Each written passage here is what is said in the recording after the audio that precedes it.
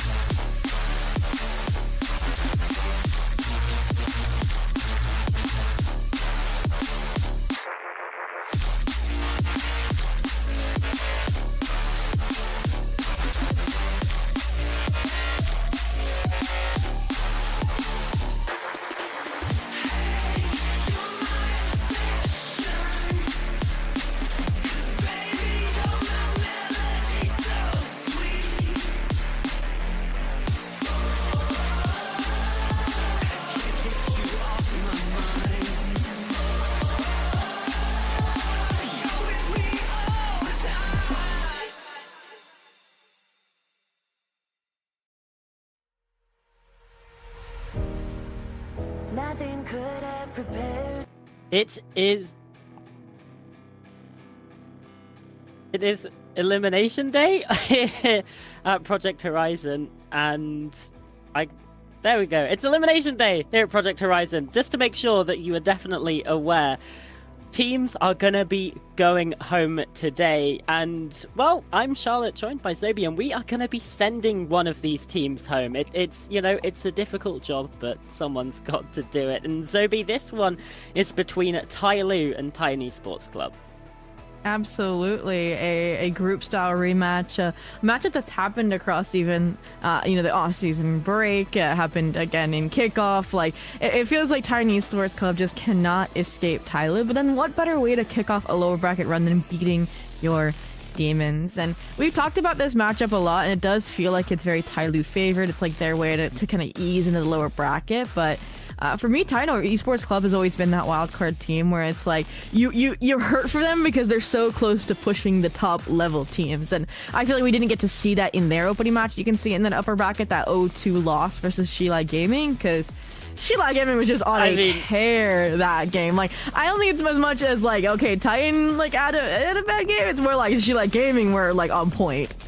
Yeah, I mean, XLG is always a difficult team to face, especially as your first game in the playoffs, because you don't really get a chance to find your footing, right? It's just, oh, well, I guess we're immediately down in the lower bracket. But hey, that's where they find themselves, and TYL as well, taking a loss to JDG in that first match. So both teams, I think, have something to prove, especially as, you know, JDG is another team that was in and around this sort of group alpha that we see ourselves. But actually, two group rematches coming up for you today. First of all, like we're saying, TEC versus TYL, and then later on at Tracy Sports Club. That one's gonna be fun. DRG. That's one, yeah, that's gonna be a fun game as well. Honestly, both these games are gonna be fun, but like we say, TEC is definitely an underdog here, and I think that's a good place to start, because, you know, the last time these two teams played, it was a 2-0, but there's a bit of an asterisk on that just because of how close, maybe not fracture, but the first map split was.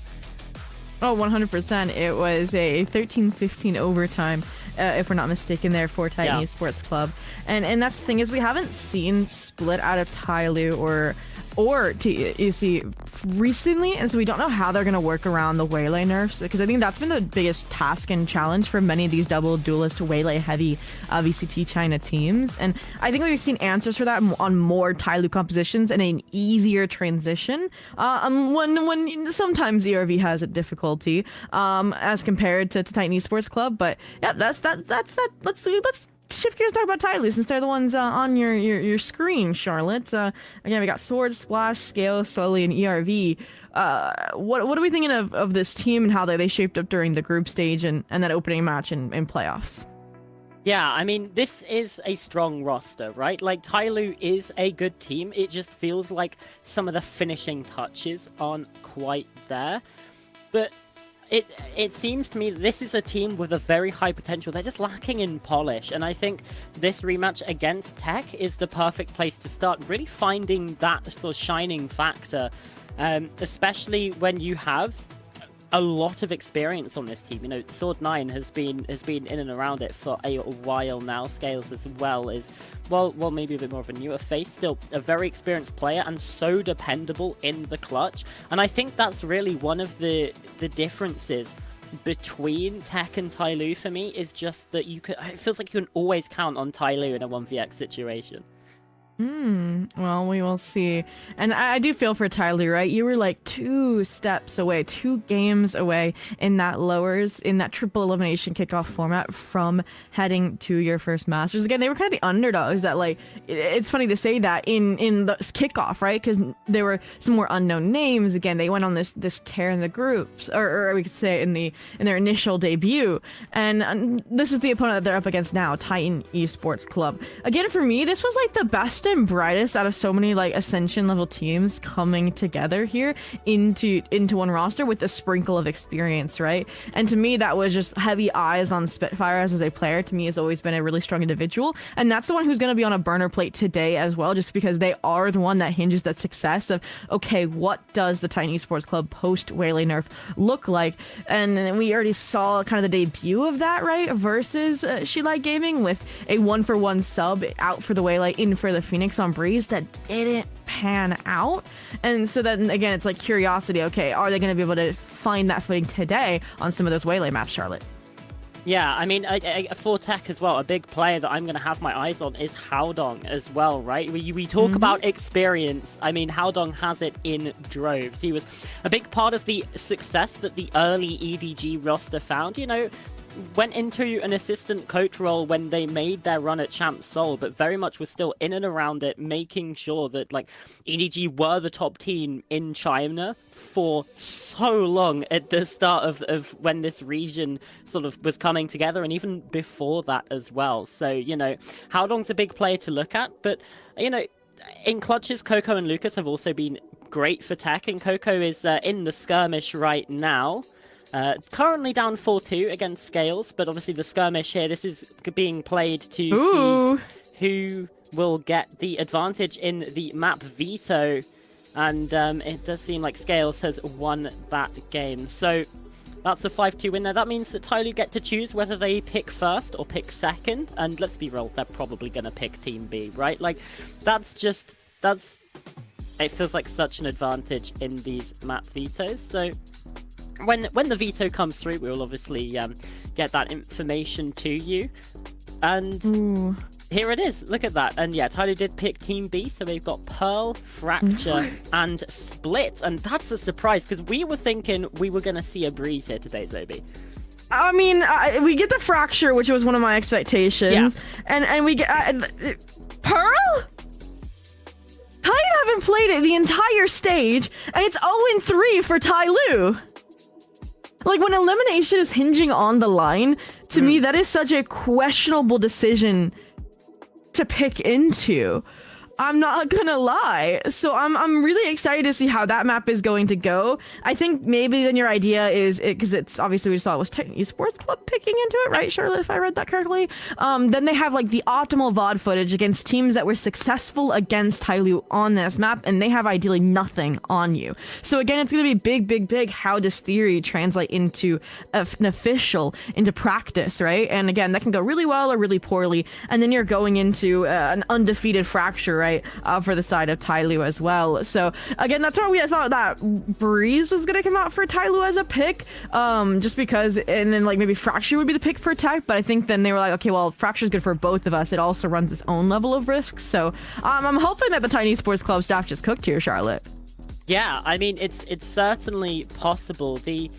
The really interesting thing for me, actually, is how similar this map veto is to when these teams played in week 1 of the group stage. So, you know, a while ago, but Split was map 1, now the decider. Fracture map 2, still the same, but that time TEC picked it and lost 13-5. So, you know, it may be wise not to pick into Tyloo on that map again, and then Breeze was the decider there. So, sort of what we were expecting was a sort of repeat sort of veto. The interesting pearl there for me is that a couple days ago JDG beat Tyloo on that. It was 13-10, so it was close, and by no means are TEC the same level as JDG. I think that's fair to say, but you know, that's also recent footage. So, I mean, Tyloo are going to have to have been concentrating on that map and sort of maybe focusing on what mistakes to fix from that game yesterday. But, I mean, maybe they concentrate on Haven, considering they lost it 13-2 to JDG. That's, I mean, ideally you focus on both, but it's not really that quick of a turnaround to get to this game. And like you say, not really any information about the Tiny Esports Club Pearl. So, this is a massive question mark that's been thrown into the veto very early on, and it's so exciting. And then that's where, even before we saw the veto, Charlotte, I was talking to you and I was like, okay, obviously, TYL, the favorites to beat coming into Elimination Day versus Titan Esports Club, but the veto was where I could see Titan Esports Club nailing it and possibly making this a winning series, right? And to me, I think even though they lost 5-13 on Fracture, their Fracture has improved in leaps and bounds on that Titan Esports Club side. So I think if they win Pearl, there's a decent chance for Titan Esports Club. And even if we end on Split, like you mentioned, that was that really close OT. So again, it's more, do they win Pearl for Titan Esports Club, your first team here out on the VCT China stage for Elimination Day? And if they don't, then I do think the momentum could favor TYL heading towards that 2-0 victory. But hey, who knows? I feel like we've been cursed in left, right, and center, Charlotte, in our last few casts. And when elimination is on the line, I could see it no other way. Yeah. I mean, the thing about Titan Esports Club, actually, honestly, I'm going to say the thing about both of these teams. These two teams were like, these two are my like dark horse picks to get that third Masters spot, right? Like, these two teams are filling the same niche, and let's face it, they came out in a very scrappy, very close group alpha. Like, you had AG, JDG, and TYL all going 3-2, and then you had Billy, TEC, and whoever the other team is, I can't remember. The other team with a red logo. It's all the red logo teams plus Billy, basically, in Group Alpha. Those all went 2-3. It was the closest group you could possibly ever get. And now they have to rematch again to see which one of them progresses through to keep going on this lower bracket gauntlet that's only just beginning, or which one gets sent home very early indeed.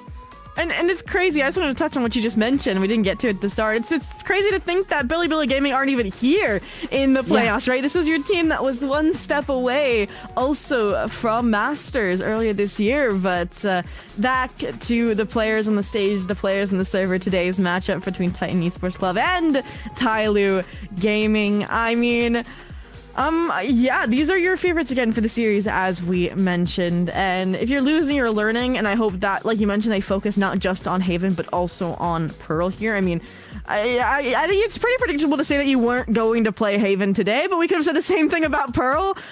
So it's definitely hard to say what they would have focused on aside from their own gameplay coming into this series. Again, they have Fracture, they have Split reps, they are good to go. And we've even seen, I feel like, their Fracture, right? We've seen their Pearl post Waylay, and I think that's exactly what Titan Esports Club picked into, right? That they know what their game plan looks like without the Waylay versus other maps they might not have. So all in all, I'm excited to see how this series goes. I'm hoping that Titan Esports Club has some tricks up their sleeves on map 1 of Pearl, Charlotte. Yeah, this is an exciting match. I think it's fair to say, obviously you look at on paper and you think, hey, maybe the second game is the one that I'm more looking forward to, but I think there's a lot of history, even just based on this year's results in this match. There's going to be a lot, like, in terms of just that want for revenge, I think is going to be such a massive factor here as well. So I'm excited, and Pearl is such a huge spanner to throw into the works right away that, you know, this could get crazy, especially on a stage like this here in the playoffs in Beijing, where, let's face it, I mean, this is bigger than what we saw in the group stage, and even that was bonkers. So this is, I mean, if these teams make it to Masters, they're going to be so set up with the success, because this is potentially, honestly, this might be a bigger venue than the Copper Box already. So, you know, it's... You would know, it's in your backyard. It is. I've been there before for some esports events. I mean, hey, listen, Masters London is going to be sick, but let's start thinking about this game in earnest. Start thinking about the agent select, which I'm hoping will be coming through very, very shortly, is that the mascots are giving it large to each other as well, having a good time. As I think we all should be. Let's see. Oh, I didn't quite get a sneak peek. Are you saying you're challenging me to a dance battle, Charlotte? Listen, in London, we've got to have a dance off. Although I fear you would win. Okay. I fear you would win. I accept your challenge for now. But speaking about the compositional expectations, I do think they're going to be fairly similar to each other. Maybe just a Sentinel difference, since TYL does like to lead into that Cypher. But I don't really foresee Titan Esports Club going for the same thing. But yep, fully expected. I think that Neon, Phoenix, and I'm excited to see the KJ. I feel like so many teams, you don't see it in VCT China as often. I don't know, but I do think Coco, I'm excited to see on this role. Again, one of those other pretty experienced players on the roster. I think is going to add good, I feel like, stability to this team in terms of, again, managing where the players are coming from. Again, they're key to that defensive hold with so many avenues to exploit that I could see TYL going for time and time again, especially with a pesky lurking Cypher. I mean, I think Killjoy just in general is maybe a bit harder, just because you have that limit in terms of the range you can, how far away you can be from your utility. It's not global like pretty much every other Sentinel, actually. So it is a bit of a challenge, and you know, maybe we'll see that they get affected by this, but I don't know. I do still feel like that TEC will be probably good enough to be able to work around those limitations. Really, the question for me is in terms of the gunfights. Like, I know that Valorant is more than just a point and click, but this is... I just feel like TYL, they've got more firepower, and that could really be the difference maker here on Pearl. But, you know, as we gear up to head into this game, the coaches are ready, players are ready, the fans in the arena, I'm sure, are itching to jump in. The pistol round is coming up. We get to start to see what these teams are looking to do, and TEC are very early on this B side. Ooh. It's definitely, you know, got some strength, some statement energy to it to go be on the pistol side here for Titan Esports Club. And that's where Scales is going to be tested. This Cypher, again, anchor ability. Little recall star, pretty out in the open on the jiggle, backs off of just the footstep contact alone, and looks like they're going to fully play off of a kill trip from CT and just retake with the team once they get this deep A main clear off the Prowler, Charlotte. Yeah, it's going to have to be Scales to do anything if he can, but might just look to try and survive here as the spike plant comes in. Pretty easy so far.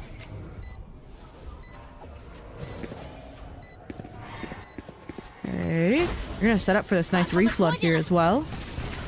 More curveball round the side. That's perfect from TYL to get things going early. Dynamite answers back for one, but it's only one for TEC at the opening of this as TYL find the round early on. Okay. And again, I like that level of respect they showed to the site take for Titan Esports Club. Again, it is this Neon Phoenix is going...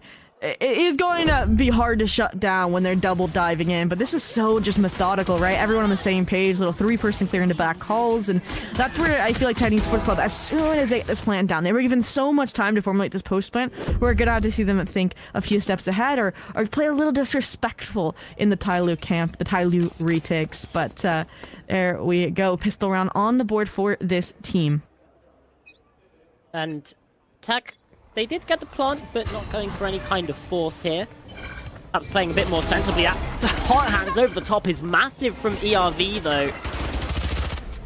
Just completely melting Dynamite. Lucas is down to 32 HP as well. I mean, that's a big fight to go early on. All right. We mentioned the late Coco lurks here. In a nice corner, if not cleared. ERV to trigger discipline. Should secure both for Coco. Wow. And just like that, weapon upgrade without the refrag from Slowly. Oh, there it is. And he's finally. only got a pistol.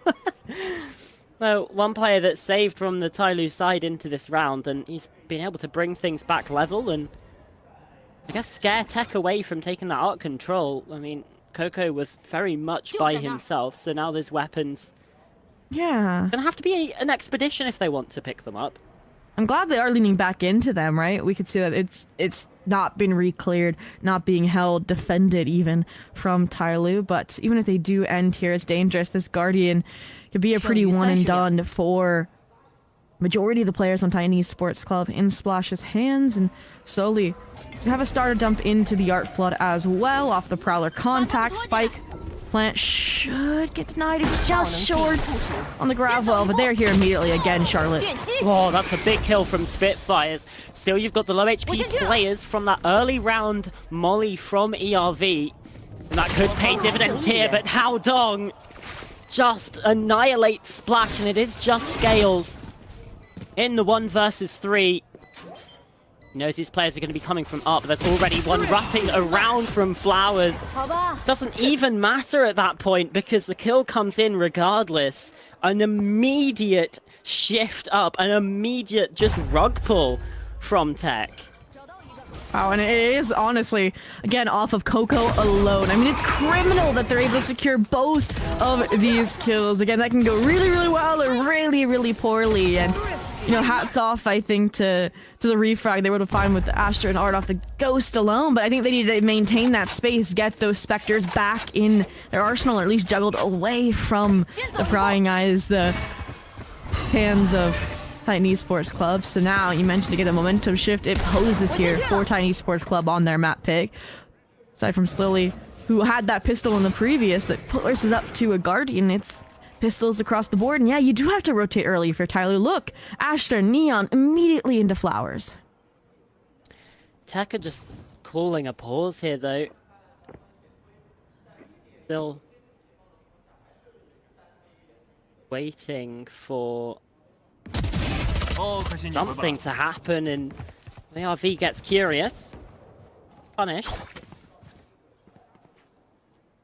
Okay, but look at the proactive reclear with less than a minute left. If they don't spot anything here out on the A main fight, they know this isn't an A split and they can start leaning towards B, but simultaneously coupling with Scales, scaling doesn't feel like a smart decision. Now, no matter what, you get the infill A side, yes, but you're going to be playing a 3v5 retake without weapons as opposed to what could have been a 4v5. This feels like a done, dusted deal at this point for Tiny Sports Club to get the lead back right out the gate, but let's see if Splash has any fancy footwork or a sword or Slowly can set up the endgame picture. Yeah, you are looking at Slowly with that Guardian, but actually it's Splash with 2! A double from the Sheriff, and that means that Dynamite now feels like he's forced to invest his ultimate. It is just Dynamite! As Splash has been able to pick up a triple, and now he's just left in the open. What's happening? What's going on? I think I'm gonna keep my mouth shut as what's happening, Charlotte. I'm like, should be done and dusted. I did say unless Splash shows some heroics, and he is definitely the one that does it. I mean, against any normal opponent, I feel like Splash would have gotten traded again. And 2 out Heaven just solo swinging here, but the way they were surgical and slicing the pie one at a time and setting up themselves with that relay bolt as well, and it was kind of then just picturesquely closed out by that team coordination. Again, the flank clear from the Fade, which is also intelligent because they started in Link, right? So just completely unexpected in that timing, utter perfection. Thrifty for thrifty here, Charlotte, now. I don't know what to expect anymore. Everything that I knew about Valorant is apparently wrong. So let's just head into this round and see what happens. TEC are looking for this B site again. Gale spots him out with the camera, though. Okay. Forward, actually gonna challenge this time. They're not fully respecting the take, and Scales is in a nice position as well to kind of bait that they are alone here. Back haul, Spitfire scaling up the fast lane one step at a time. Trip still on that trap, and they're fortunate that there's enough appeasal utility not to get them cleared. But speaking of clearance, Scales! Oh no! Oh, he found a triple! They just don't clear him. They just don't clear him, and it's a flawless round coming in for TYL. That is wild that, that he's able to get away with that. But I mean, like you mentioned, it was really nice there from TYL. You had Dynamite as well, also I think maybe thanks to the slower pacing from TEC, able to get into a good position, he ults out into his team's assistance in spawn as well. And now TEC are just going aggressively down the same main space. Ooh, Molly has a lot of setups. You can't get on that eager line of sight. And for Nico, it makes effective space for Titan Esports Club, but I like the pause as well. But TYL, they're consistently proactive. Look at the R reclear. The procedure here is so immediate, Charlotte. Going for that fight and trading out now. Sword9 starts to establish the advantage for TYL. Slowly still just on the site. How long? Might have been able to sneak past, but just the re-clearance. It's good enough. Thought he found the timing. Would have been really nice to try and backstep whoever was Art, which we know is Sword9 back in connector, but... And that's where TYL, again, they were caught off initially by Coco on that re-clear of Art. This round it works off perfectly. And then, immediately after that fact, after they have Stark numbers solidified on, again, a Titan Esports Club eco, they've immediately backed out, disengaged. You have that deep trap wire in water, the double stack deep A, and your solo Cypher B side, who's actually taken some main space. So, again, they now have some of the answers that they need. And that's why Splash has moved up. That's why Slowly has moved up. And that confirmation and 15 seconds left, they should know where Spike is headed, Charlotte. Oh, they should, and you've still got Slowly on the side of main, and yeah, it's... I was gonna say clean. Okay, there we go. Held out a little bit longer, but... You know, this is finally a round that goes the way we expect it to, Zobi. It's, well, first time for everything, I suppose. Yeah, and that's where, again, I think in these next few rounds, because the money's been so back and forth because of the double thrifty, we should start seeing Titan Esports stabilize just a little bit. And this is where I need to see that prep work of you picking into Pearl come through. Because again, and that's where I think that this possible, timeout is going to come from as well from Titan Esports Club. Is just because it feels like TYL and these walk reclears are a bit predictable, Charlotte, to a degree, right? Coco again preyed off of it in that one round. We saw it happen again just 2 rounds later. And also, what got punished on their eco attempt before Splash had that heroic moment, that 4K, was them double walking up reclearing. Again, simultaneously to taking that A main space like we saw from Slowly, you also have Scales on the flip side doing the exact same. And I feel like that is something that Titan Esports Club should be able to punish, and I hope it is something that the coach on that side, that after, right, has noticed. It does feel like that TEC have been getting red. So, I mean, maybe not by us necessarily, but at the very least they've been hitting into numbers a lot of the time when they've had the guns. This time Splash picking up an operator. Well, it's on the right side at least for the time being for the late Astro Lurk. Titan Esports Club going a bit more mid-centric this time, maybe trying to draw out those re-clears, but you mentioned it's that reshuffling of the defense. Cypher playing A side, early Fade Prowler set up like, oh, a duelist totally is fighting here. We don't have an operator. And that novelty factor hiding in the wings, and with that Cypher pickup, I do feel like over KJ, your link is usually weaker, your connector is usually weaker. And that's exactly what we're seeing now get exploited on this buy run. Yeah, some spray damage, but all in all, mid-space entirely theirs right now. They're encapsulated to a degree, Charlotte, with, again, the Fade Hold and Spawn and the trip for Art side, but again, Titan Esports Club, we can get a really strong reflood, or really strong flood, I should say, into the site set up as long as they're thorough against this util. Looking like they do want to finish at the A site here. Again, weaker in numbers, but Scales has his setup here, and even yet more spams coming through. So down to 27 earlier in the round because of those, trading back and forth. He's still inside a secret, looking to pepper some shots in himself, but again, 10 HP he now finds himself on. Got to be careful of that blaze wall. Halting his forward momentum for now. The spike has been planted though, and now TYL bunching up here inside of Secret to make their way forwards, looking to really go forwards, but yeah, they just get cut down. This is the hold we were looking to see from Titan Esports Club, but there is a response. Low HP on Spitfires means that this isn't out of the realms of possibility, but that's a massive kill onto ERV. And TYL want none of this. Saving the operator, Sword9 also retreating. TEC are back on the board here, Zobi. Yeah, again, great call out, I think, from the coach after there, saying, hey, let's take some of this mid space, use that to get into a site there. That's where I think the preparation, also knowing what that Cypher setup was going to look like, what was prominent as well, and the Nightfall as well there was just perfect to counter that Cosmic Divide, and you saw that mismatch in pacing, right? You have, again, a player like the Fates, like, a little bit disconnected from this Splash and Scales dive because they are trying to wait for that decay to diminish, to go away, and I think they are going to have to be on the same page in some of those retakes for the TYL side. But all in all, that's why I think they flipped right back to their default setup this time around, and that's where I'm a little disappointed that Titan Esports Club aren't maintaining that thumb on mid space, and instead have gone back to Stark A. And here's the operator. Run it back, being invested from Dynamite. He still takes down Splash. I mean, that's a massive opening kill to find.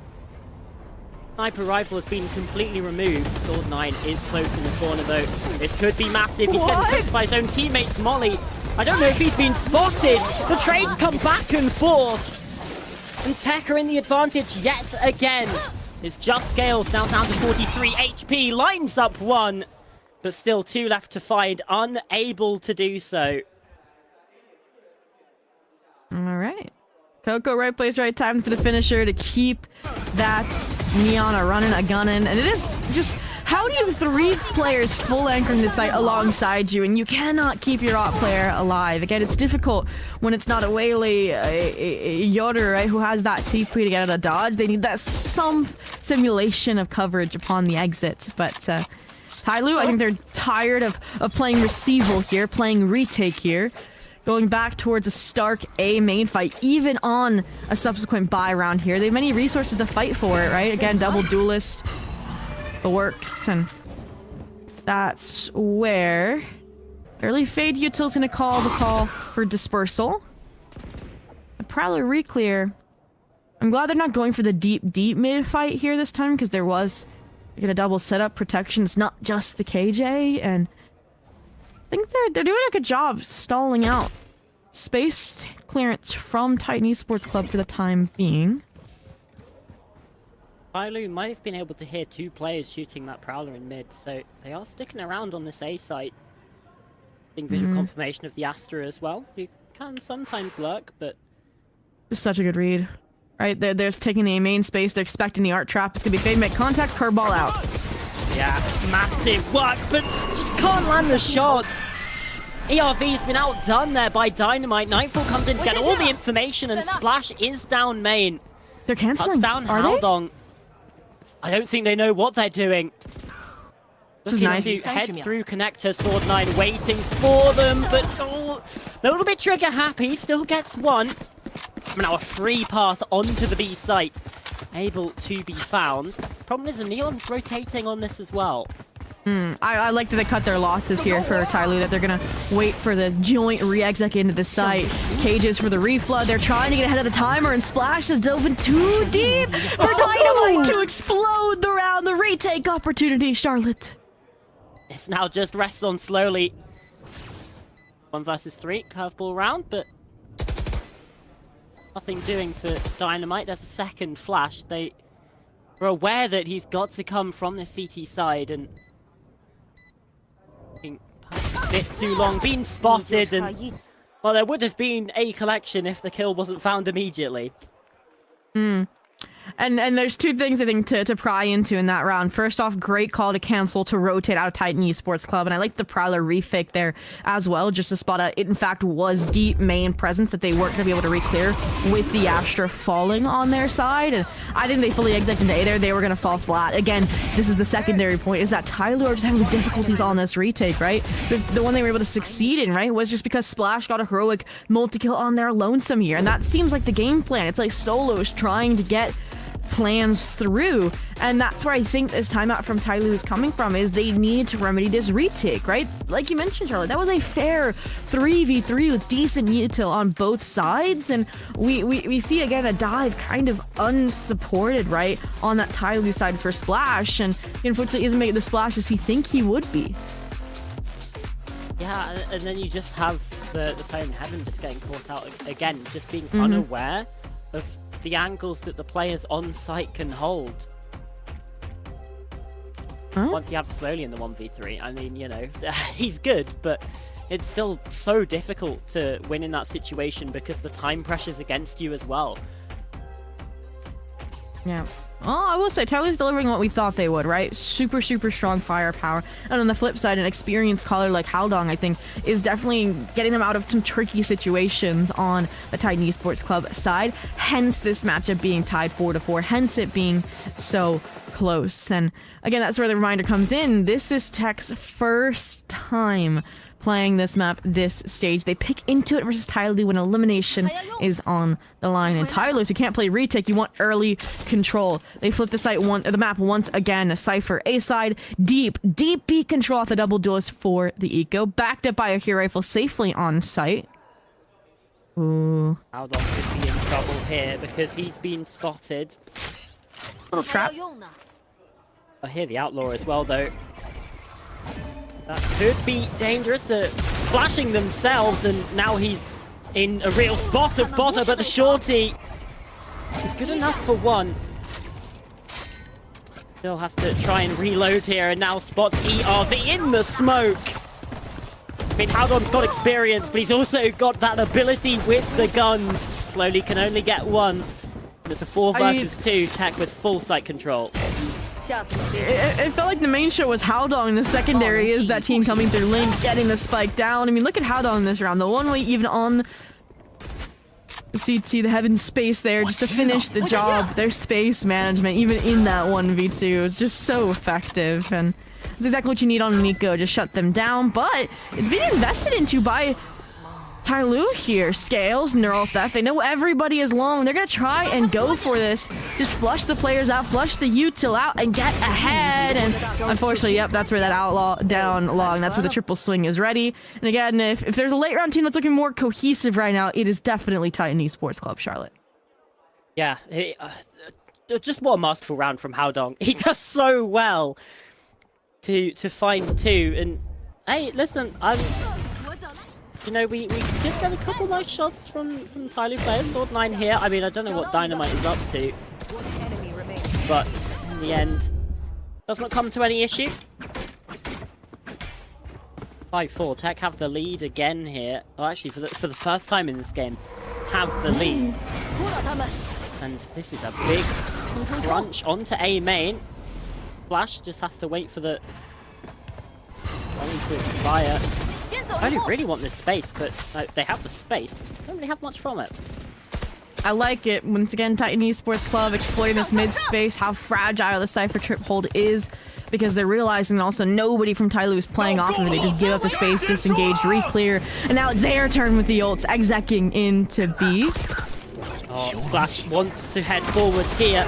Might have some backup from Scales, who does get a trade. And ERV's getting involved as well. It's all looking even for now in the 4 versus 3 actually. That was the ult from ERV. Yep, just wait, breathe, respect the ults, wait for it to diminish, and then go for the re-exec, the retake. Oh, Dynamite gets a spawn to 1. Does have a curveball in hand, but it just doesn't matter.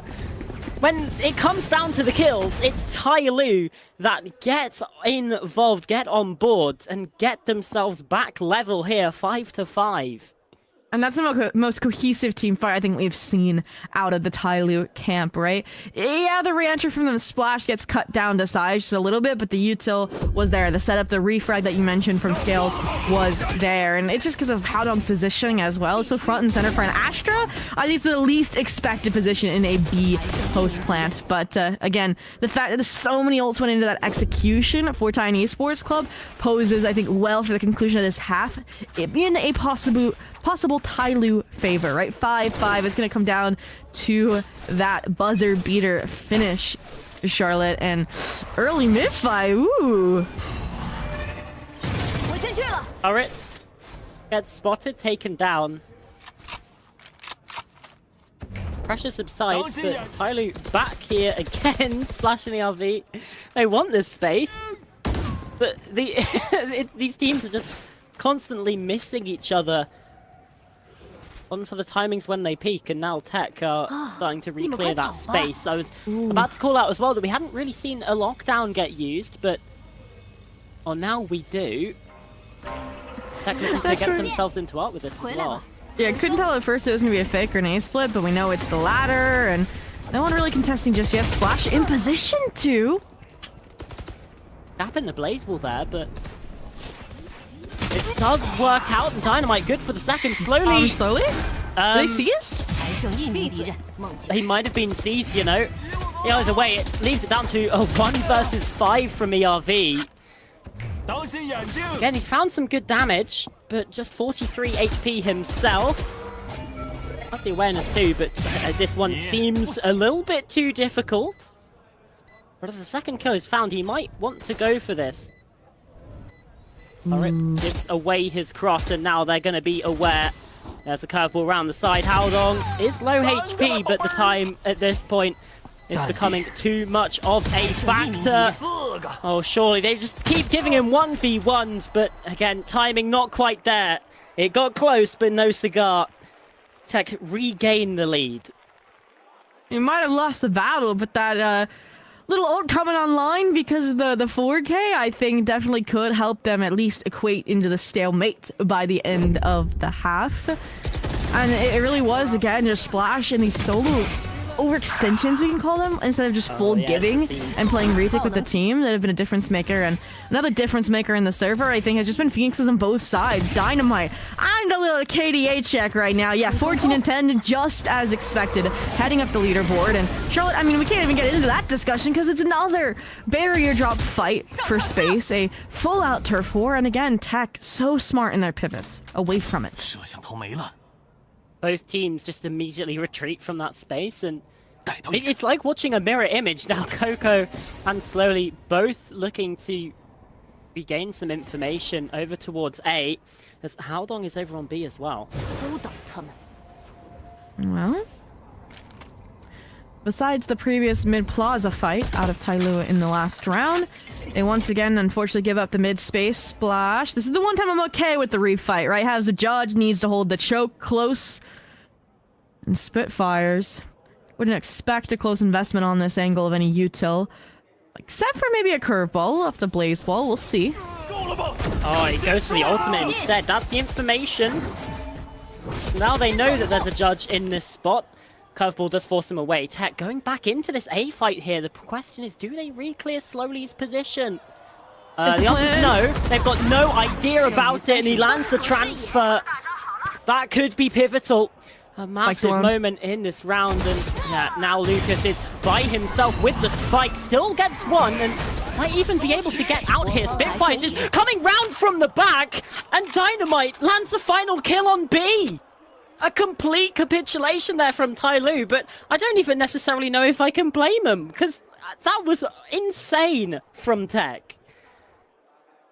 And I'm gonna need a replay on that one. I do believe so, Charlotte, just to see what exactly Dynamite was able to find, and also how we get the speed of that flank as well from Spitfires here to counter the run it back, which should have solidified spike control in Titan East. I mean, sorry, in TYL's favor, right? And then that ping pong where you're worried about the neon flanking and then Lucas's timing, like that sandwich that you're able to generate there.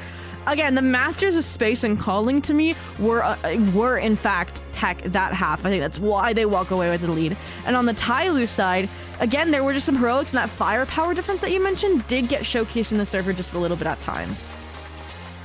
Yeah, I think the sort of economics, I can't call it a snowball, but the shenanigans that happened early on in the half definitely allowed TYL to get as many rounds as they did. But the 7-5 is nothing to scoff at, and still I think anyone's game after the switch. Yeah, no, 100%. And I think that's where on the attack it is a bit easier to harness said firepower than the defense, right? Where you're playing very reactive. And again, we saw the difference with the Cypher as well. Just I feel like it's not as effective of keeping in mid space, and I think Coco is going to do a good job at that, even with the range restriction that you highlighted in Agent Select, Charlotte. And I think that's where we're going to see again the differences in composition and style. I think highlighted a bit between these teams.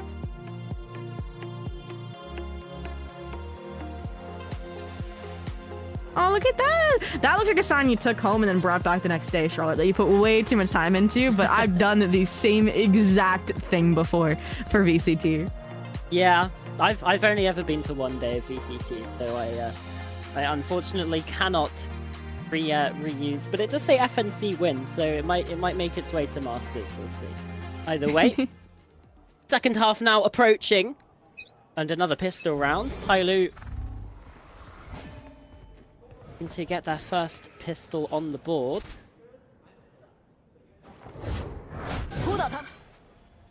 In towards A. And very disengaged hold from Coco.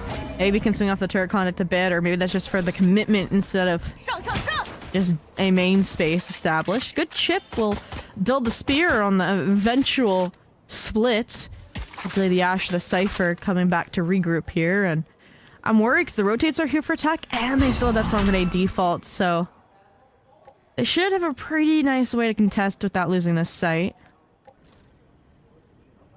Feels like TYL were waiting for some kind of trigger. Might just be whatever the Arc players can find. Making their way forward. Splash now on the site, and there goes the Nano Swarm. Just to a little bit of time. Sometimes found a safe plant spot regardless, though. TEC do have numbers here, but could be a big fight. Slowly inside of mid. Might be able to get the wraparound on Haodong. He's getting pincered now between two players. Make it three, actually. There's a double stack round, and yeah, not long for this world.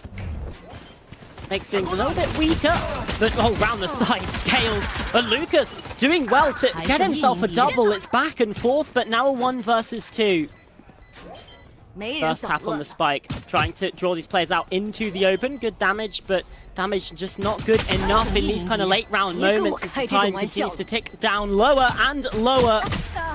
It's TYL to get on the board and bring themselves back within 1. Yeah, there we go.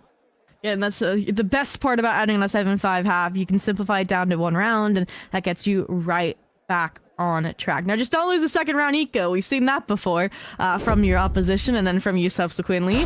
But this is the moment where it's like, dang, if they had gotten confirmation that they were getting crunched, that 3 players weren't connected, this team could have sped up. But because that information was robbed, you have this refight come in, right, from Dynamite that isn't expecting there to be that many players in Art. So, again, late round information going to be everything, but that was a clean take from TYL, and it continues to be well prepped. And that's the only thing that wasn't accounted for was a 3-stack B-long. Yeah.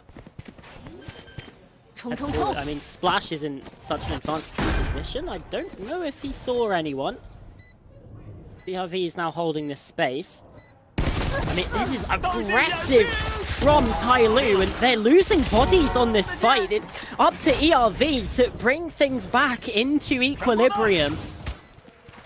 Still spotting out more players, completely denying that secret space. So Flowers, it's gonna have to be, and now he's looking for this fight as well.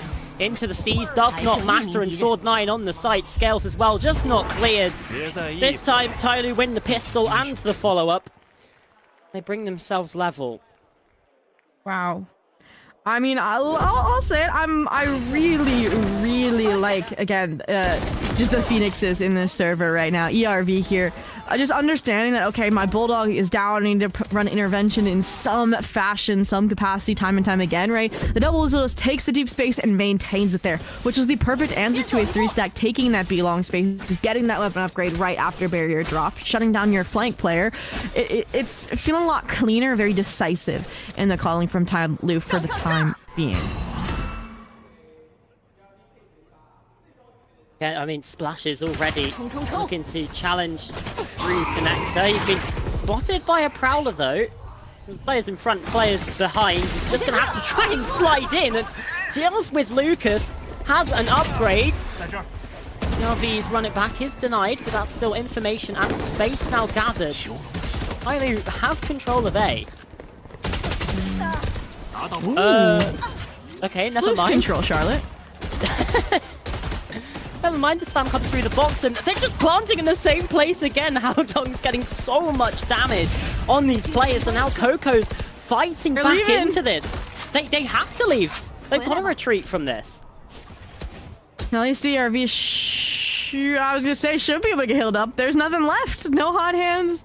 No blaze wall. They're just gonna be at 67 HP for the remainder of the round, and Splash then taking on the charge of reclearing the site. You're down numbers, and Splash, we know, likes to fight. This is one of those times that I think he would be warranted to walk into CT, contact up where possible, but they're gonna take the safe route, rely upon the backstab instead from Sully on some of these rotates to maintain the numbers, and unfortunately, Haodong just a bit too intuitive. Yeah. I mean, it was nice. I thought Slowly had a good timing as well, but like you say, with TEC in that 4 versus 3, they can afford to have Haodong hang back and just sort of check things out. Curveball comes around the side, and ERV gets a double from it. Now it's just Splash 1 versus 2, and well, Spitfires was going alone, but gets the kill regardless. It's far from clean, but it's still a round win. Ooh. And I think I want to talk a little bit about Spitfires right now. Like, this is the form that we expect from him again as this really strong duelist, this Neon in the current meta, and that was a nice little slide in there after getting ERV was at the crux of saving another big round for Tyler that would have given them the lead and likely broken the money on that TEC side. Instead, they stabilized. Coming into the next, where TEC, I like this. They look like they want to change up the speed. They were playing very passive, very hold anchor the back side space, aside from the eco. And now I'm seeing some forward mid presence eyeing. Got to be ready slowly. It's gonna be anything but. And they swing off of a curveball contact here.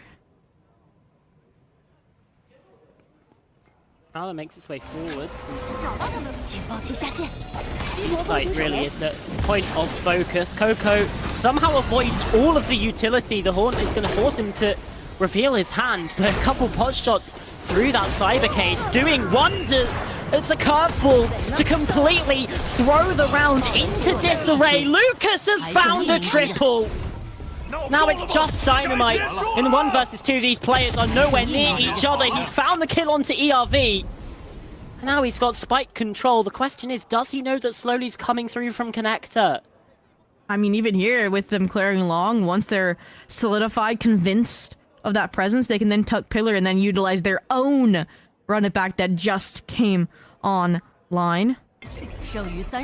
As soon as Spike gets tapped, right? Or as soon as they confirm Sully is out on the site. And this push and pull between the two teams is nice. And I'll have to see. This is going to be a major breakthrough if this is an eco for TYL, Charlotte.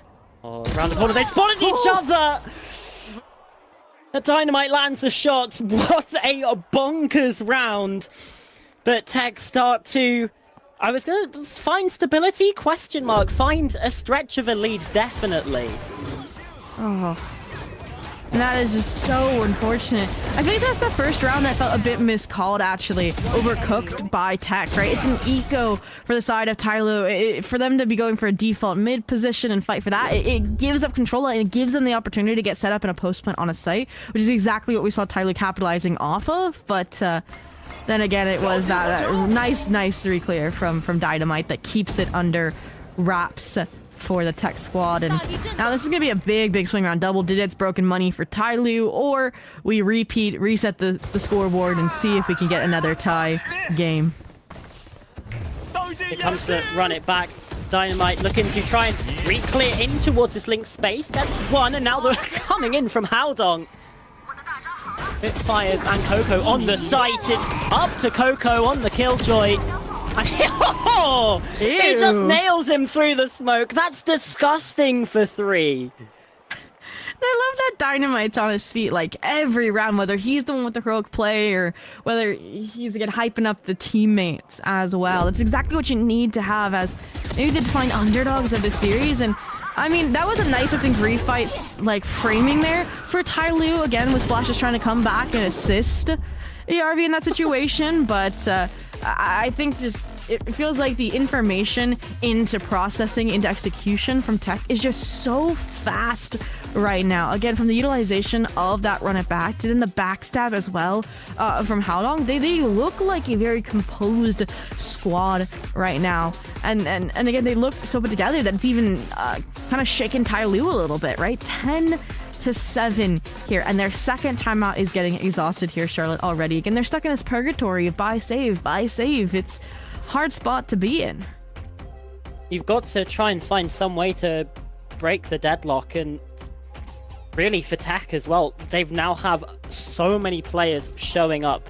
We've seen big moments just in the last few rounds from Coco, from Dynamite, from Lucas getting that insane triple kill to bring things into the realm of possibility to Dynamite in the second to last round, right? So it's really, when we were talking in the first half about how in maybe some of the individual moments TYL were on top, now it feels like they're getting outdone in every aspect. Well, mid-fight, go to this round, it appears, for TYL. They did it in the previous, it falls flat. They want to run it back for the eco. I do think it's a good spot for an overdrive if Splash chooses to commit it off of contact. In the meantime, alert players on the info gathering arc is going to pinpoint ideally that deep A main space, and that's where the speed up for TYL towards B comes through. Is it going to be a double back fake into the split, though? That's the question, and Splash, unfortunately, not doing enough. No overdrive investment, no nothing to sell this execution, so no lockdown comes out, but what will is the connector re-clear. Ooh. The Nightfall being used here into mid just to get some information. They're spotted on A main as well by Howdong, so I feel like TEC have a fairly good idea about what sort of thing they want, what TYL are wanting to aim for here in this A split. Yeah, they're gonna have 4 players here. This is gonna be a miracle for TYL to even get the spike plant down, it feels like. Spike camp could be big. The Splash has been able to take up a lot of space. That Seas gives him the information, but Howdong still good enough for the fight. Only gets one, and now Splash fighting forwards. Just can't quite land it. The Bandit can be a fickle mistress at times, and she certainly has her way there. The Sheriff, though, does find its mark. Lockdown invested. This is 2 ultimates in the anti-eco here. TEC are not messing around. Sword9 overstaying his welcome and making a 3rd ult, the overdrive to secure things. Defuse comes in, but that's a costly one, actually. It doesn't ever feel like the round was in, like, they were losing the round, though, either, Charlotte, when those ults come out. No. Again, the Nightfall was really early. It was more info gathering. The lockdown is because they knew they had a little bit deeper space once they got past Howdong. I think the only extra one, it felt like, was the Neon one more than anything. And that's where I praise them for the respect towards TYL, and I do think they really needed to deny the eco because it doesn't kind of solidify that lead. Put, again, TYL in a really uncomfortable position where they lose this, they're broke. It's 12 for TEC, but that's the question mark. Are they going to lose this round? It's a buy plus 4 ults that you really have nothing except for a retake off a Cosmic Divide to counter, and I think that's why the double duelist is going to be searching for answers early, searching for denial. Don't give them a chance to concretely exec off these ultimates, and unfortunately they might still have their way in A main with that idea. Gearing up for something. Again, TEC looking for answers across the map. But actually, TYL pulling away from the A main fight. They've just left Splash as an insertion. Okay. Late re-clear at the minute mark comes out from Lucas. Unfortunately does not detect the Neon, but the Neon feels disconnected from the actual strategy. 3 players trying to fight in the street. Bought out by the Cypher cage so that no one falls. re-engage is nice, but I feel like it's been consistently that in the late round they're fighting into the stacked site. 4 players B side, so this is a perfect backpedaling from Sword9 back towards Art. Just have to hope that at this point Splash makes it past the KJ util. There's 30 seconds. Are you gonna NB again? I have no idea what they're doing. I don't know if they're aware of it either. Dynamite looking to try and focus. Yeah, no, B side is definitely the they need to go back area in. of There's 15 access. seconds. There's no time. They have to go into the B side here, but they're winning out the fights regardless. How long Spitfire's called upon, but can't do enough.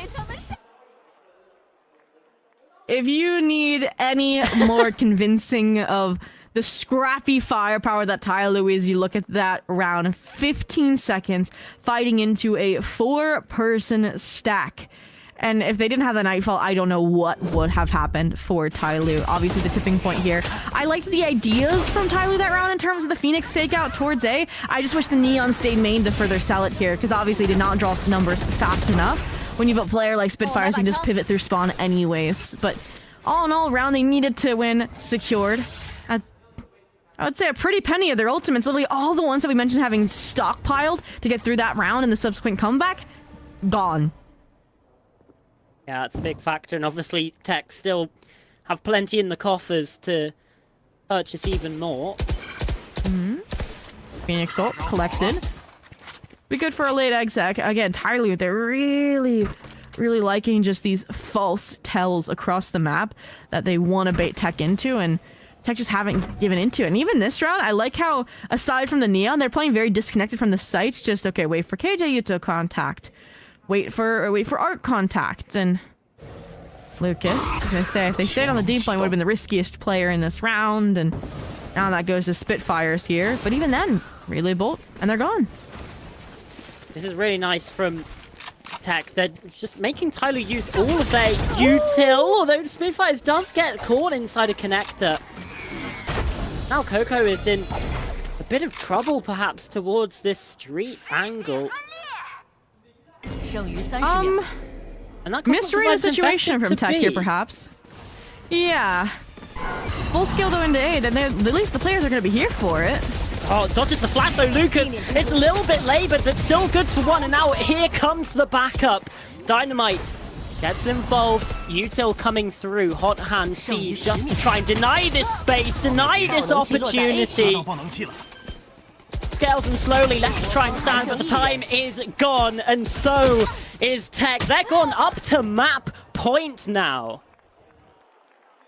Oh, now more players on their feet alongside Dynamite in that celebration. Again, you have so many opportunities to put this away, and TYL, that's the other end of what happens when you exec into a site with no time left. And I think that's where TEC, they stumble and then they regain their footing here. You mentioned again Lucas, and the fact they had that many players on A site, like they immediately rotate off of B after investing that Cosmic Divide. Like they realized their mistake, or they knew that was going to be enough to force the regroup A side out of TYL. I'm sure we'll be able to ask about that later, but all in all, TEC, they gambled on the Pearl pick, and it is paying off in spades, Charlotte. The job's not done yet, though. 4 chances to close it out before we head to overtime, and the purchase from TYL is not pretty.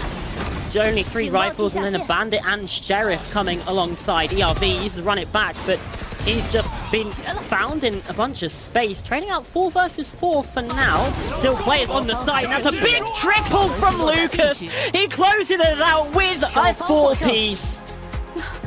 That's unbelievable. TYL just go into the blender and get completely cut to pieces. The first map goes the way of the underdogs. TEC with a 1-0 lead. Yeah, Lucas just said, I gotta put some more respect on my name after the previous rounds with beat the carried allegations. Not that they exist, it's a joke. Lucas had places to be. I mean, that's ridiculous. Apparently they had to go to Fracture, right, to showcase what they've learned to finally finish off this revenge chapter up against TYL. But Yeah, that map just so impressive from TEC. Again, they felt like the more well-rounded squad. They had a good understanding of the give and take on this map.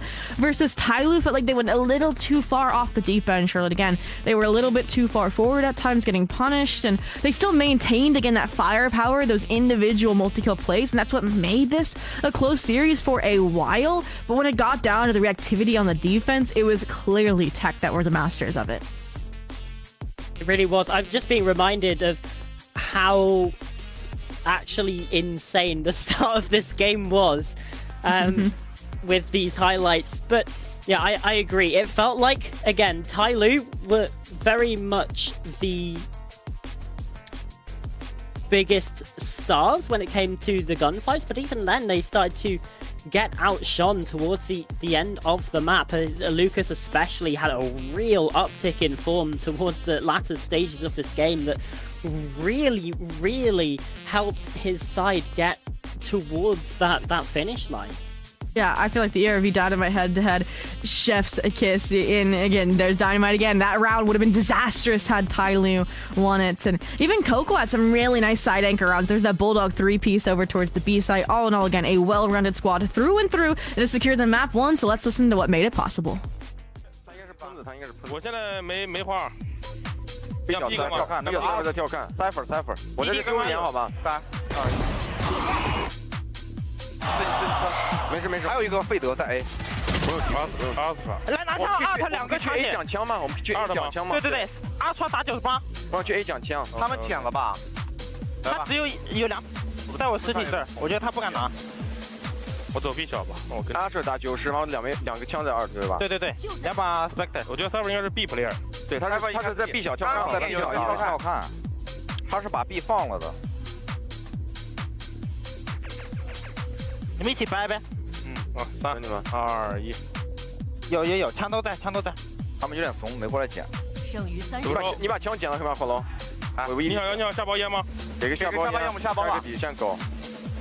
小心 A 大，下包。我跟你讲 ，A 大不喜欢留人啊。对，我们去 A 大，去 A 大，跟我来，准备。马上打起来，3、2、1。先走一步。C 块，慢点，不着急。回来，我没有阵，他没烟，你没烟了。跟我一起，这位置不好，我有阵，一个去掏 flower 行吗 ？331可以收，他没烟。东哥，你拉回来行吗？回来。卡斯马上掏到。我没花的。等会儿，我先打，我有花彩。来，粘去。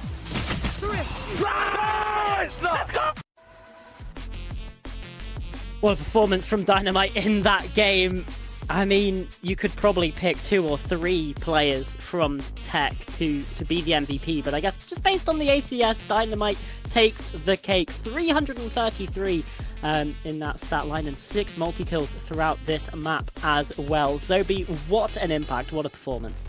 Yeah, and I mean, Dynamite as well just felt like the hype man on stage too, right? Even that picture of him standing up, staring down the opposition, right? Like, there's a reason why he was MVP right there on that map in particular. And again, I had hesitations, I think, about the shifts from the Waylay to the Phoenix because we hadn't seen it on the full breadth of maps like we've seen them out of TYL. But again, I feel like Phoenix and Pearl are the most meta matchup, right? In terms of the Phoenix pick skyrocketing post Waylay nerfs. And so I think this is where they got to get off to the right start, right? Versus when we have like Fracture up next, another map we haven't necessarily seen what their Waylay adaptation looks like. It's again more questions that are going to require answers. But for now, even that team comms that we got to listen into, it showed how in-depth their communication and deliberation is in the mid-round, which speaks volumes just to how they are so in-depth and covering every nook and cranny. Yeah, this is a sort of masterful display of, I guess, just a bit more cerebral Valorant. And, you know, China's a region which has a bit of a reputation of being a bit more silly and being a bit more gun-focused. But, you know, this is a team that we're really considering. And, you know, Haodong as the IGL as well. Just...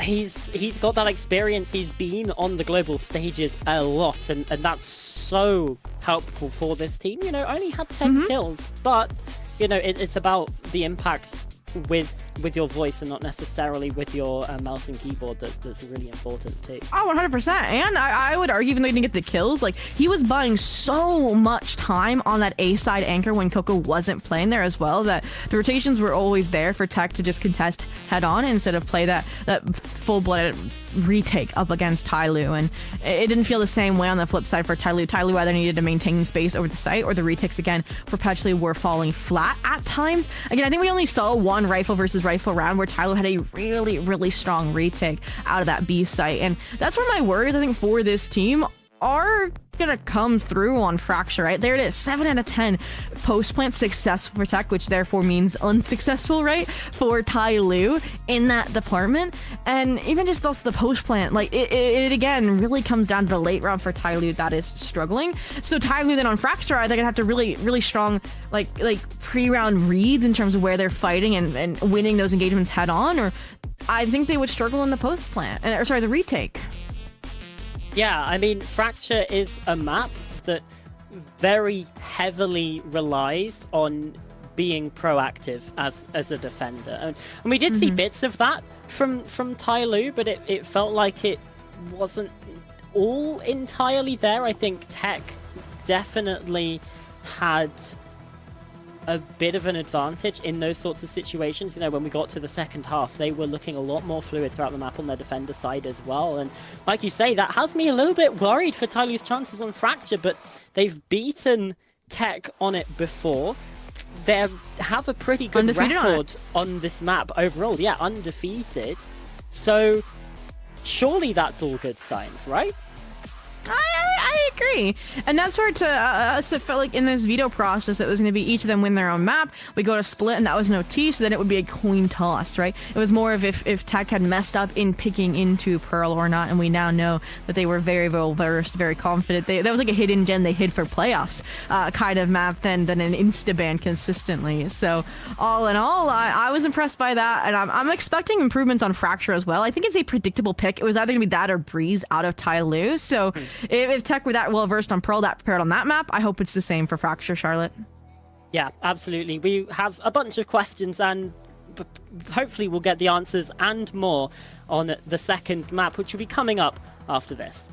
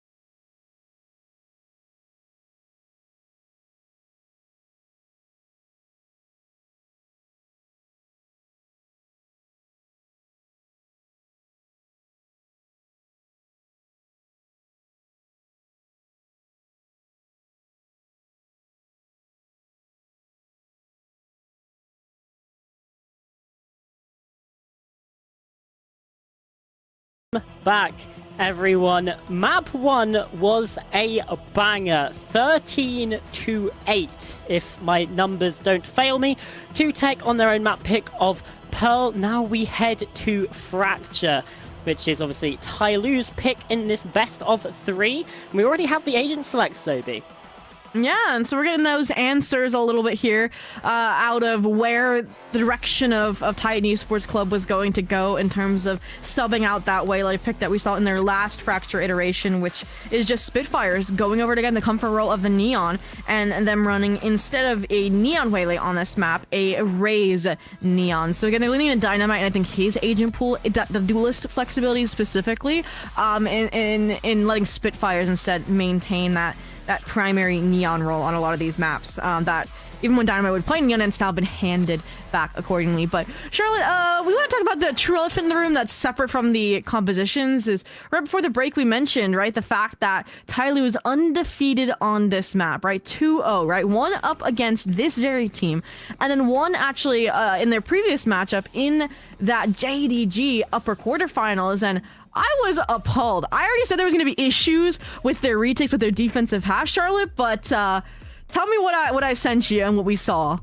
Well, we saw the 9-3 curse come into effect because, I mean, JDG had a 9-3 half. They also lost the game 13-9. Only 3 defense rounds won from TYL on Fracture, but then they win every single attack. Like, so that's crazy. Needless to say, TEC did their homework, are smart to have picked starting on the attack here, and I would argue need to maximize the number of rounds that they are going to find. We cannot have another 7-5 or we're closer half. It feels like if they want a chance, that or TYL were just having a really good snowballing on that map, and TYL, that's scary to say the least. Or maybe it'll be easy to counter when you've seen the same thing so many times. And TYL, this is exactly how we thought this map would be played. Early, aggressive, taking contact out the gate, Charlotte, and finding kills subsequently.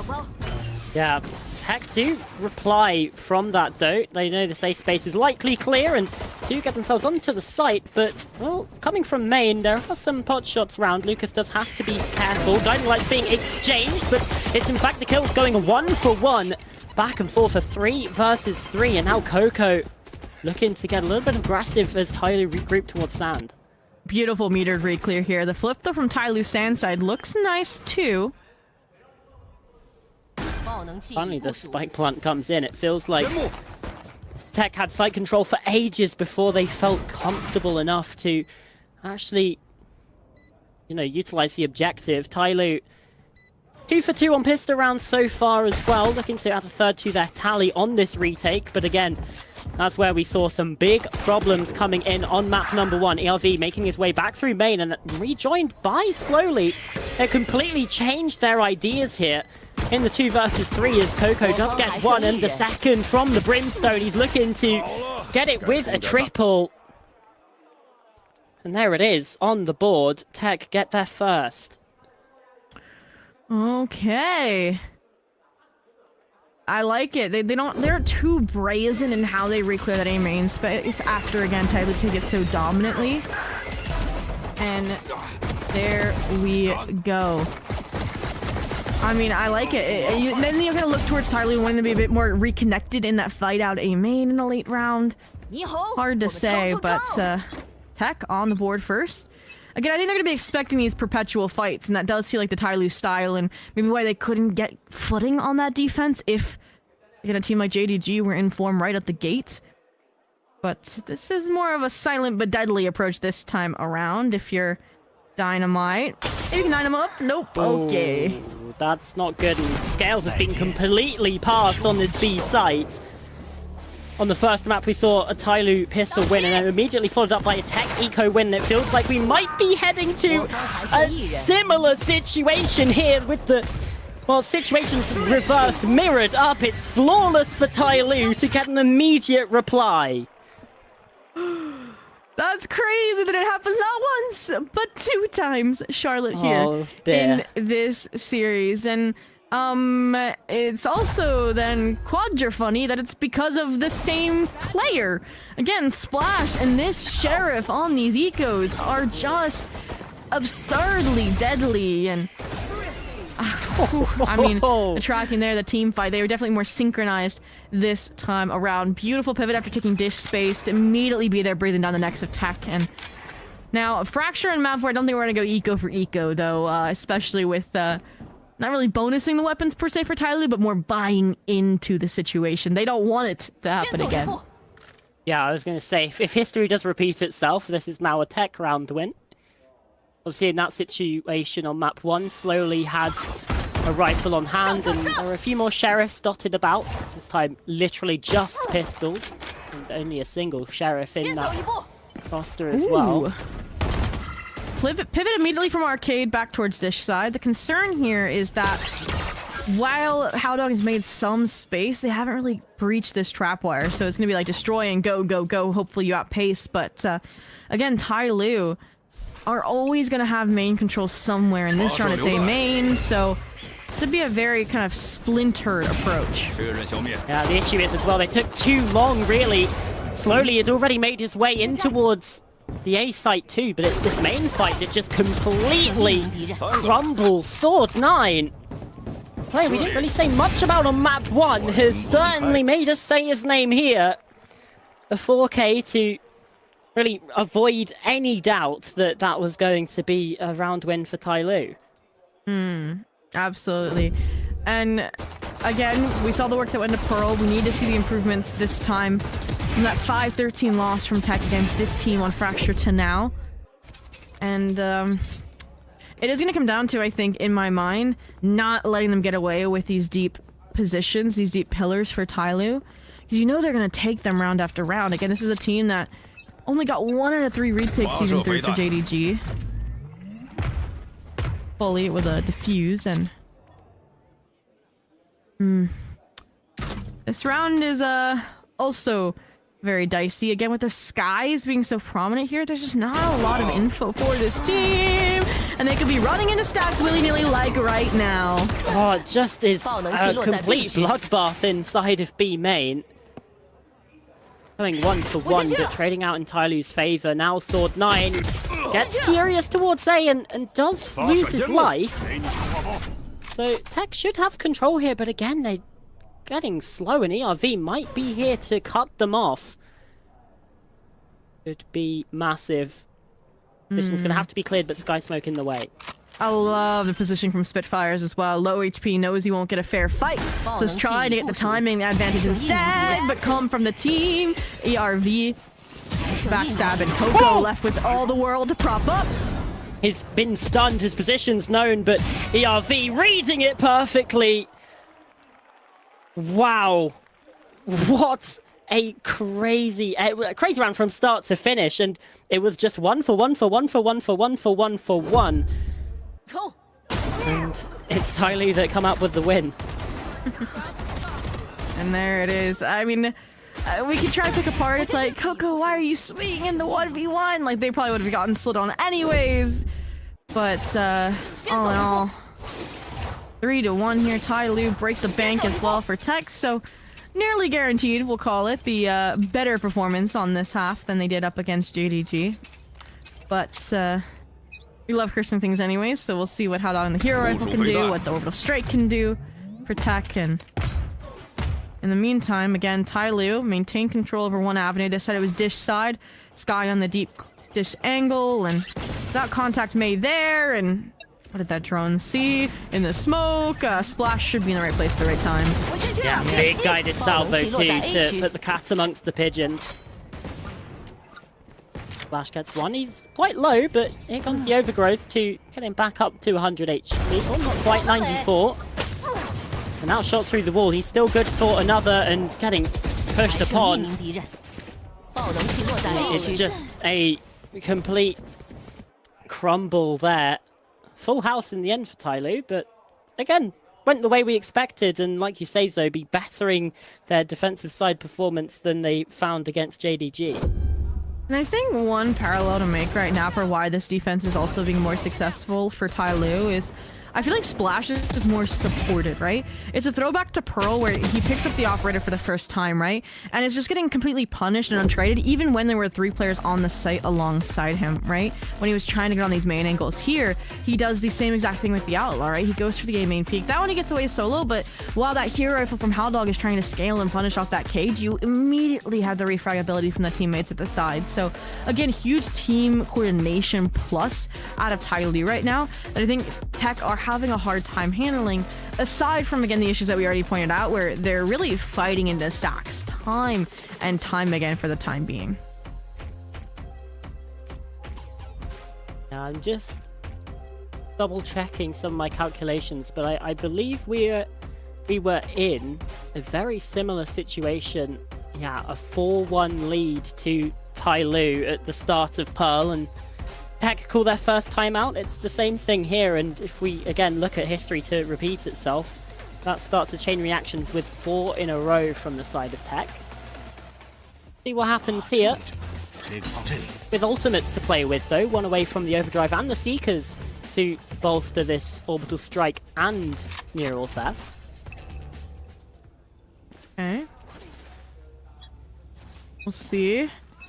TEC going for a more traditional exec, but this is where we're going to look towards Howdong and surviving.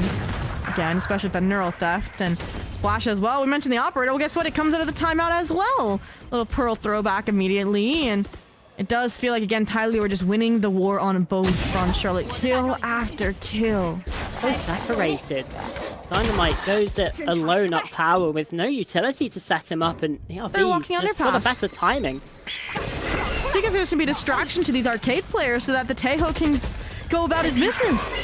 Oh, Slick9 does get taken down, and actually Lucas, he had some big moments at the end of Pearl.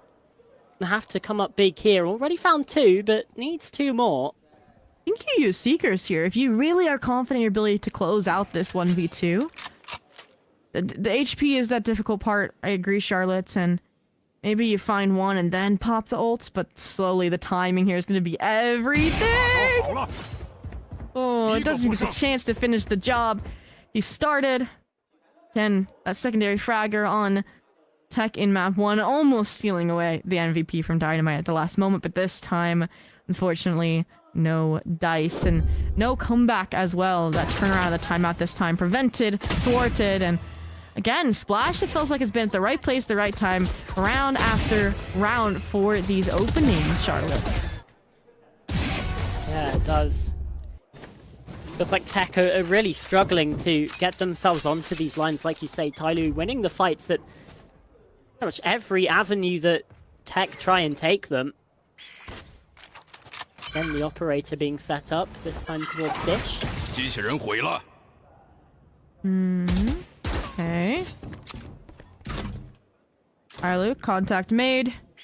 And instead of rotating immediately, they're trying to crunch onto the Lurk player. Again, they know what the stack is there. The Cypher's opposite side. And Howdong will be lucky to survive here if he can. And in the meantime, TEC breakthrough finally towards the site. It's going to be difficult to retake for Splash here. That's why the overdrive needs to come out. Oh, the shorty coming in as well. Orbital strike. This is a complete melting pot of ultimates that comes out in the favor of Tiny Esports Club. Scales a 1 versus 3. He's found his way through main, but the guiding light gives away the information. Lucas, so aware of this possibility. Nice cross. Now he's trying to fight into the crossfire. Scales knows that there's probably an operator waiting for him. He gets 2 of them! But again, the crossfire is just about good enough to seal the deal. And that is a really nice round to put on the board for TEC. Again, good balance of the ultimate investment to get the Thrifty through. And I think that also comes out of Howdong's communications, like, hey, I'm hearing a lot of scaling behind me, in front of me, I'm making heavy contact. And I like it as well. That might be the crux of it as well for TEC. You remember the pistol win, Colin? It was they get sight, they hold, they respond to the incoming pressure from TYL. The flip side of that could be them pushing up and breathing down the necks of TYL, like we just saw the ultimate, right, out of Dynamite do. So I could see that being a win condition on even the buy rounds, is trying to fight into ropes, trying to fight into spawn. But Charlotte, I'm never a fan of timeouts when you are this far ahead. TYL at 5-2 take a timeout. Do you think this is just a momentum killer style? I don't know. I mean, they literally lost one round.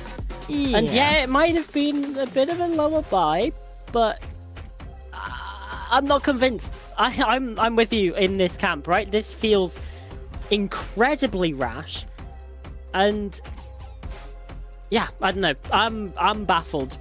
It's always like you take the timeout now and you flash to like forward to the future where it's like 10-10 and you're like, dang, I wish we had this second timeout, and you just don't, and it hurts. But we'll see if that becomes the conclusion. I do think TYL, obviously they're very confident in their attack half, so they're going to try and get as many rounds as possible on this defense as well, because then it just kind of solidifies them in where they're at. They don't think they'll have too many fixes to make on the attack. It's maybe the coach thought process right now, but all in all, the adaptation this time is to splash fight instead with the double initiator A main. This does them kind of set them up for a really, really retake-centric B side of the map. And I think that's okay with the ults they have, right? Orbital Strike, Overdrive, Info, and that Armageddon. So displacement effect.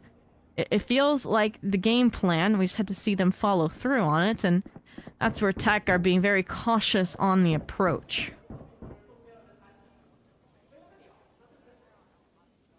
Creeping through. I want them to walk into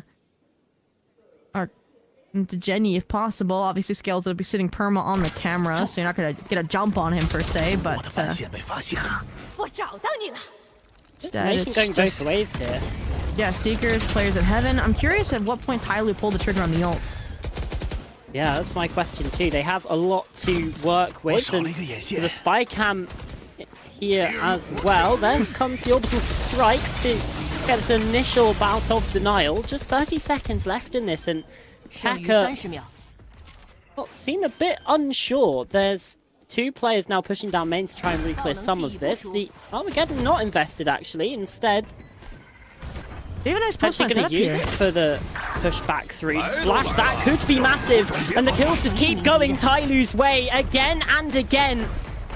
It's in the gunfights where TEC really get undone. There's a big double from Dynamite, but the defuse is just being stuck here. He's got to try and rush on forwards, and Splash has his number every day of the week.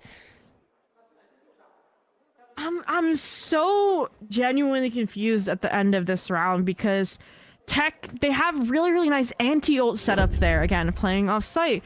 Again, playing very disconnected from each other, but still having crossfires established on the long lines.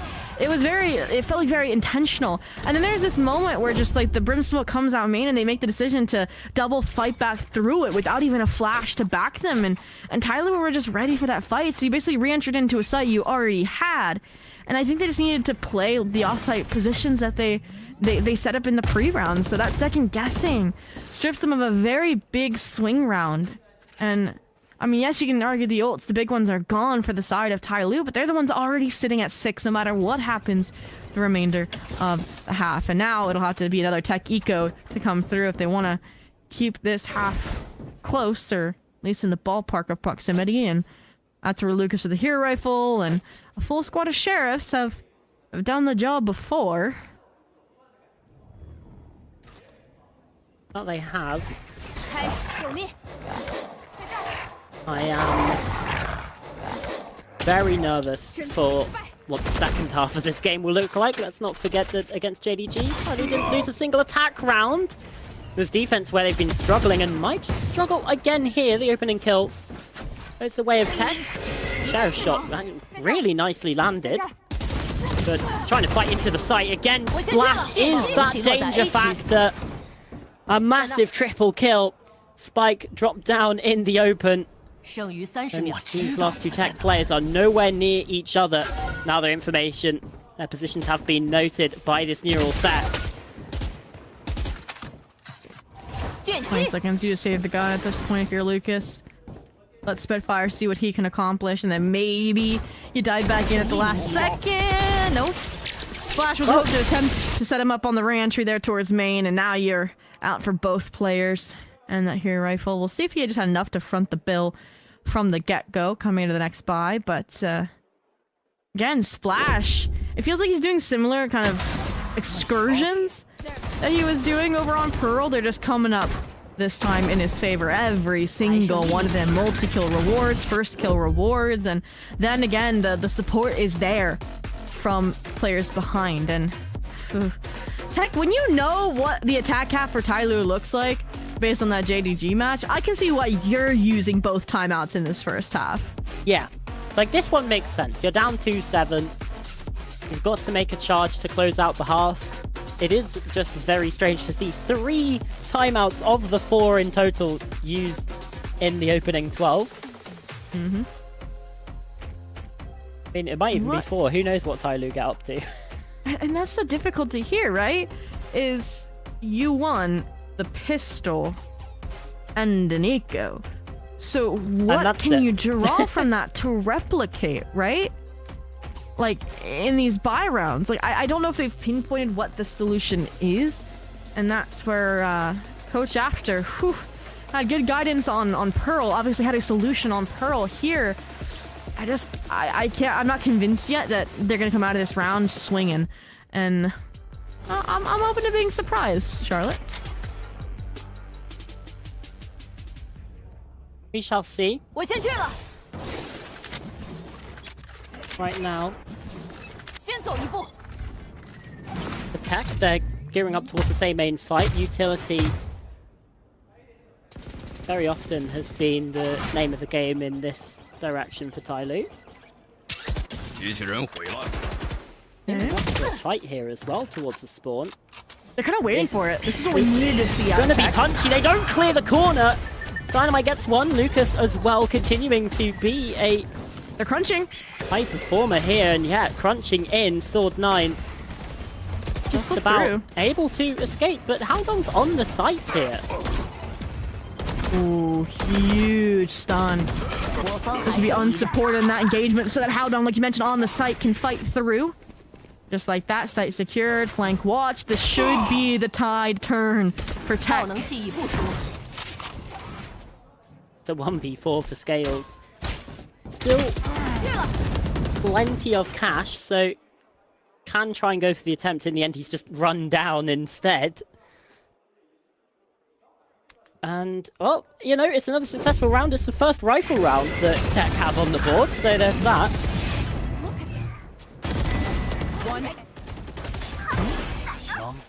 And that's the first round where we actually, I think, saw an effective counter and a nice setup to do so out of TEC.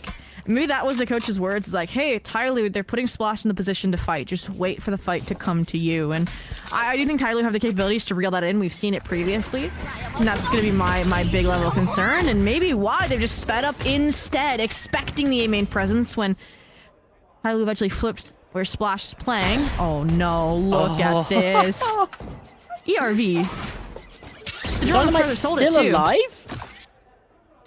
Oh, yep, he spotted him. A boomba actually saves Dynamite's life in that spot.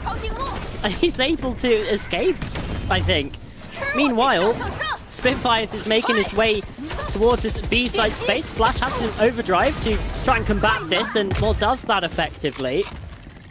TEC will leave from that spot again, looking to head towards A, but Seekers are already getting this information that these players are over here. Didn't have a lurk. They have no one to get ahead of this TYL retake either. It's gonna be the old-fashioned way with a numbers disadvantage and no ults to crutch on either.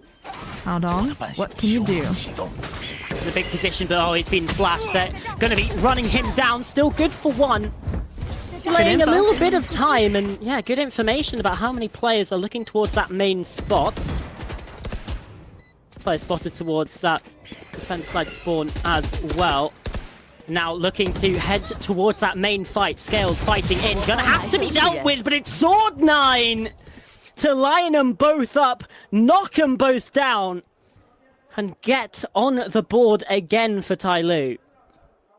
You can't really fault, I think, the way the TEC played that post plant. Again, it was doubled up swings. Again, they were trying to play from that numbers disadvantage, and unfortunately that transfer just too strong out of Sword 9. And TEC, they look like the Pearl team that we know that can pivot on a dime off of information, which was really, really nice. I think it was just that moment where the wallbang doesn't connect onto both, unfortunately. That could have been the difference maker for TEC and possibly this half, you could argue, right? Coming to the last, again, a broken bye.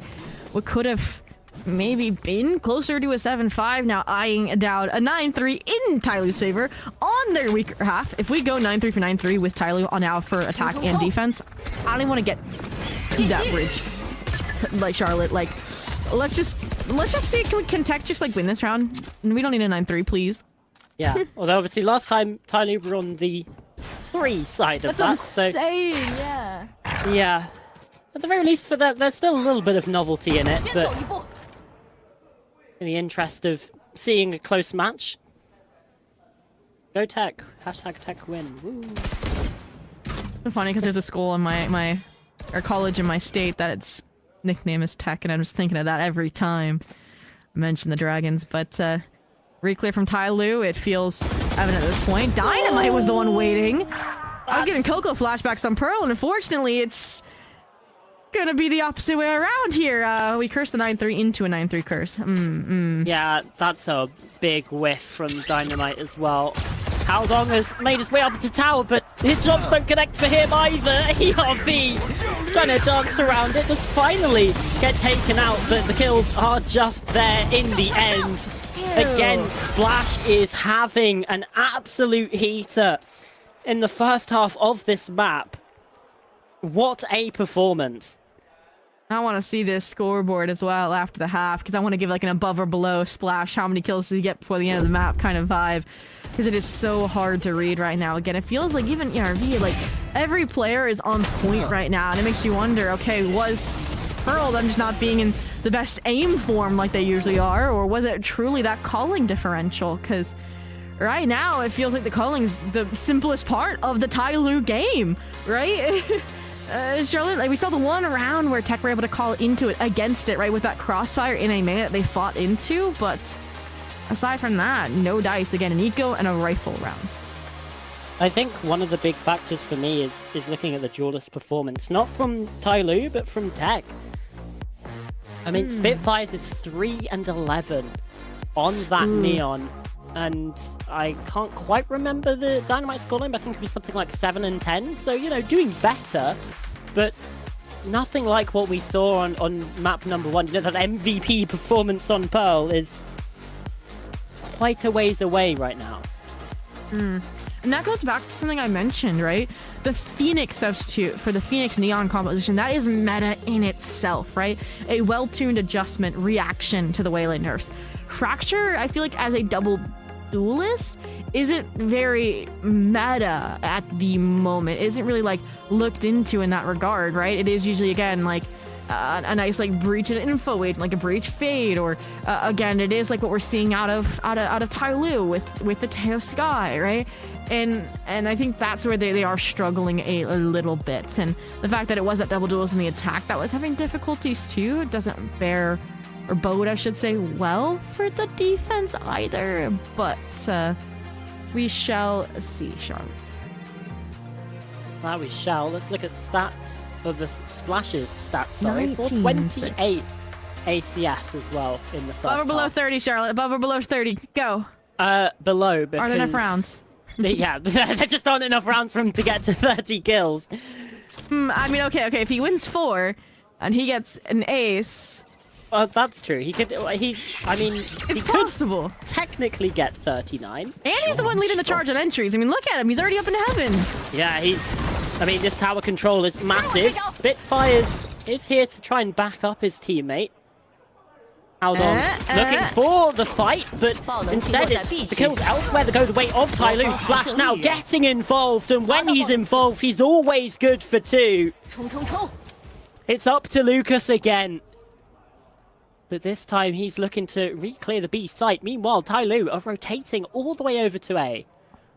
Oh, yeah, and this is where you're mentioning it. Haldong wasn't very fruitful in the lurk. Scales is already finding results on the pistol. A side deserted, secured, and it's down to Lucas in a 1v3. And Sean, I think I'm gonna take the above 30 kills for Splash. 21-6 already. I mean,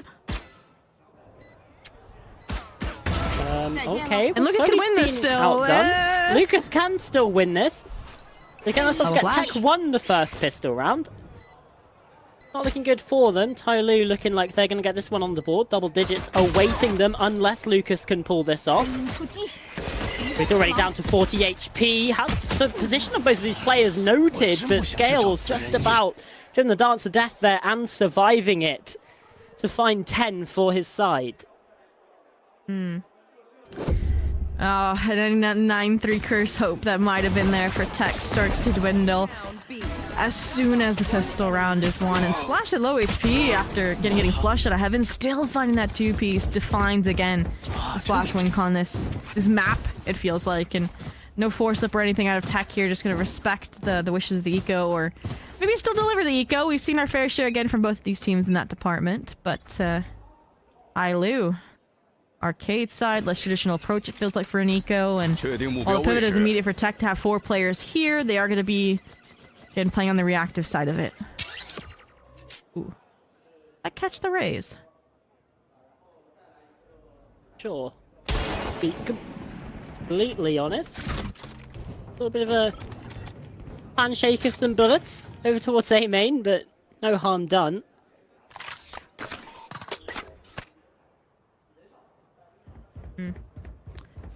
All right. Here we go. Doggin. Scales. Marshall across. Again, they just know where the deserted side is.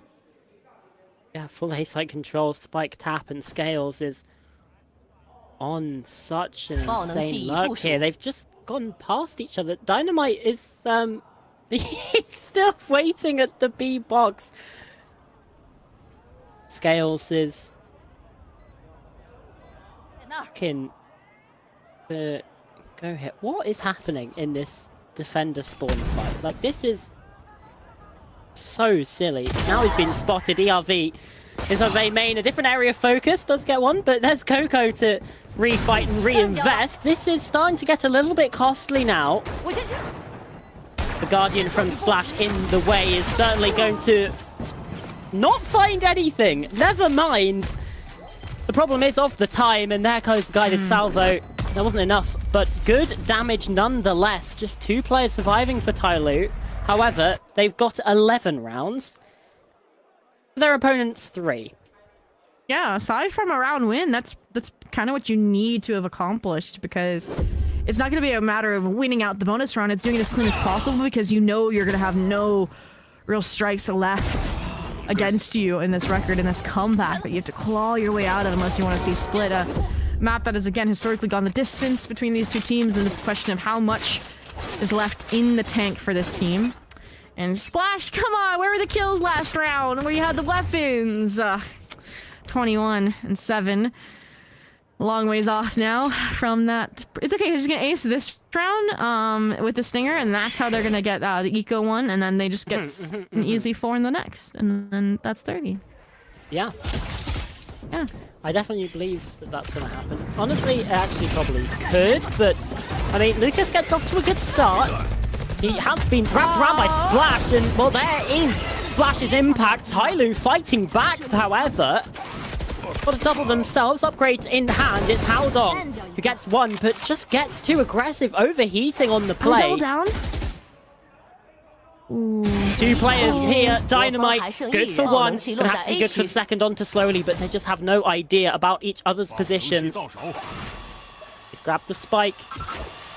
He's been spotted by the boombot as well. That's good info. Ooh, fake chase. Now the mind games further ensued. Did he cross? Is he main? Did he fall back in his rope side? Dynamite says sticking around, calls the B pivot with the lack of reappearing. And could be a good old-fashioned 1v1 A-side retake slowly. The question marks on his side. Play main, play the molly, fight up in the face the Dynamite you expect to have over-rotated since you get the spike plant for free. Now, trying to hold these angles slowly, probably back him in this situation. Dynamite having to clear every single angle. They've missed each other, but there is slowly to find the kill. And while it got close, there's no dice in that situation for the side of Titan Esports Club, and now they've got to find 9 in a row if they want to get this to overtime and avoid heading to split. 9 in a row. Hey, I know a team that's won 9 in a row. You know a team that's won 9 in a row too, right? At least minimum on this map. That was TYL up against JDG, but yeah, it was on opposite sides, so I don't foresee it happening, especially again since that was a bonus that went the way of TYL, and it results in a suboptimal buy for TEC. Gales, he's gonna get massive value from this outlaw. Already picked up 2. Lucas trying to hunt him down. Does so effectively, but again, TYL still with the numbers and are about to hit into This feels so early. a mostly vacant B site. Now the Haldong's fallen, it is vacant. They've got double the numbers here in this post plant. That felt like a panic of Lucas, right? Like, yeah, it comes in line, yes, you're gonna use it because it's map point, but now that they don't even make it out of spawn before the timer expires, you have no info about what's going on in this site. TEC, numbers, post-plant positions readily established. Yeah, it feels like it's a formality now. Coco and Lucas have been performing today, and Lucas on this map has continued to find form as there's another kill that goes his way. But again, this is where the time starts to become a deciding factor. Maybe not clearing ERV. Lucas, that's 4. He aces to get TEC on the board. And that's the first time that TYL have lost an attack round on this map in a month. Ooh. And I'm not gonna lie, Charlotte, the entire time I was thinking, I was counting, I'm like, wait, they have 2 players. And Splash is at 21 kills still. I'm not getting my 30 kill prediction against you correct. And then Lucas, my savior, comes on through. I mean, this opener felt like just kind of the calling card, right? The outlaw, an eco killer for a reason, and Lucas just single-handedly clears, sweeps through every site while Coco has his back, and he seemed even surprised by that one for a second. Again, another NA VCT China import, and finding his home here for sure in playoffs and keeping this team afloat for the time being. Money is somehow, after all that reset for TYL, don't know how, but TEC will take it. TEC did a lot of damage even in the rounds they lost, but TYL are always dangerous here. Splash does just get taken out immediately. Not really set up with that util. And I like this time, right? We mentioned the efficacy of the Scales lurks. Well, what do you have this time? Spitfire's holding the choke on Dish. Deep control from Dynamite in A main. That keeps the stack B-side. Whoa, what a shot from Haldong. And only good for 1, but still now Lucas is on the scene. And he's certainly investigating it well. Slowly from main, gets him, but gets taken out immediately. TEC starting to find a little bit of footing here, but again, it's a long old road. I will say, it's... when you're looking back on it, moments like an ace from a player that kickstart these kind of comebacks. Again, just let the endorphins out, get the adrenaline at a peak, and I think that carried over for Lucas, especially here with a very nice little arcade hold. And I agree, there's a long way to go. 7 rounds, old cycles to get past, and Fracture is one of the deadliest ones, I will argue. So, TEC. This time ace space denied. Really fast sand flood. Can they respond? Oh, the strike being invested. Lucas, he's still fighting.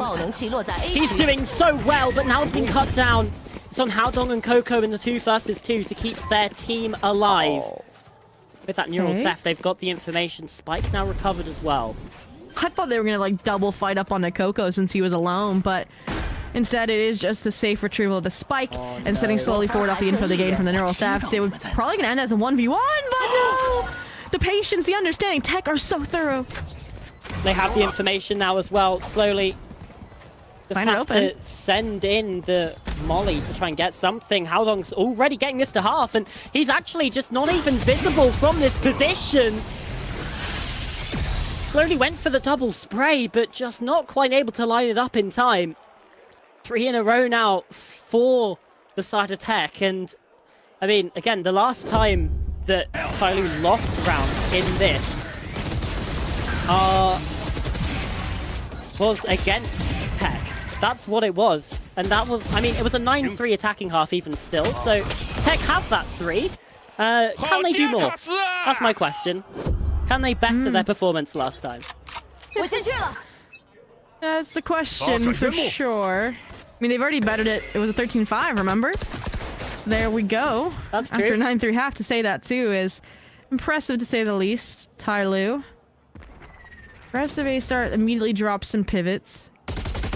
The rotates following though for TEC side. Howdong playing with fire around his own trap wire in main. Next for the time being. TYL. This is the most defaulted look we've seen in the pre-round from them, and it's gonna reward them plentifully. What a shot from Slowly. Again, I was just about to say, like, oh, Slowly's the one with the rifle here. We're gonna have to look to him to perform, and well, he's looking good so far. Every round like it's the last. Ults gonna have to come out here for the TEC side. Luke is continuing to excel. Seeker's confirmed one dish side. He handles one dish side now. Oh, even blinded. Look at Dynamite. Doing so well, but now he's found a second in that spot. And in comes the orbital strike. It's just Sword9 left to stand. Breathe. A 1 versus 2. He'll be able to get himself an upgrade here. Coco, this is risky. Do you play the timing? Do you wait for your teammate and play out the 1v2? This is a player that's gotten transfers on you before. And they decide for the safer route, the ladder route. And there we go, Charlotte. 5 now needed for Titan Esports Club to get to overtime. And this is a team that knows how and when to clean up their act real quick and showcasing why they didn't maybe need the timeouts this half. Yeah, let's not forget, they used both of them in the last. This is all from Howdong as the IGL. Obviously, other team members will be vocal in the server too, but this is a better performance now on both halves from the last time these two teams played, right? It was they only won 3 defensive rounds, now they've got 4. They only won 2 attacking rounds, they had 3 today. So, improvements all around. The problem is now that TYL have guns and have ultimates to play with too. Yeah.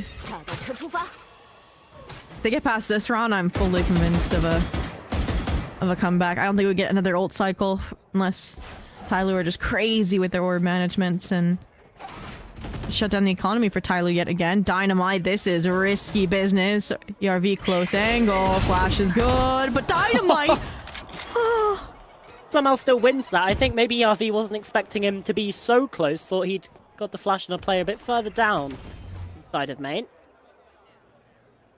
TEC have numbers here on B. 3 players looking to try and head off this, and TYL do retreat from B space again. I feel like that stun was supposed to ricochet into sight for sure. But yeah, no, it feels like TEC have just flipped the script. They're the ones finding the opening kills. TYL are also hesitant, it feels like, to make a plan off their ultimates, and I don't know why. Like, that should be what's getting you over the finish line right now. Like, think of, okay, we're gonna Armageddon into the site with the Seekers. Splash, go, dive in. And it feels like TYL, again, are very base level, similar to Pearl.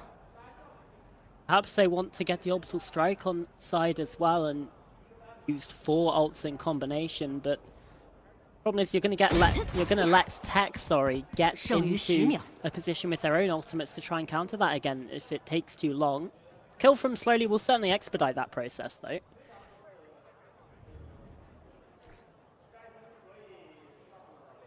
Okay. Save here. We mentioned again that by save, they've been trapped in. They keep the ults as well to make that final game plan, and honestly, I know it's risky here, and this ties back to what we mentioned about them utilizing a timeout at 5-2 in the first half. If you're the coach, I know it's early per se, instead of like OT or not, but I think this is the moment where you should be taking that timeout to talk through, hey, this is where the ult should go. Again, this is the best place to be in for a coach, where you just need a one and done strategy around those ultimates, and that just extra time usually puts it to rest.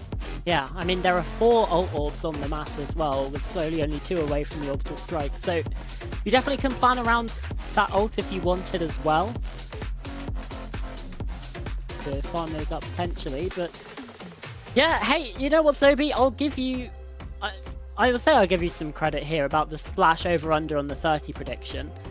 I mean, at this point, you still said, oh, he'll just get an ace and a 4K and it will be fine. This is definitely not the way that you envisaged it happening. Okay, well, he was at 21 when we said that ace in the 4K. What's he at now? Is this maybe the reason why TYL has slowed down? We need to see when we jump back in from the timeout. I do feel like that could be the solution. I feel like he's getting shut down a lot on these early rounds. Come on, drum roll, please. Give us the answer. Give us the answers. Ooh, 1 kill. 22 and 13. So what was There's he? your problem, 21 officer. and 6? So that's 1 kill and 7 deaths in recent history. Not ideal, to put it bluntly. That though, TYL looking to go aggressive here towards San, but Coco up from above, and Haldong has him as backup, completely shutting them down. Straight out of the timeout, TYL get completely destroyed. Wow. And that's kind of what you have to do. Hard read and execute on it. Stops them before they can even exec off the space from the Seekers. Can utilize that Armageddon and that overdrive. And while Scales is making a good go at it, dish side, I don't expect Tech to take any risks. They don't have to. 1, 2, swing from San. And how do you do? You're headed into another round. And there are no timeouts left on either side. You won't talk to your coaches until that overtime extension. And I mean, look at that, Coco. No, it doesn't get a second. That's kind of criminal. But again, support from above, good to go. And Tech just playing so grouped, step by step. 3 more rounds. Look at the buy again. A Pauper's Purchase coming in for TYL. Just a Guardian from Slowly. There was an ultimate used in that round as well. ERV with the Seekers. Now you're gonna have to wait for those to get up again. Maybe you're even gonna get them for the rest of the half. Dynamite's playing with fire inside of main, but does escape. Executor's looking like it's gonna come in thick and fast though. Somehow Dynamite's still alive top side, but ERV just runs at him with a Sheriff. 5 HP, but he secured the site. And now here's the overdrive. ERV with the upgrade. It's a 2-on-5 situation, and TYL have planted the spike. Not like this, Charlotte. All that work, all that elbow grease, that energy expended that could have gone towards the map 3, being dashed by an eco round. Armageddon out, slowly on the flank, gets an upgrade, and it's all down to Haldong. The IGL trying to lead them towards better waters. It would be the ace clutch, but with 6 bullets, and I mean, still post-plant orbital strike online. I don't know if this is going to be enough, Charlotte. That's the information, but yeah, Slowly so far away from this. Trying to get those spams, and he's just getting toyed with. Played like a fiddle. There's the orbital strike. There goes the time. There goes map 2 in TYL's favor. 13-9. It's a thrifty round to get it done. We are going to split. Wow. Split.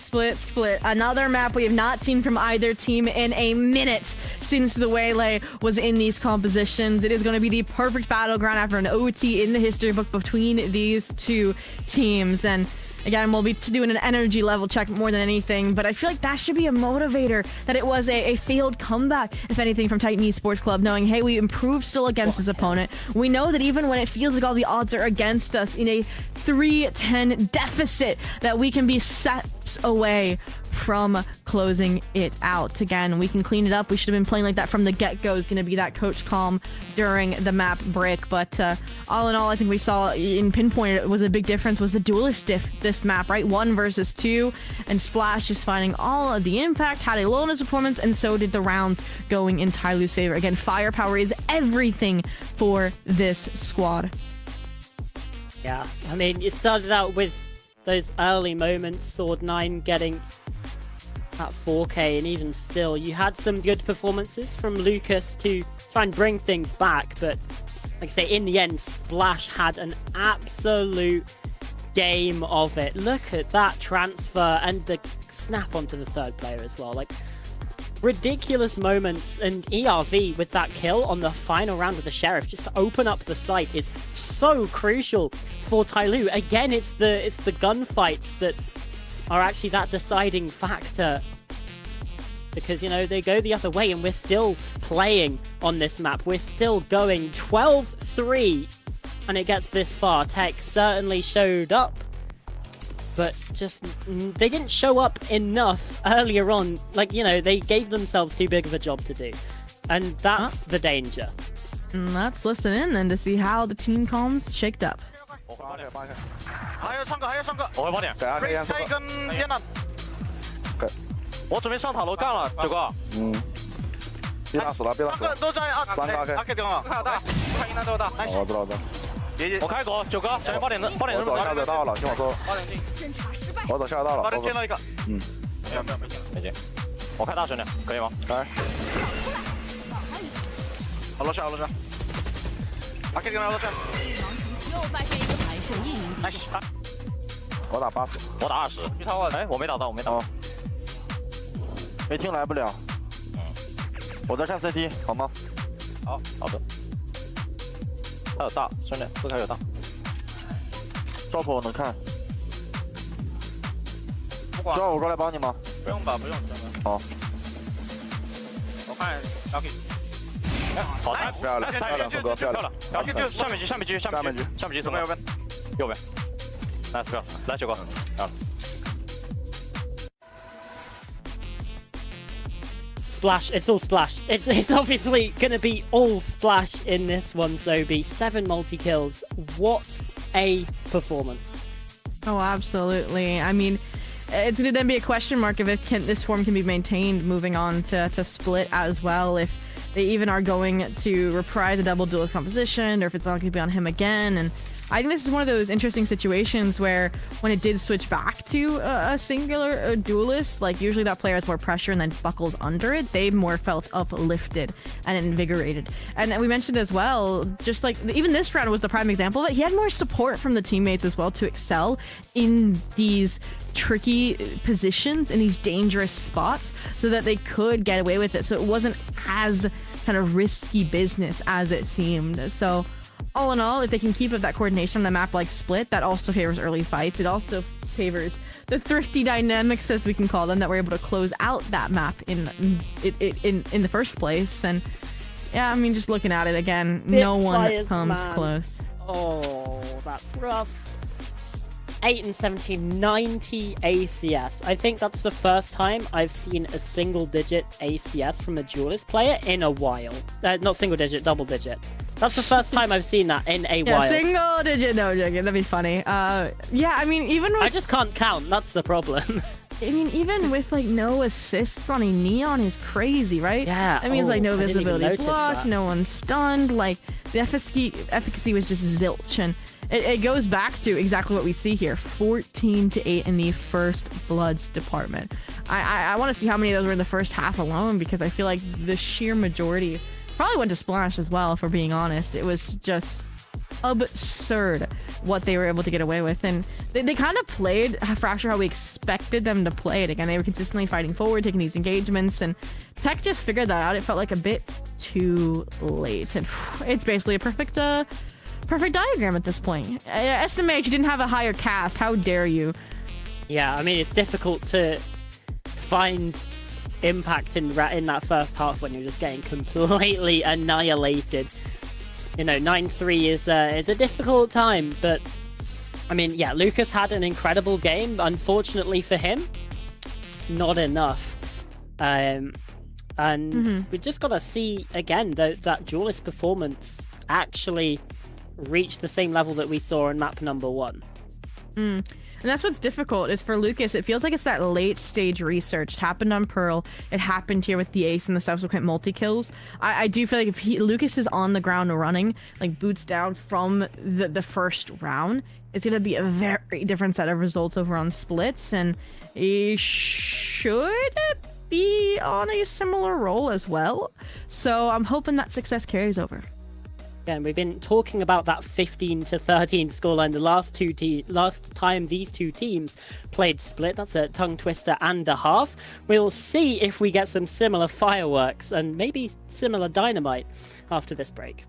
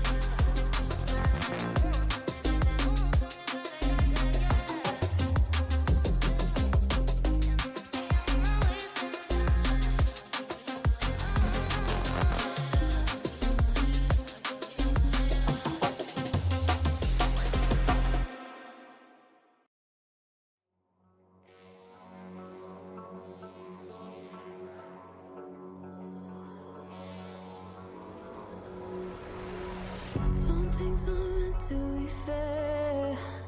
I know you left me down and out, and now the river is red. Got that hit on your head. Should have buried your dead. Should have listened to me and said, oh, how. Welcome back from the break, everyone. Still Charlotte and Sobi with you here for map number 3 between TYL and TEC. A closer affair than when these teams faced each other in the group stage, but it all comes down to this. The decider is split, and when these two teams last faced off, it was a 15-13 overtime. What? With mirror comps. With mirror comps. I could see one here as well. And let's see if we're correct. Shortly. Let's have a look. Predictions. I reckon there's going to be a Sky and an Omen. And a Viper. But those are the ones we know about. It's more like, what are the duelists going to end up being, right? Both of these teams were running the Neon Waylay before. We're expecting the Neon to maintain itself. Do you think it's just going to be the Raze for the Waylay? That feels like the logical substitution, right? Yeah, Raze is pretty strong on this map. But and that worries me, right? It was the Phoenix Neon that looked strong, and it was the Dynamite Phoenix Rays that works. struggled for tech. Yeah, I mean, Phoenix, I think, could also definitely work on this map, but I don't know, because... We already have Flash with the Sky. It's like, you'd rather have another dive. It's like... Yeah, well, exactly. That's what I was going to say in terms of the dive. So we'll see, yeah. Ooh! ERV sticking with the Waylay, but for the tech side, it is still that Neon Rays combination that maybe didn't find its mark on Fracture. Yeah, talk to me about this Waylay, Zobi. I think with how Split functions with the Waylay, it's still okay.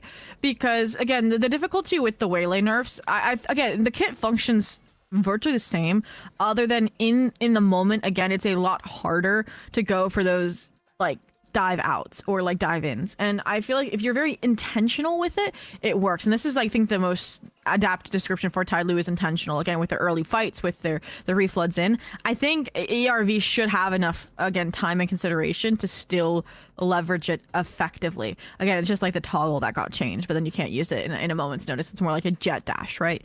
That you have to activate and then execute. And so...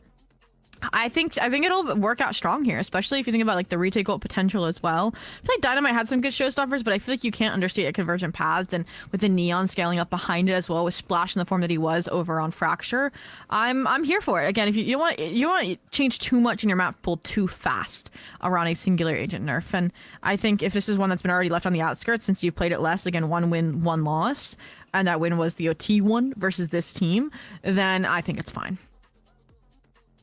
Yeah, again, I think another map where we've got a lot of questions and we're looking to see them answered. I'm still nervous about this Spitfire's Dynamite combination because they were doing great on map 1, but map 2 we saw a real fall off. And you know, I was saying I hadn't seen single-digit ACS. I said it again. Oh, double-digit ACS from a duelist in a while. I think my mind goes to TEC TYL last year, and we had T-Virus Luke 22 ACS performance. So, you know, doing better than that, but even still, not wanting history to repeat itself here with a Split getting underway. Map 3 in this series, and again, elimination on the line. TEC on the attack, TYL on the defense, and Tiny Sports Club looking towards this B site early on.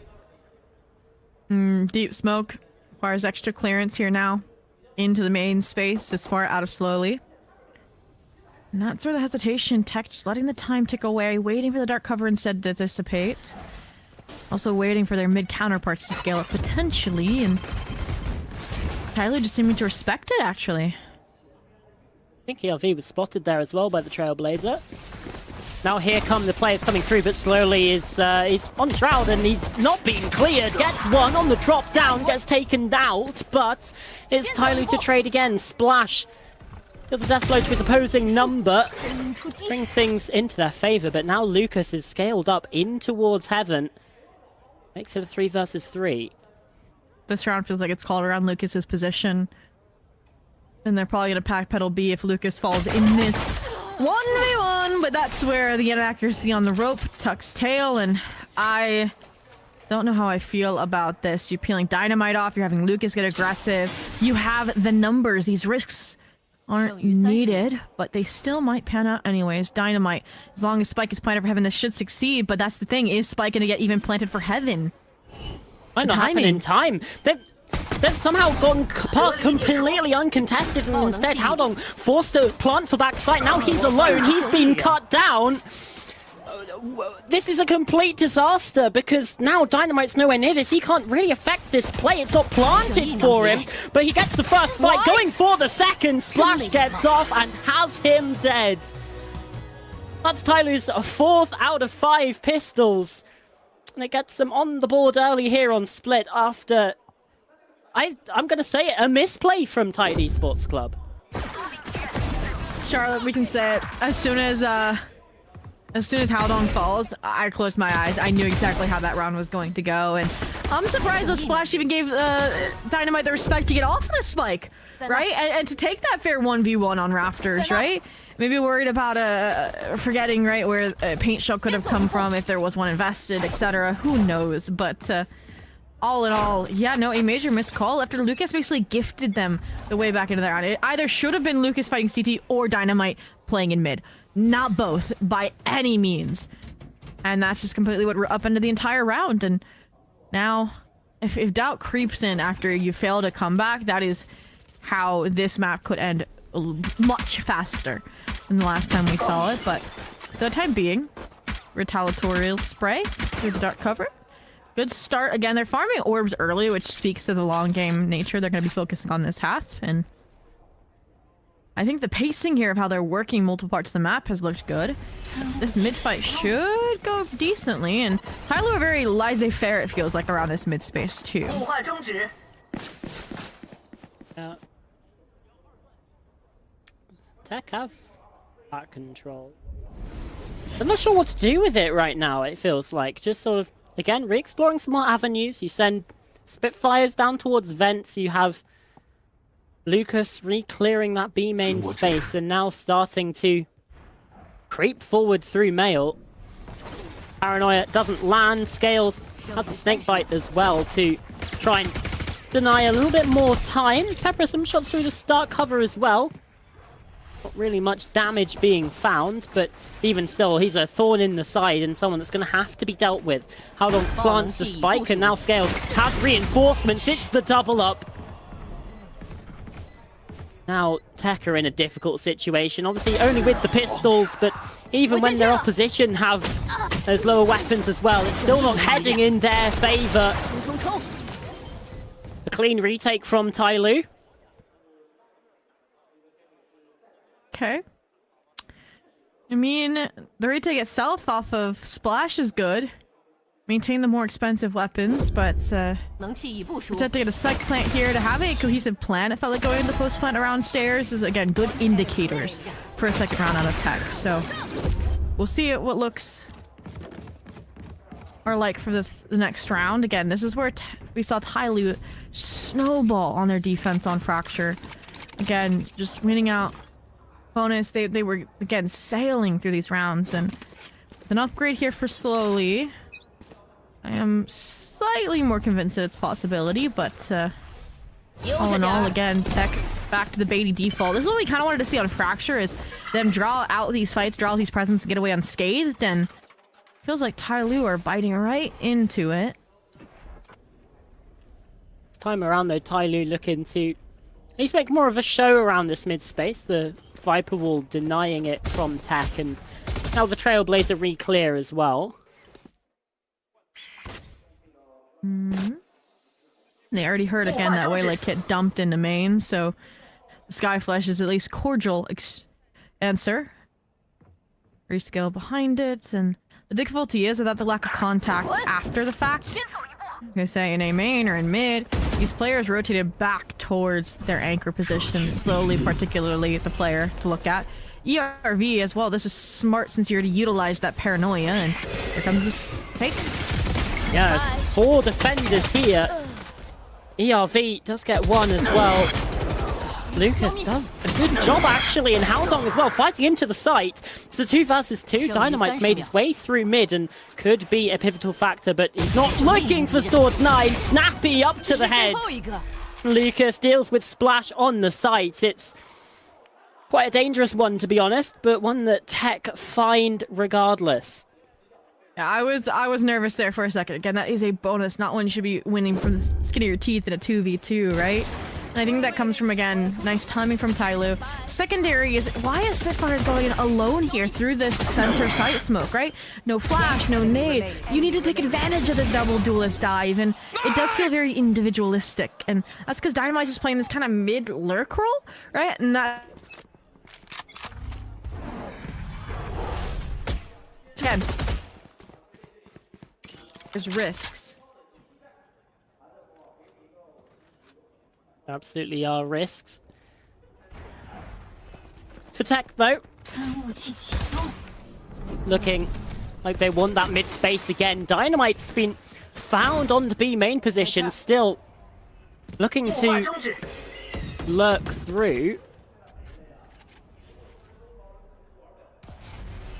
Time punished.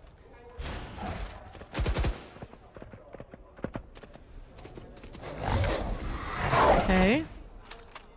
And TEC again, similar to how Lucas capitalized off of mid-space late, have taken vent again.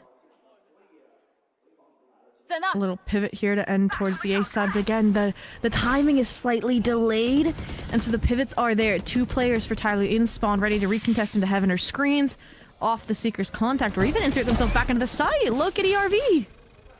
Yeah, TEC are fighting into numbers here, but slowly does get felled. 剩余30秒。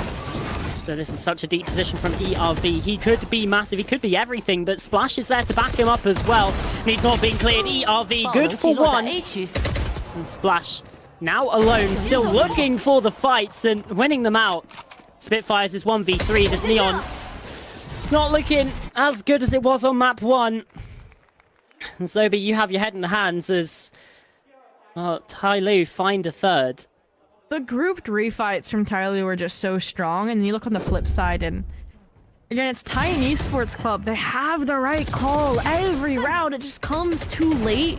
They don't feel sure of themselves like they were on Pearl more than anything in my eyes. Like even on Fracture, they were calling pretty definitively. It just ended up being into head-on fights. But again, then they're putting themselves in the uncomfortable time crunches, and it just does not look like the team that opened this series right now. And again, that's the difficulty here, is Howdong has that experience, should not be second-guessing himself. And again, they had a deserted A site, and then suddenly there's 3 players reflighting in for TYL because of that lapse of a few precious seconds. And now the lapse of a few rounds leaves you without weapons, and again, TYL in a position to snowball, but the skew dark cover might have just given an opening, but look how splintered TEC are on the eco.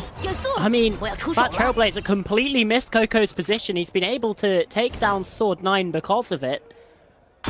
Seeing the result of a trade, and Scales is now coming in to assist his teammates. Everything as it should be. Just Howdong now in the 1 versus 3. The IGL called upon in this round. It certainly seems unlikely, but Smoke heading towards A. He's got full B site control, and he has the spike as well here. Paranoia would be huge in navigating a 1v3, but that's why TYL is so buddy-buddy system over here in towards A main. It also works in the fact that if he does decide to double fake and ult back towards A, they wouldn't see anything in terms of the stack on this side of the map, but 20 seconds and no contact, a ghost town on the B space. The plant makes sense, and it'd be a full-on rotation, but how we got to this point is just craziness, absurdity.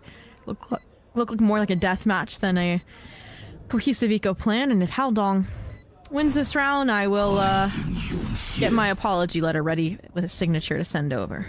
I'll eat my hat. Frankly, but yeah, ERV just double dashes on him. Has the read on that position.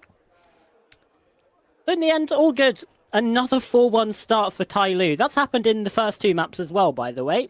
So, obviously with much different outcomes at the end of things, and if we see a similar future, we're about to get a timeout to come through from TEC. And again, the timing does work because they've not really found any answers so far on this map. Yeah, it'll be a rifle round too if the timeout comes through. Would be promising, but not this time. Maybe it's like if you lose this next eco cycle, and maybe you're hoping TYL get these ults out as well on this buy round, so then you don't have to worry about them, and then you can focus instead fully on what's been going wrong in the server. I see both sides of it. It's like, okay, is 5-1 gonna be too much to come back from, and you already had a super dominant have to fight back from in the previous map, but might have also just heard something in the calling that you were happy with on the coaching side of things, and this does feel a bit more cohesive. Again, such dependence on Spitfire sole entry, so Dynamite can play split here, but man, they're all on split, no I'm joking. And hey, pretty weak again. Whale giving, and TEC taking, this time on par with the timing, but look at the mid clear, the walk down Charlotte. Dynamite could be in a lot of trouble. Could spell trouble. Find the fridge here, and actually Lucas has planted the spike on A. But TYL was suspicious that something could be happening here. Just people watching for flanks, and he just, again, just doesn't really have the information. This time, TEC have some players to at least push them away as they try and fight back in. There comes the ultimate. ERV jumping in, good for one, but traded back. The site flipped entirely. Spike is planted for this, but ERV just sticking it in and amongst the paint shells. The nade didn't land! That's 5-1. Haodong also dead up in heaven to just put a nice little bow on the action in round 6. We need a nade angle in the replay, Charlotte, or please, I beg. That is criminal. Second, wow. I really like the late game plan here from Titan Esports Club at first. It looked like they were metering the aggression to refight ramps, more like a distractionary effect so that Dynamite could go for that flank play. But then it felt overcommitted, right? I suddenly see Coco also, man, and I'm like, hey, who's holding the site, right? After ERV dashes on in and finds the opener, and the answer was nobody. And we don't even get to see how that nade whiffs, but all in all, a crazy stick. What? Don't worry. Again, just more terrible humor. Just more terrible humor. You don't need to worry. Okay. Look at this one though, because I mean, all eyes on Spitfires here, right? With this hero rifle. Always been all eyes on Spitfires. This map, it feels like. Again, you're playing this like a typical double duelist, and that's where the difficulties lie. Dynamite saying, "Okay, final entry, it's a Nico." So here we go. Jumping in, the Seekers have put a little bit of danger into it, but there is the Spitfires we were looking to see. He's found a double with the overdrive as well invested, but it's still man advantage here for TYL in the 3 versus 2. Why do they even try and plant the spike floor? They're going to go safe.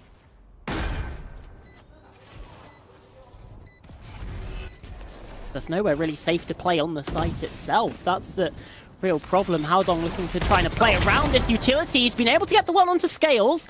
Now they know these last 2 players are probably going to be coming from this defender side position through screens. Haodong 1 versus 2, and the overdrive has him dead. Dealt with. And already a 6th on the board for TYL. There are some disgusting shots being hit in that round. And that is another frustrating round in the Titan Esports Club camp as well, because they literally proved the point that they weren't previously capitalizing the double duelist, and this is what happens when it does, right? Eyes fully on, and one of them is definitely going to be a bait, right? That's the entire idea of the double duelist setup, is someone gets the kills after 1 entries and says, hey, look at me. And that's exactly what they did, right? Overdrive comes from behind out of elbow because everyone's focusing on the rays in front of them that just satcheled in. Oh. And, yeah, okay, we're now getting the first timeout. Here you go, from Titan Esports Club. This is why I call the timeouts, Charlotte, when they're gonna happen, timing-wise. No, I'm joking. I didn't say it was gonna happen. I was just saying that it had happened in map 1 and map 2. That was all I said, you know? Don't shoot the messenger you here. can't go off a history for timeouts, you just gotta come off the vibes. When you just are like, wait, a timeout hasn't happened, there's something that can be here, and you feel it in your soul, and then a timeout does. Don't shoot the messenger. Come on now. Listen, I'm just. Well, I'm just saying the stats right now. The messenger's everything in a timeout, right? That coach, right?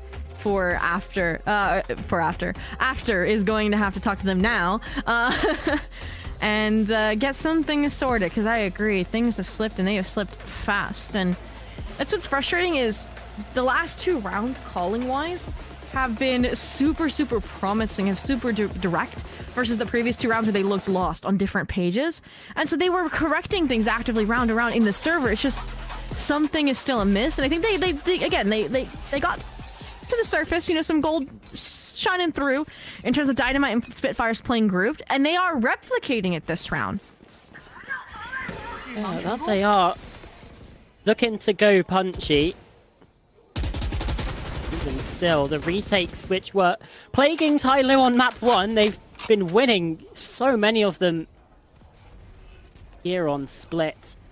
Even if TEC get that site control, you're still wondering what's going to happen. Big fight coming towards Heaven though, you'd think. Sword 9 just watching for this angle. There is the showstopper. It's a 1-for-1 trade. He's able to actually trade each other out here. It's nice again, There's the site plant. TYL to retake again. A worthy sacrifice, right? It gets the pit down, it gets the site opened, and it gets deep interfering pillars like Spitfires here on the choke. Oh, that is massive from the side of Tiny Sports Club, and Haodong doubles down. That's what we wanted to see, shutting down the duelists, because Splash and ERV had been running rings around them until then. Oh, what a concept. When everyone is grouped up, they can get into a site, and I think that's where we are going to see a real quick change up from TYL. I could see TYL coming into the next just with a really stark A fight, for example, just to stem this out, because it does feel like a ship that Tiny Sports Club could ride towards better waters. But we're starting to see again those post plants are going to be clean, it feels like, from TEC here, if they aren't again overcomplicating with the rewraps, with the reclears. And this is nice. I mentioned they were expecting a heavy ramp fight, so TEC bait it out. Problem is, though, they've not seen anyone on that ramp fight. So, third player comes to join the troops on the western side. This is where TEC have the spike for now. Ooh, they don't know about the operator. This has been a timeout killer, it feels like. Time and time again. This time, good flush util for it. But again, we're at the minute mark and we don't see an end game for Titan Esports Club. I like the late 8 lane. You know now that the ops B side. You know that the Neon kind of dismantled any trap there might have been around A main in the early round. It is just sword playing here for contact, waiting on the recharge flash, and 7 seconds left. If TEC pause, it'll get the reclear, but it is going to, isn't it? Oh, he's just playing contact. He wants to save it for the retake. Oh, TYL getting suspicious as well, though. 4 players over here. Again, TEC taking a bit too long with these rotations, with these decisions. They have forced ERV away from that site presence, so should be able to find a plant. Again, though, the retakes from TYL have found success more often than not, and Scales gets it open early. Dynamite just completely out in the open. Splash does get felled, though. The operator, just not the weapon you want for that fight. Haodong still in the corner. He's in trouble. Trading out, though. It's a triple from Scales. He's still standing, and he's even been able to survive. It's a little bit labored from Coco up in heaven, but now the 1 versus 1 comes on through. It's not planted for heaven, but Spitfire's trying to go for the rewrap regardless, and now heading towards the A site instead. Already towards ramp sword, expecting it and landing the shot. That's unreal. I love that Sword 9 doesn't overreact to everything, right? I bet the team comes for chaotic. It's like, okay, he screens. No, he's 7. Wait, he's ramping main, and Sword is like just sitting there, like, all right, and then just gets off, like, all right, and then gets right back on, all right.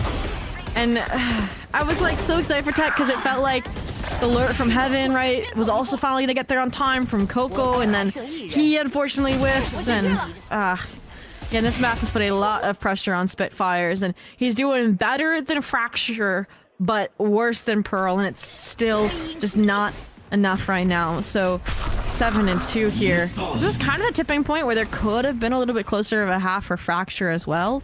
That's when that second timeout was exhausted. I don't think we're gonna get a second one this half. I think they're gonna ride it out and ride this half buyout where once again they realize how weak A is, but this time they're trying to play further forward, and this time TYL playing further back, handle it with grace, with ease.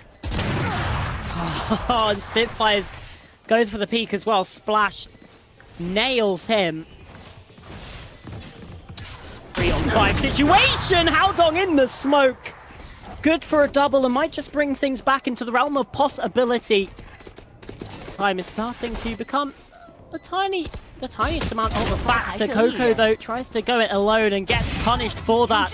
It's up to Lucas. He's been massive so far. He's going to have to do it again. Expects there to be one up in heaven, wrapping round slowly. Again, has it, and in these late round clutch moments, it's all TYL all day. Yeah, these timings have just been so synchronized on the micro level, how they tag team off of each other. The communication feels seamless in that regard as well, and yeah, TYL just makes small changes to, again, their tendencies in some of these retakes, and it is tripping TEC up time and time again. And yeah, when elimination is on the line, there's reason for frustration in the coaching booth. Again, now technically 5 rounds away from that prospect, and the half isn't even over yet, Charlotte. There's 2 more to play before the switch. TEC again just bashing their heads against the wall, really, in terms of these A fights. And it has been left weaker, but again, TYL can very quickly rotate their numbers up into heaven. Scales, who was so massive in some previous moments, is coming up dead here. Splash though, he just jumps around with a shorty. He legged him with an op, yeah. Yeah, you might as well. Like, just hitting people with an operator left, right, and center, jumping in. It's an absolute masterclass. That was Now the against the Seekers judge. get the information. They know that these players are on B. First tap. Splash. Looking to try and fight this. Coco's on a triple kill. And now it's a 2 versus 2. Haldong's been able to plant the spike. Coco from long range, but ERV's playing ahead of this. He's been able to get around the side. The paranoia hasn't landed either. Re-cleared Coco! He's so cerebral, so knowledgeable. He gets an ace to keep TEC in with a chance! Wow! From the pivot of safety back towards the B side to running interference on this flood, the double duelist back into the site. I have got to see a replay. It feels very deja vu, Charlotte, right? And Ace kickstarted the comeback attempt on Fracture from Lucas, and now it might have just done the same for Coconut before the half is up. Just very, very able to isolate this one angle at a time. Yeah, that is a let's go moment for sure. Money broken for the last round of the half. We're on the cusp of another 9-3 or 8-4, and TYL are taking the fight to them. Holds up blazing. Oh, I mean, that's the danger with this Wele Neon, still very much effective in those moments when you've got a judge, when you have that convergent paths. Now Scales is up close. Shotguns running rampant with the Bucky, and he's able to escape as well. Now the Viper's Pit available. I mean, TEC have to abandon this A site, right? You could go behind it at Raptors if you wanted to. You could go spawn if you wanted to, but double duelist bodyguarding defender spawn, and they are waltzing right into the trap. Do they really are? ERV. Oh, gotta flash it. You gotta flash gives it. his game away, but still good for one. Coming out of the flash, and now in comes the relay bolt, completely shut down. Just a momentary blip on the timeline as TYL back to winning form, and another 9-3 half for them. All right, Charlotte, I think we're doing this again. Above or below 30? No, I'm joking. He's 17-5 this time instead of, what was it, 19-5, 6, around there, right? Yeah. For Splash again. It doesn't feel as flashy this time as compared to Fracture. I don't know how to explain it. It's just been very, like, intentional this time. It's been very, like, sustainable, I guess. It's been very spread out instead of, like, here I am, here I am, here I am. And all I can say is there's gonna be a lot to discuss in this halftime because, again, back-to-back now 9-3s with similar starting halves. And it's gonna be a difficult one. Again, elimination. You're on the crux of it. Yeah, at least for TEC, they didn't win the pistol this time, which I know sounds worse, but it shows that they are actually putting up more of a fight because, you know, they won the pistol, still only found 3 rounds. So, you know, slightly more positive.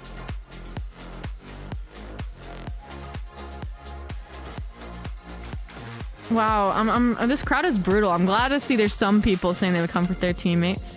I would probably, it depends on like what the situation was. I'm probably also up. So this is if your teammate whiffs, what do you do? If it's like a close friend and they like really feeling bad about it because it like determines the outcome of the game, I'd probably comfort them. But if it like doesn't really matter, I'm making fun of them. Full stop, Charlotte. Yeah.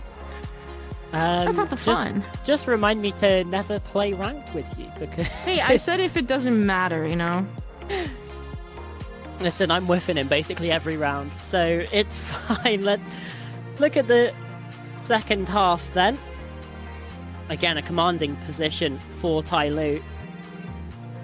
Really, this comeback has to get started with a pistol round. If TEC don't win this, then again, we're looking at a similar situation to Fracture where they could do something, but it just wasn't enough.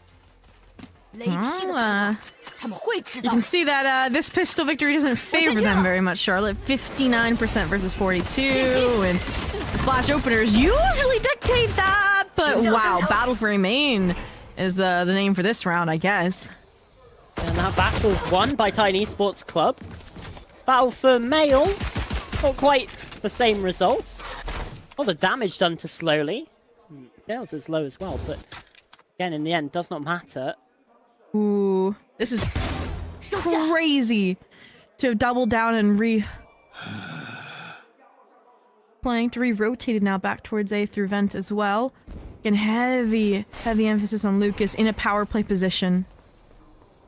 Always looking to Lucas to be a real star for his side. And he's been able to come up with a double. That's a spike now spotted, but Scales replies with an equal number. Now it's just Dynamite, 4 and 11 on this duelist. Again, having a rough time of things. Praise does not seem to be his agent right now, but again, to kickstart yourself a 1v2 would be nice. They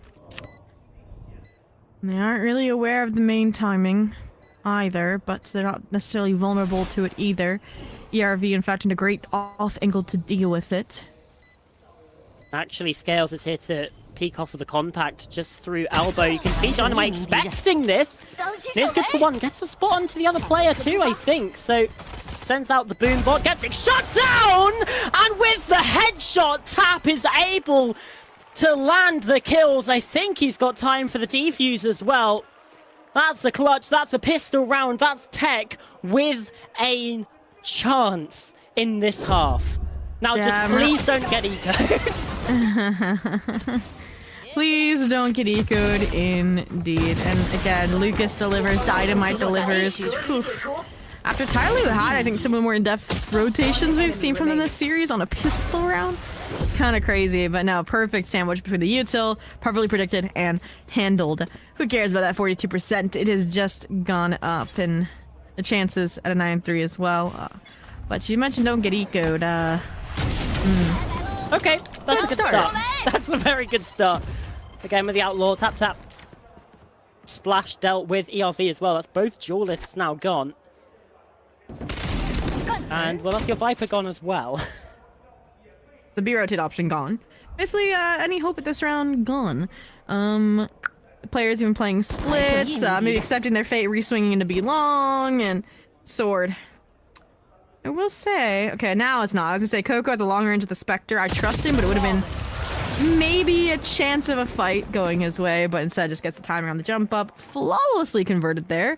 Complete opposite of the fears of getting thriftied, so we're good in that regard, and now they get a good chance to snowball. Yeah, I think even with TEC on map 2, when they were coming back, it felt like they had a bit of a difficulty, at least early on, in keeping things clean. So to go through that without taking a casualty is definitely what you want. Problem now, of course, is that you have all of these maybe weaker weapons. Even the Outlaw, just one player without 150 health to be susceptible to those body shots. This is true. And a very different eco-style approach where you'd have like another, at least a Vandal on the TYL side, but see what it can do here. Like pretty grouped up, pretty disconnected from B for the retake. And with the deep ramps cover, TEC wary to rotate off of A as well, so this is just gonna be a through and through possible 5v5 retake depending on how antsy Haldon gets. We know him from those EDG days. Definitely not a team to bide their time, but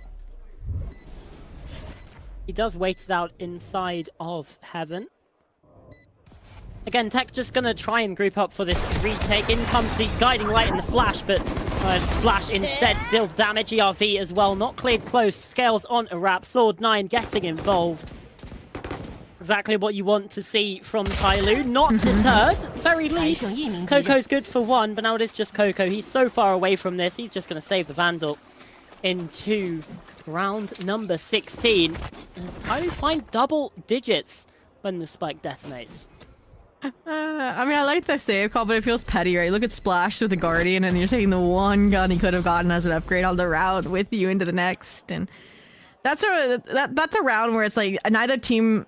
Or I would say TEC didn't do anything wrong in terms of how they wanted to retake that site. It was just really good util out of TYL, right? The paranoia and the flash, really nice timings as they were accelerating out of heaven. Unless that wasn't like their paranoia clipped them, was it?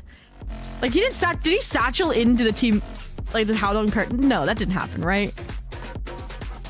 I don't think so, but a timeout has been called. That's kind of crazy if so. Because I was looking at the elevation of it and like you see the paranoia. You saw the paranoia, right? Yeah. And then we see like I think it was definitely his team's guiding light. Definitely that one. He got flashed by his own team. The TYL Omen was playing for main when the round ended. Like how would they have gotten that angle? Oh no. If it was a TEC paranoia, that is crazy. I just want to put that out there. And that would be definitely a reason for a second timeout to be called this early. But also you look at the score line and it's like, okay.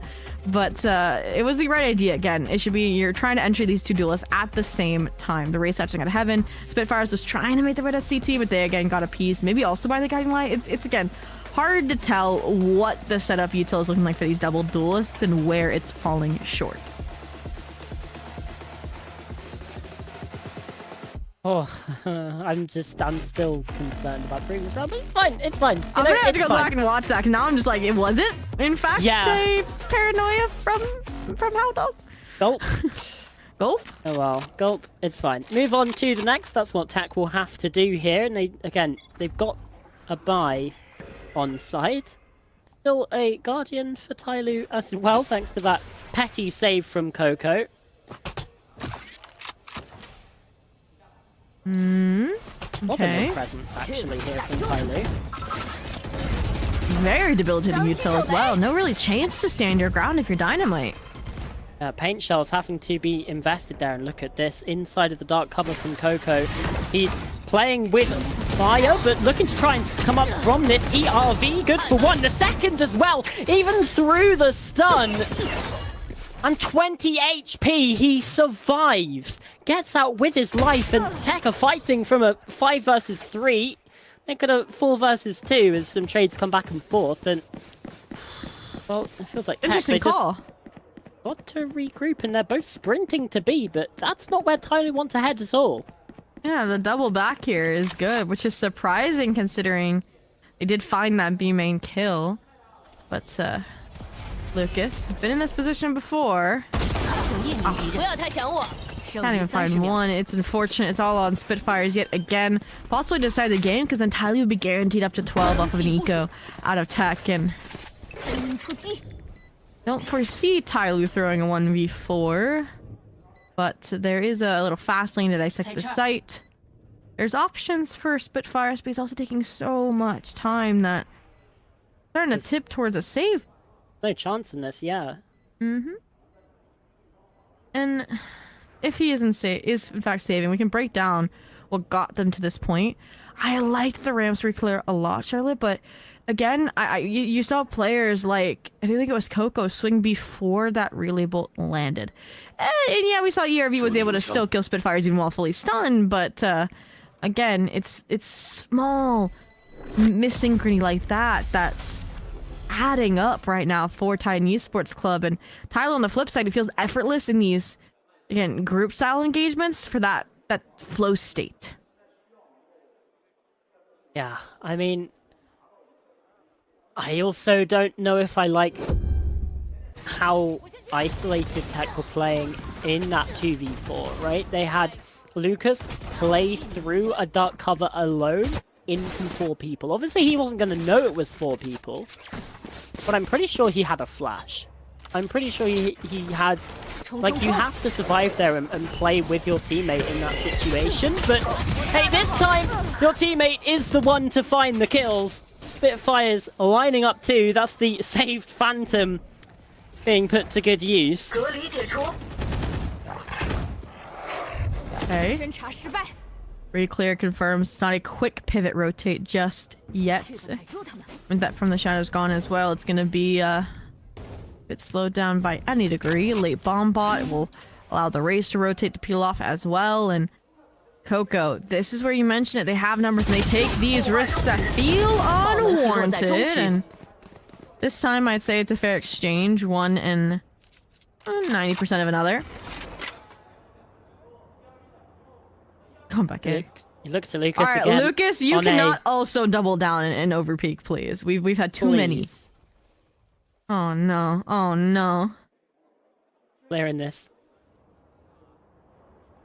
Is the play here? Okay, you line up too. They just weren't expecting him to be so far up, actually. So, hey, we rescind all comments. They get the round on the board for TEC. It's like you're a critic when it fails, and then if not, you're just like, okay. And that's just so funny about Valorant. Yeah, like it was risky. Don't get me wrong. Like, if he doesn't get at least one there, and it's suddenly a 2v2 with a conversion pass, I could definitely see ERV sitting scales up to win out that round. And again, when you're trying to keep them off at 12, since that's where you're playing the comeback from for so long over on Fracture, again, we can see that sort of adrenaline peak where they suddenly straighten their act, Charlotte. And I feel like we're entering that state again here soon. Coco looked like he was thinking about creeping forward through mid again, but this time decides not to. Well, you know, 4 players actually in that position, just scales over towards A. Yeah, compare with the timing of this Viper util. Can probably set up an A split or an 8 follow through depending on what scales finds or it's prevented from finding. Dynamite. Oh, these Seekers are huge! Yeah, big. You know, there's 3 over here towards main. So go for it. At least, yeah, still going for it. Lucas has tucked himself into the corner. Spitfires as well. Has massive impact. Only good for 1. The overdrive removed from his hands, but the spike is dropped down. ERV escapes from the site with the refract. He's left his teammates completely on an island. The spike unrecoverable. And slowly is behind them. He's going to have to find a 1 versus 4. He does good for 2 of them. But he still doesn't have the spike in the situation. To creep on forwards, in fact, just being played from onside. TEC looking to play this crossfire here. The time is so low as well. Into red time we go. There's the confirmation. There's the flash. Tipping away from it. Paranoia as well.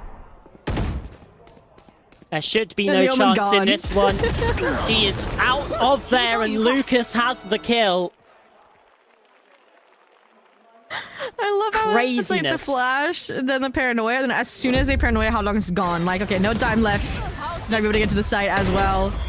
And this was just a really nice hard stop anchor, and obviously great attempt out of slowly here. Again, trigger discipline into the fake out, right? It was a calm that probably slipped through the chain there a little bit in the TEC camp, since it wasn't from the shadows on the site pretty early as part of that execution. But all in all, 4 more rounds to go. We've been here before. We've been believers before. We will not get hurt again.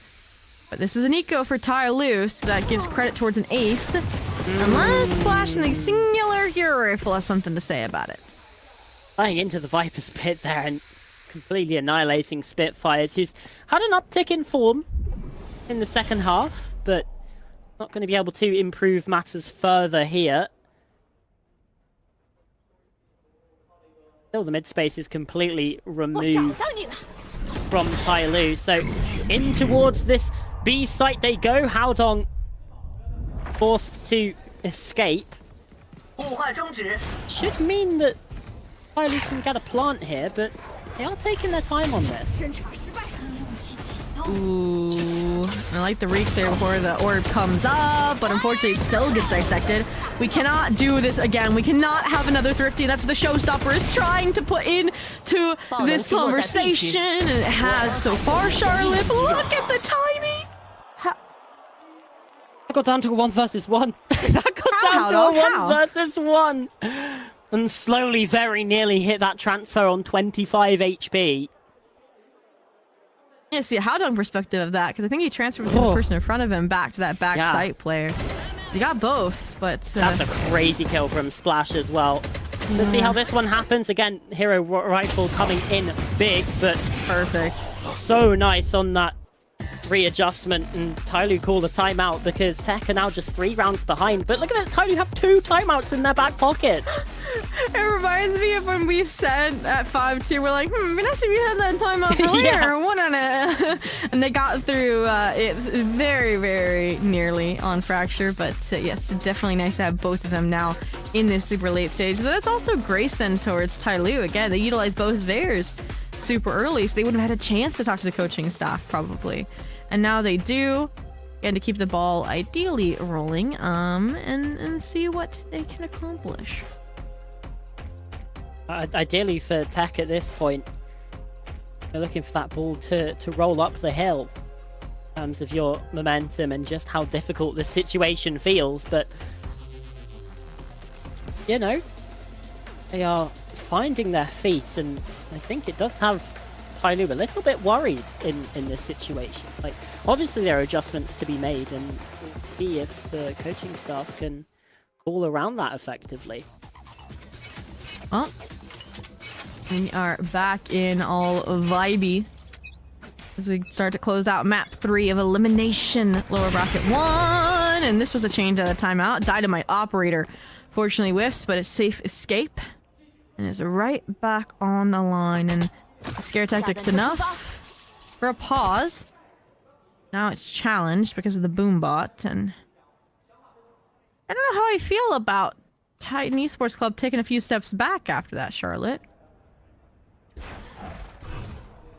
Certainly, in this situation, I'd be feeling like TYL have something strange like lined up, but instead, just a regular sight hit. ERV's got a deep position on plat, but full sight control for TYL. TEC should be expecting this sort of space.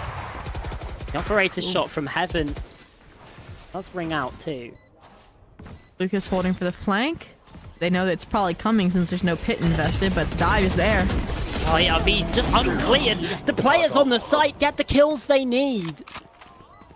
It's just that flank watch player left to try and fight into this. He can't even get one. Coming out from the timeout, TYL get things done in a flawless fashion. Now 4 chances to take this map before OT. No, okay, we saw, obviously, Slowly's perspective, that 2-piece. I need to see ERVs that completed it, because that was like seconds that we saw, and there it was. Just both anchoring each entry point effectively. Wow, everyone else was worried about flanks and such, but yeah, match point here now. 4 rounds needed for TEC to get to overtime. TYL 1 round away from advancing in a lower round 2. This is a lower bracket team, right? They went through so many tribulations in kickoff in that lowers. To be cut at the last elimination match before only uppers were fed into you. It's a painful position to make the full run happen, and TEC want to draw it short, but this is crazy. Oh, that is mental from Lucas again to just go through, and actually Coco tumbles down on it, trading out in TEC's favor. Splash is still on the site though, and might have been able to get a spot onto one. Now his position will definitely be known, but Dynamite gets a kill elsewhere. It's all up to Slowly to try and counteract this half by coming out from TEC in a 1 versus 4. He has the spike, he has his ult as well, but we'll probably look to that if this round either gets a bit more winnable or just to save it into the next. Hands are up. This man almost won a 1v4 earlier. Just gonna say, if he had more time, and This time he'll have all of it to work with, right? It'll be the time pressure on Tech with the spike 剩余 planted. 30秒。 Has the paranoia as well, so like basically a full kit to get this job done. Ability belt now only really now starting to be exhausted. Even still, another dark cover coming up in just 8 seconds. Oh, he was Looking so towards hoping he'd this catch a vent rotate. angle. Yeah, wants this rotate, but instead Tech are playing safety in numbers. Just a complete death ball stack towards lane. They want to get this one safe and in their hands. And he lines up 2, making a triple. He's now on 2 HP. Coco just looking to stick this spike. The spams don't quite land. That was such a risky play from Coco, but it works out for him. And Tech stay alive. I can imagine the heartbeat there in Coco's chest again. You have to pray that he misses. This is for elimination from the tournament there, and it's because of that time pressure, right? Because they were playing buddy because they were worried about where Billy could be playing from, and I mean the second one lines up there while he's shooting the one in front of him is also just a The miracle. transfer onto the third is just stupid good. RNG and skill all in a bundle, and that's slowly, I guess, but it's still not enough to shut down the start Tech had. Now, speaking of starts, Tech started to feel confident, but Spitfires, I don't know, left stranded a little.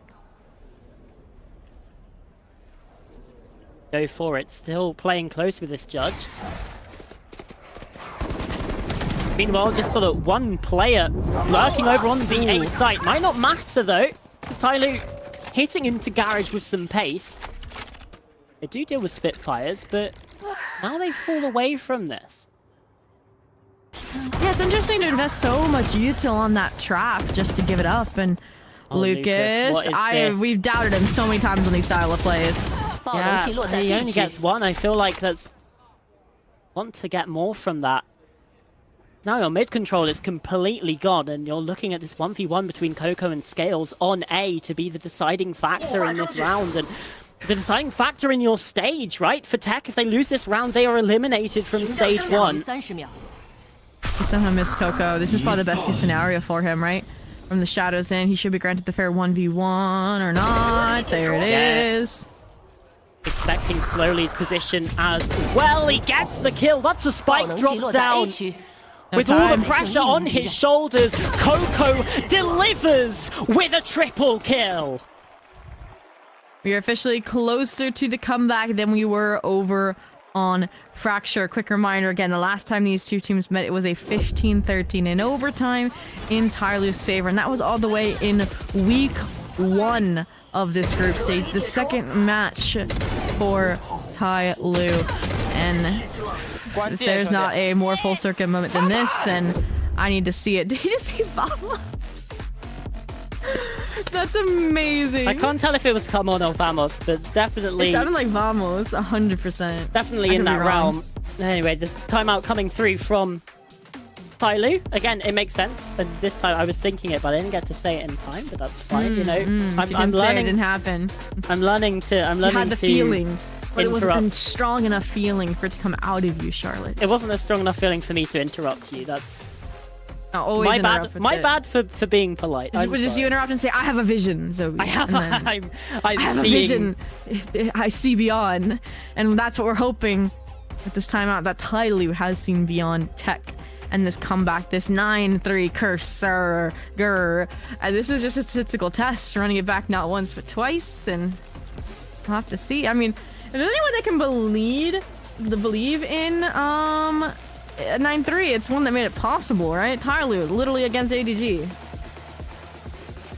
Yeah, I mean, this is a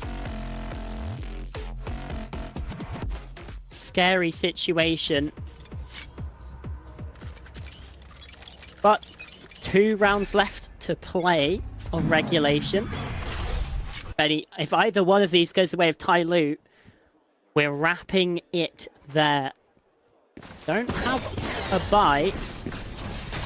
They don't clear Dynamite up on Shroud. The problem is the fast lane has come through and he's still somehow surviving. I mean, what on earth is going on as Scales gets a kill with a bandit up in heaven? It's bedlam here on B. It is, and that's where you're starting to rely upon some of these exterior players. If you're TYL, again, weapons were soured. And TEC, they're just trying to feel the energy here, keep it alive as long as possible, so they're not even letting 4-9 get their footing here, which might have been a risk to let yourselves get a bit ahead of yourself. Weapon handed back, they immediately recoil, frame around the spike, and say, okay, no more overheat. So great reel in there from Haldong for the team. Yeah, again, Lucas has been a real star, but we've had these criticisms a couple of times where he's just gotten a little bit too headstrong. 剩余30秒。 Spitfires on this A fight. Again, this could just be a 1v1 that Sword9 can take. He's expecting there to be a cross, but instead, it's just that one player. No way. Dynamite can only just escape with 47 HP. Dynamite round, opportunity for a transfer to be made into red time. There's not much left. They swing together.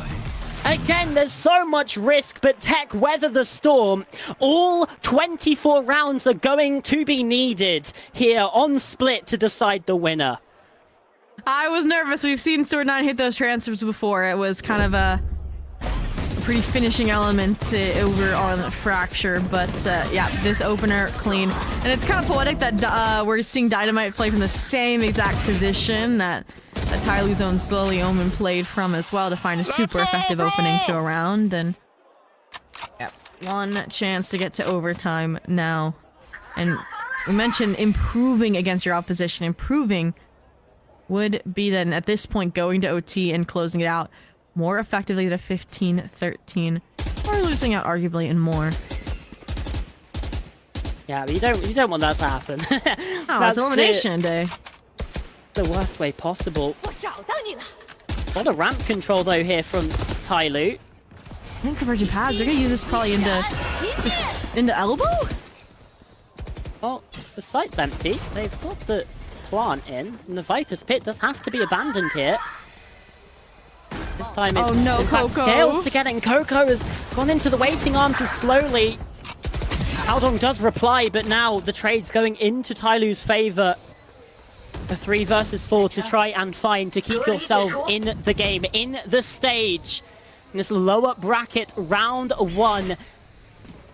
On this decider, jumping in, Sword9 sees one but can't land the kill. It's Lucas, but the decay too much for him. ERV lands the shots. Dynamite dealt with as well. It's up to Haldong, the captain called upon to clutch. There's the first kill. Viper's Pill now dropping into the dark cover, but there's just not much time for it. Looking to go through. Jumping in is ERV.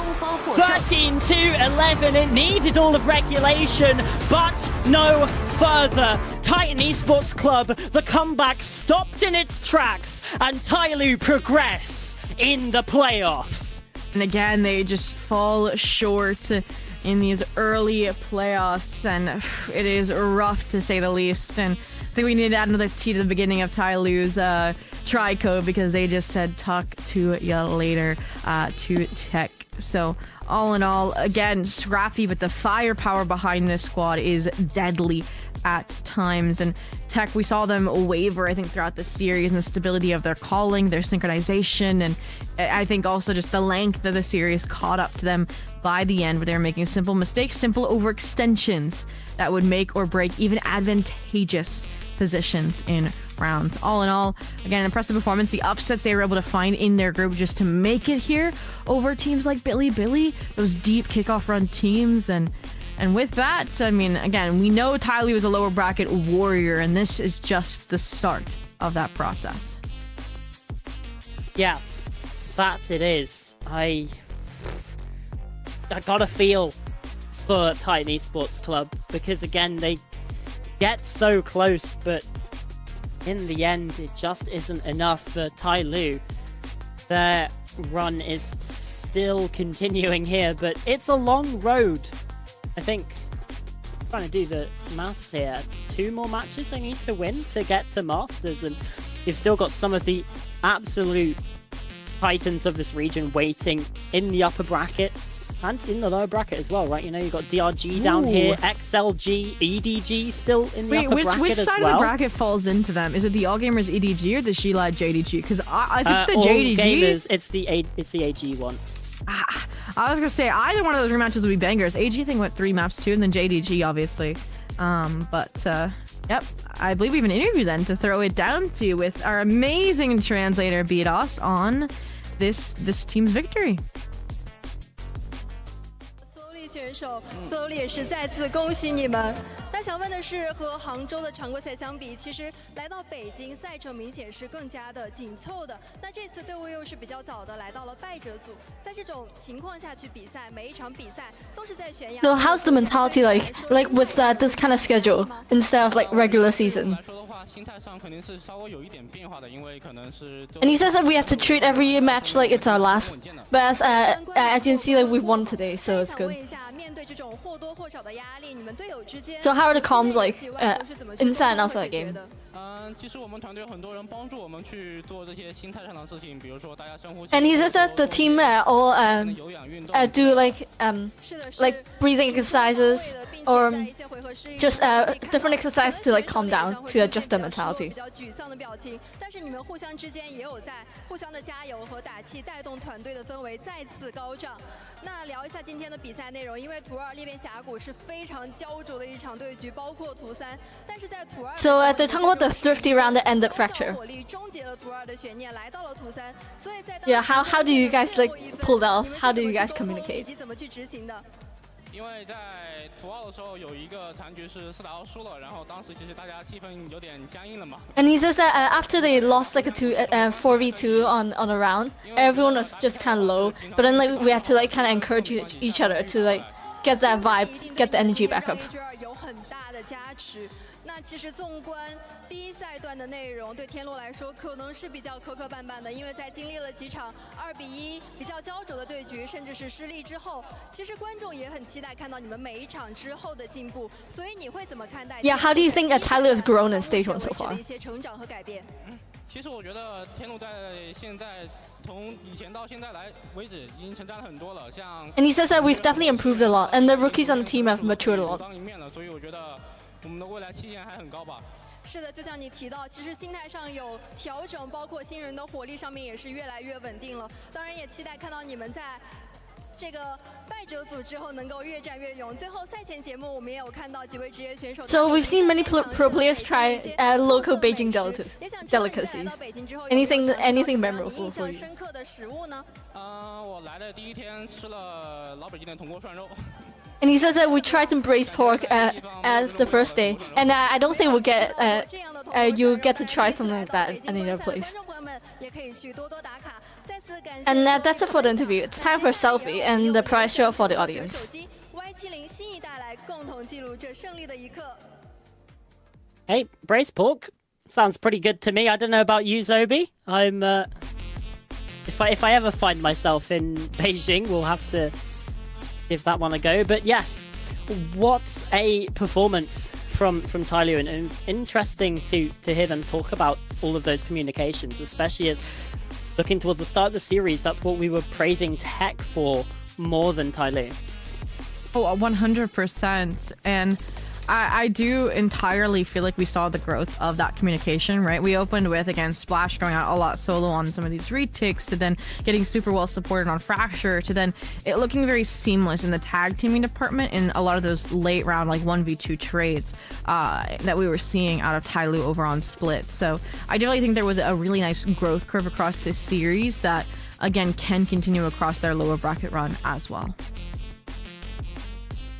Yeah, a lot of growth still left to go, but, you know, after getting out of a very scrappy group,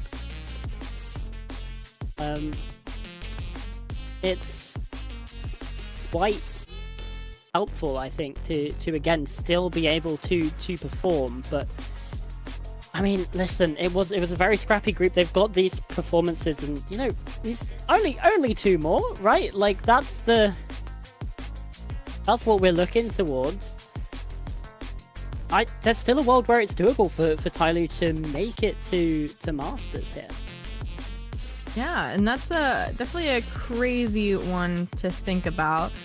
Again, you have to win both of them to be in that lower finals because the top 3 do go through.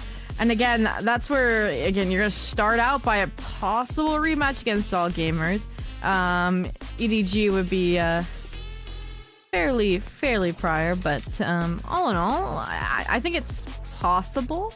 Again, All Gamers was a close matchup. EDG would be a very similar playstyle in my mind to how they've been doing it, but all in all, I would be excited, I think, to see the scales, the Kong head-to-head. What about you?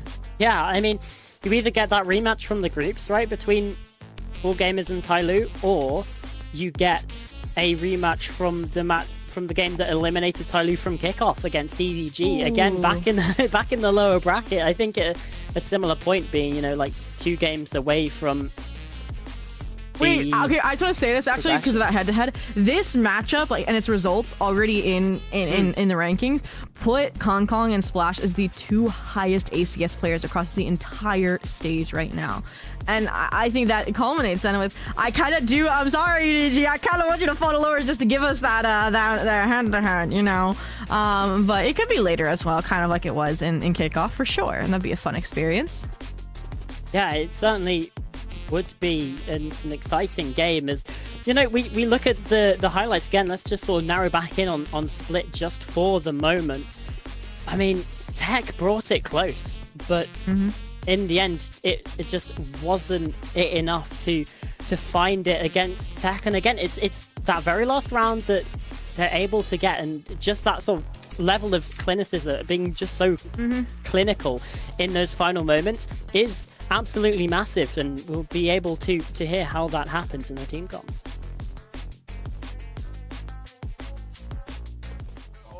OK 往 B 面 B 通有肉 往 B 帮 B 逼近了 OK 正手里8点肉，死角8点来这边来右边哎放走了放好这是一个放往2楼4个放8点来2楼 OK 我在等你炸弹妹见了吗？8点进了，到了，炸弹最开始在中的，他电壁了，过来把中的清了。3、2，对王一个，对吧，一个人，一个，要转，对，中路我们往下到走，好，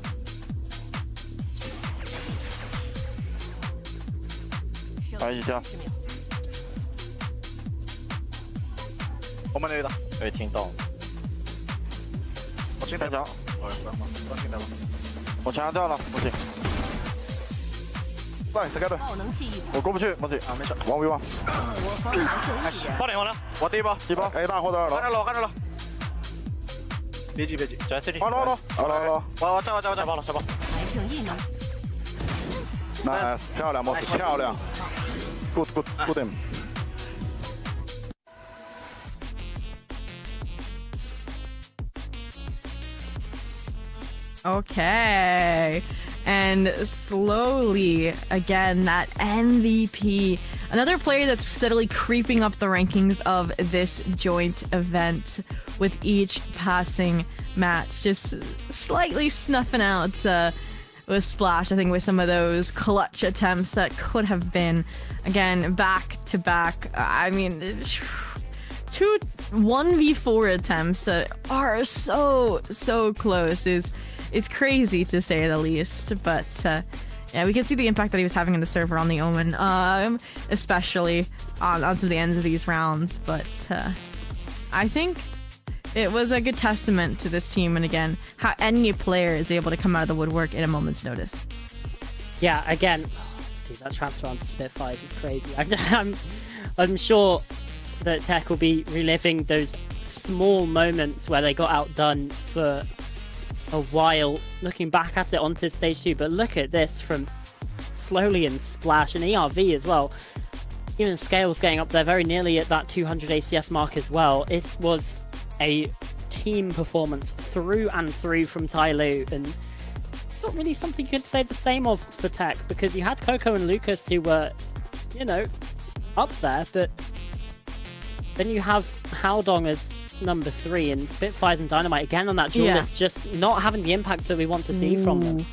Yeah, you say it's a team effort, but not a team success, right? Is I think the best way to put it. Versus the standout on the map like Pearl, they were able to win, but 18 versus 6 First Bloods is absurd. And TEC, who usually had strong post plans, just obliterated, right? Losing out on 7 of those retakes. And I mean, to show some of the players their flowers, Coco, again, had a strong individual performance. They also had some nice clutch plays and some good trades on their teammates alongside, again, Lucas. But it did feel like for both Lucas and Coco, they felt pressured into these, again, risky plans that sometimes paid off and sometimes didn't, and just did not pan out frequently enough. So the overall look on the entire series here, Pearl 13-8 to TEC, then TYL win the last 2 maps, Fracture and Split to take us the distance. What a game, Sobi. I mean, listen, we were saying that this game was going to deliver some excitement, and boy did it, and it's TYL who move on in the end of things. Yeah, I think it's just continually proving like how close this region can be. Like obviously some of the opening matches, again, all gamers, Shilai, could have been a bit more one-sided, but this series in particular, I think definitely delivered on those expectations. And I think it came down to, again, Titan Esports Club's preparation and flexibility in the veto process, because like, obviously Breeze was the one I thought would be like a strong choice for TEC. It gets banned, they pick up Pearl, a map they had to prep without playing it the entire stage, and that's the map they win. And I do think that's also then a good rep for TYL on their victory tour, ideally, of the lower bracket run. Is that's gonna be a map I think they have to address, because it is also one they played pretty consistently and have yet to find a win on. I believe even though they won the series today, that puts that map at 0-4 this stage alone. Yeah, ouch. That's not ideal, but you know, regardless of who is going to be happy about this game, we still got another one left to go, and this one should hopefully also be a banger. But yeah, one of Trace Esports and Dragon Ranger Gaming are going to be eliminated today as well, which is gonna be crazy. But for now, that's goodbye from me and Zobi. We've got Kets and Kim coming on for that second game, so you don't want to miss it. Please stay with us.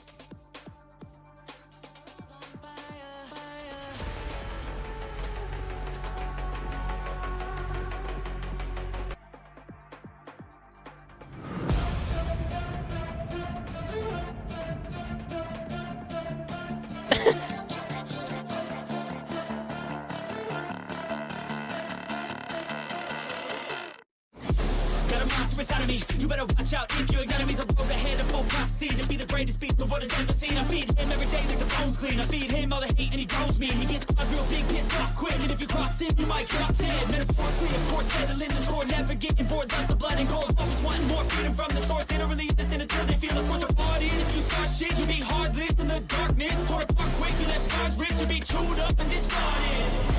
And this world ain't right, won't accept it. Negative energy, I expect it.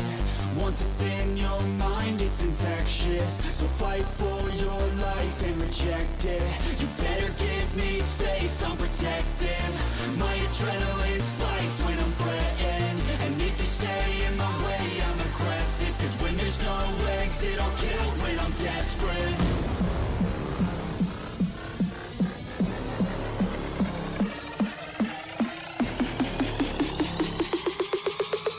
There's no exit, I'll kill when I'm desperate.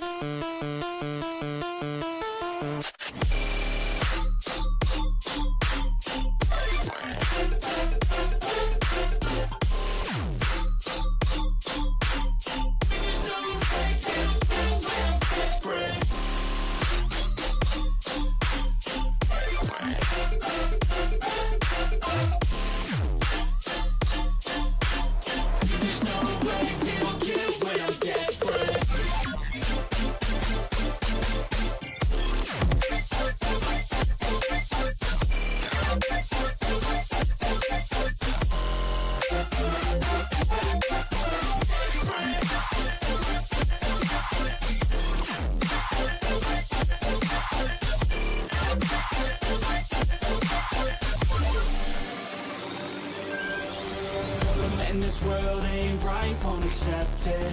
Negative energy, I expect it.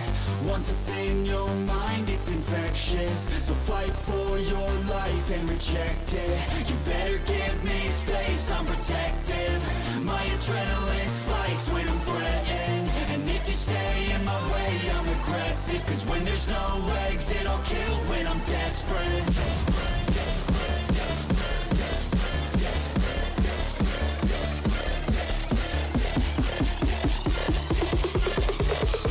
There's no exit, I'll kill when I'm desperate.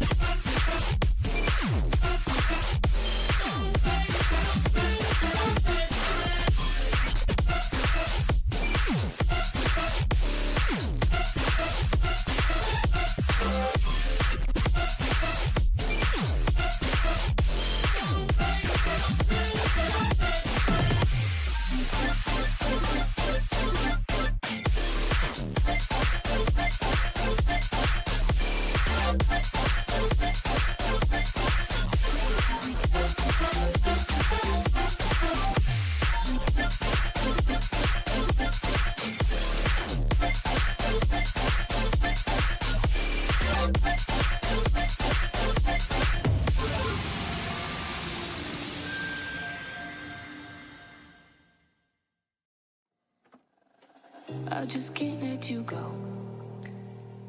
Lord knows that I've tried to. You said I was the only one. No one likes being lied to. You made this mess and left me with the pieces. Now I wanna burn all the bridges between us.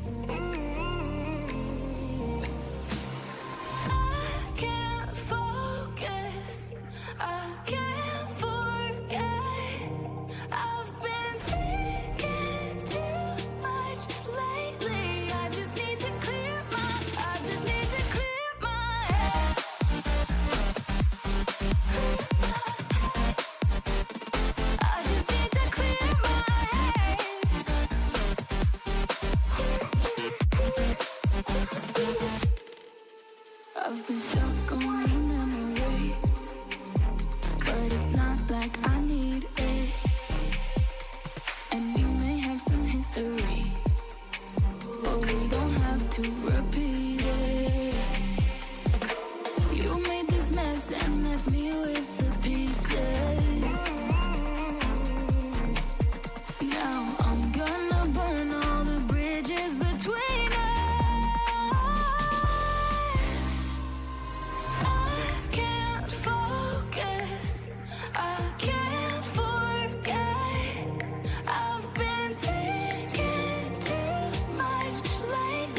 I just need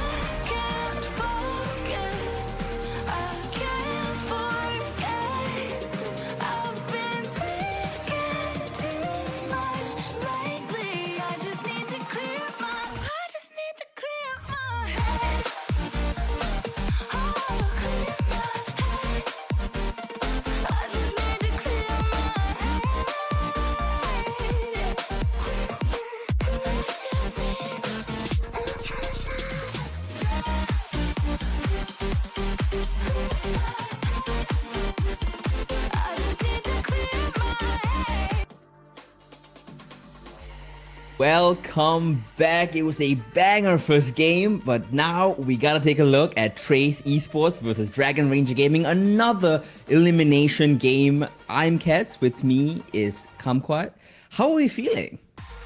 I'm feeling great. The previous match was absolutely amazing. So many comebacks from TEC. I was very impressed at what they proposed, and I really hope that we're going to see an amazing game just like this one between Trace and Dragon Ranger Gaming. Yeah, absolutely. I mean, both of these teams they were in the same group during the group stages, Group Omega. Dragon Ranger Gaming did come out in the last time they, Trace, Dragon Ranger Gaming did come out against Trace the last time they faced off against each other, but it was close, and I think we're gonna get another close game this time. Both of these teams have been performing somewhat roughly equally, so look, map 3, that's all I want. Let's hope for map 3 then, yes. As you said, they did fight against each other, and it was pretty recently also, because it was last week of group stage.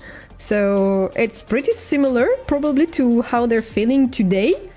And this could have some impact maybe on what we're gonna see. And I think one thing I really wanted to highlight, and is also something we've seen from DRG during all group stage, is that Life has struggled a little bit to get into this role as the new duelist, joining for the stage 1. And against Trace, it was one of the issues. He had the good Lotus, but then very, very bad Bind and Breeze. So yes, I hope he's in a better form today, because this could be an issue. That's true, but you know, at the same time, if Life is struggling, at least he's got Wokashu to balance that out for him. That's this true. guy has been ridiculous. In the group stage, he was a top 5 player by rating, even though DRG did end up 3rd in their group. He went absolutely monstrous, and if he keeps that form up, I'm a bit worried for Trace, who are somewhat the underdog in this match. You think Trace is the underdog? So yeah, just to maybe clarify what happened in the group. So DRG was the 3rd seed in the Omega group, and Trace the 4th seed. So they were pretty close in terms of score, but DRG did have one more win, and it was actually in their face-off. I would say it would have been the opposite if Trace would have won. So this is how it happened. So both of them were kind of not top of the group, kind of close to being close to not passing to playoff. And I think that the level between these two teams is kind of similar. Okay, last time we've seen DRG won, but as you say, it was a 3-game map. It was pretty close because there was some kind of not great performance from Life. So I think that definitely DRG can lose in this time.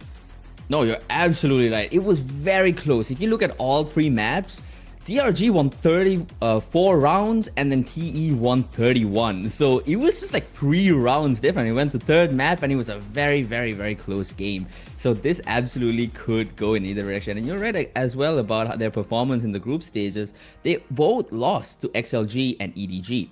2 teams I think we can all agree are probably still at the top of VCT China. So it's not particularly favored to one side or the other. So we'll have to see how it goes. Yeah, definitely. And you talk, I think on the side of DRG, there is definitely a 2-face coin. Like Wukashu is absolutely incredible, and Life is struggling a little bit to find his footing in this new roster. He's had some amazing game, but it's hard to see him having a complete, consistent and good matchup. So a good series. So this is the issue. I think it's hard to see him like being good in all 3 maps, and I think if they manage to do this, they can definitely take down Trace.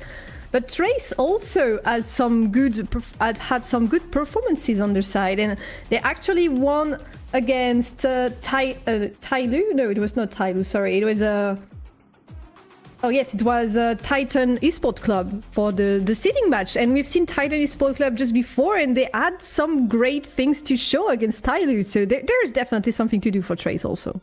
Absolutely. I mean, if Kai goes insane again like he did the last time these two went up against each other, and Wokashu isn't quite able to keep up that performance, or if Life, again, like you said, struggles, continues to struggle, yeah, I mean, there's really, I mean, we can spin it as many times as we want, but there's really no better way to say it other than this is a coin flip of a match. And what makes that even more exciting is that, again, guys, this is an elimination game.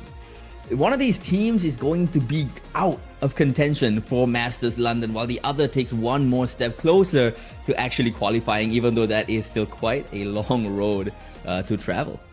A long road indeed. And also, I think from the side of Trace, they had a great 2024 year. They went to champion this year, and in 2025 they did manage to go to Masters Bangkok in the early year, but since then we've not seen them really perform. They usually like low playoff rank 7-8 overall in the stage, so they had a great timeline a few years ago, but right now we're struggling to see this kind of team again. They're there, but quite still a little bit too far to be actually a top 3.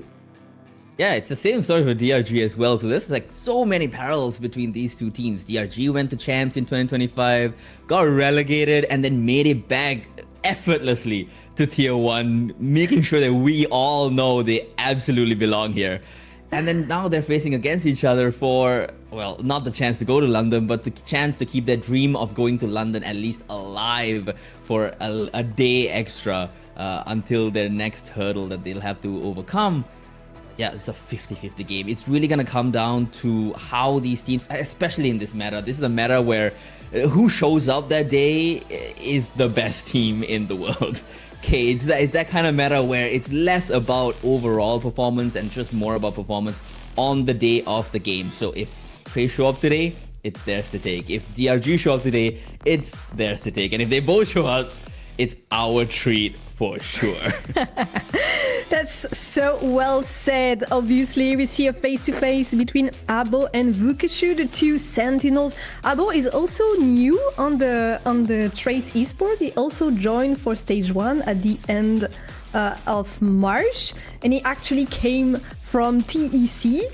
So now he has to show that he can do a bit better, because we've seen TEC get eliminated just before. I think it would be great for him to, after the transfer, to actually manage to go a little bit further. Yeah, absolutely. And Shaolele as well, another new member of Trace Esports coming in for stage 1. I mean, these rookies, they have a lot to prove, and they've been doing they've been improving with every game they've played, but they have to now take a step further up if they want to beat DRG here today. They're doing the knife. Oh. That's the Chad way to do it. I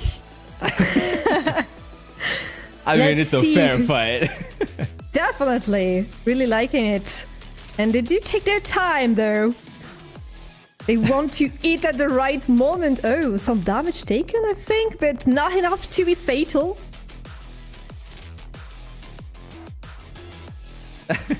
At least they're having fun. This is, I think this is a very good addition. Like, I really like every time it lightens up the mood and players are having a good time. But please come and fight. This has to end at some point. He's running away. Yeah. It's playing hide and seek. It's not a good game. Okay, so 2-2. He actually equalized the score. I mean, it's close, but Life coming out on top. He wants this. He wants it bad.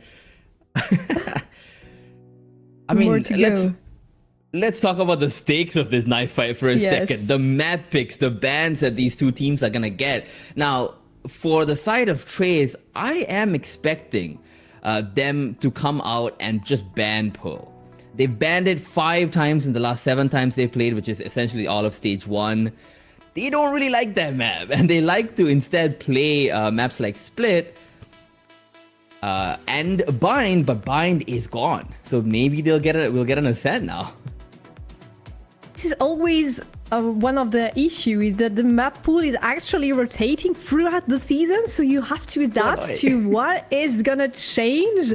And it can be difficult, because if you bet on the wrong map and this map is actually gone after, then you have to go back to learning something else. And as you said, I think, oh no, there's not Now we're not gonna see Pearl, but it was not their first ban, so we're gonna go on Ascent. Let's go back.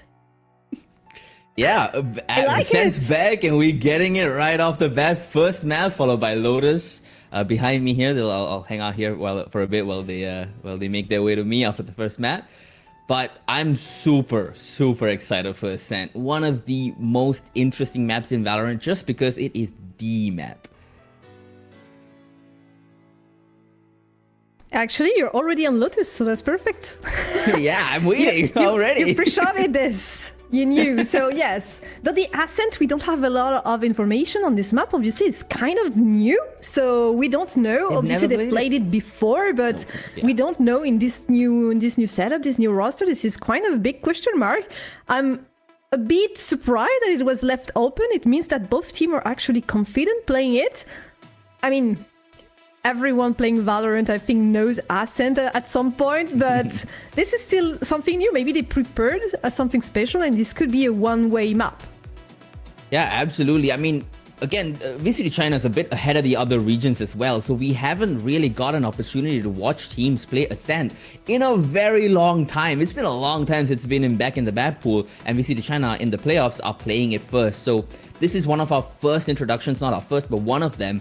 And I'm super excited to see if that double duelist meta carries over to this default map of Ascent, the Valorant map.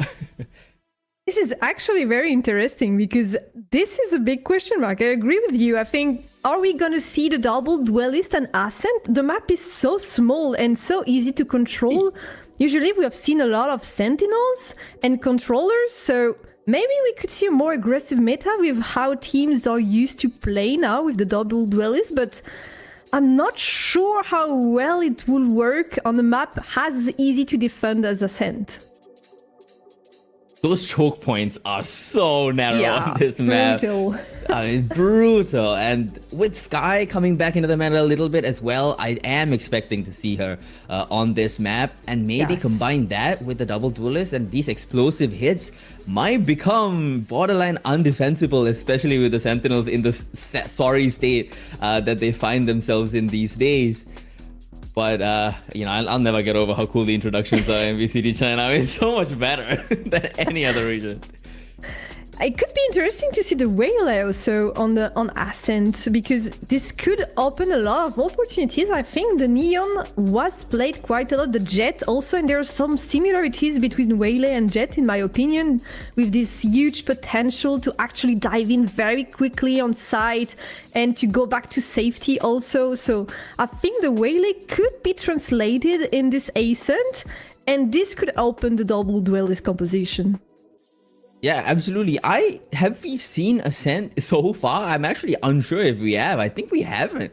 So I think this might be our introduction to Ascent. So that's actually even more exciting coming into this as they enter here. We are so excited, and we're starting that on map 1. Yeah, just to start the end of the day, the Ascent is back. I have to say it's not my favorite map, but in VCT China, I know they are gonna offer such a good show up, both of this team. I'm so excited to see what is gonna be the meta on this map, actually. Like, as we talk, there are several possibilities, and I'm very curious to see what they have chosen, what the coach and the players agreed upon to, and also we're gonna see how it falls out, because maybe the two teams didn't make the same decision. So we're gonna see maybe the double duelist against something more with more control, and see which of this composition is actually looking better. So a lot of very interesting questions. Yeah, I mean, absolutely. As the teams start going into that huddle, they're getting those final pep talks out before they face off against each other. Again, a very important game. Both of these teams, every game they play from now until they hopefully make it into Masters London is of the utmost importance. A loss, a minor loss, just having a bad day is not just having a bad day. It's the end of their stage here in VCT China as the hype builds up. And I cannot be more excited. I think both of these teams really want to win. Obviously, you want to get to Masters, you want to have the best result. But I think about Trace, I've talked about this a little bit before, but they were kind of stuck recently in this 7-8 position. And if they lose today, it's gonna be the same story. So I don't know how you come back from this. Morally, do you do more changes with the roster? Because it looks like bringing life, if this happens, bringing life didn't really change anything. Like they still have the same potential, still have the same strength. So yeah, it's gonna be a bit of heartbreaking no matter what. Elimination matches are always kind of a bit difficult. And also on the side of DRG, they went from champions to Ascension. Like it was completely crazy year for them in 2025, and not seeing them actually finding the breakthrough in 2026 is difficult to watch also. Yeah, especially for DRG, I'm super curious to see what their composition looks like on this map. I don't think they've played a comp that isn't Waylay Neon in a long time. Every time we see DRG play, it's Spirit on that Waylay and Life on that Neon. So as we now look at the Asian select in a bit, I'm interested to see if they still carry that over here with that Sky in tow as well. I think the Neon Waylay could work on Ascent, to be honest. This is my opinion. I think you have also a strong Cypher for the Sentinel, so there is definitely something to play, I think, for DRG, and this is probably what they're gonna choose, because if it was completely crazy, but Neon Waylay seems doable, and since they love this composition so much, it will make sense, to keep playing what they actually know, and we're gonna have the answer so very soon. And it's not the Waylay, obviously.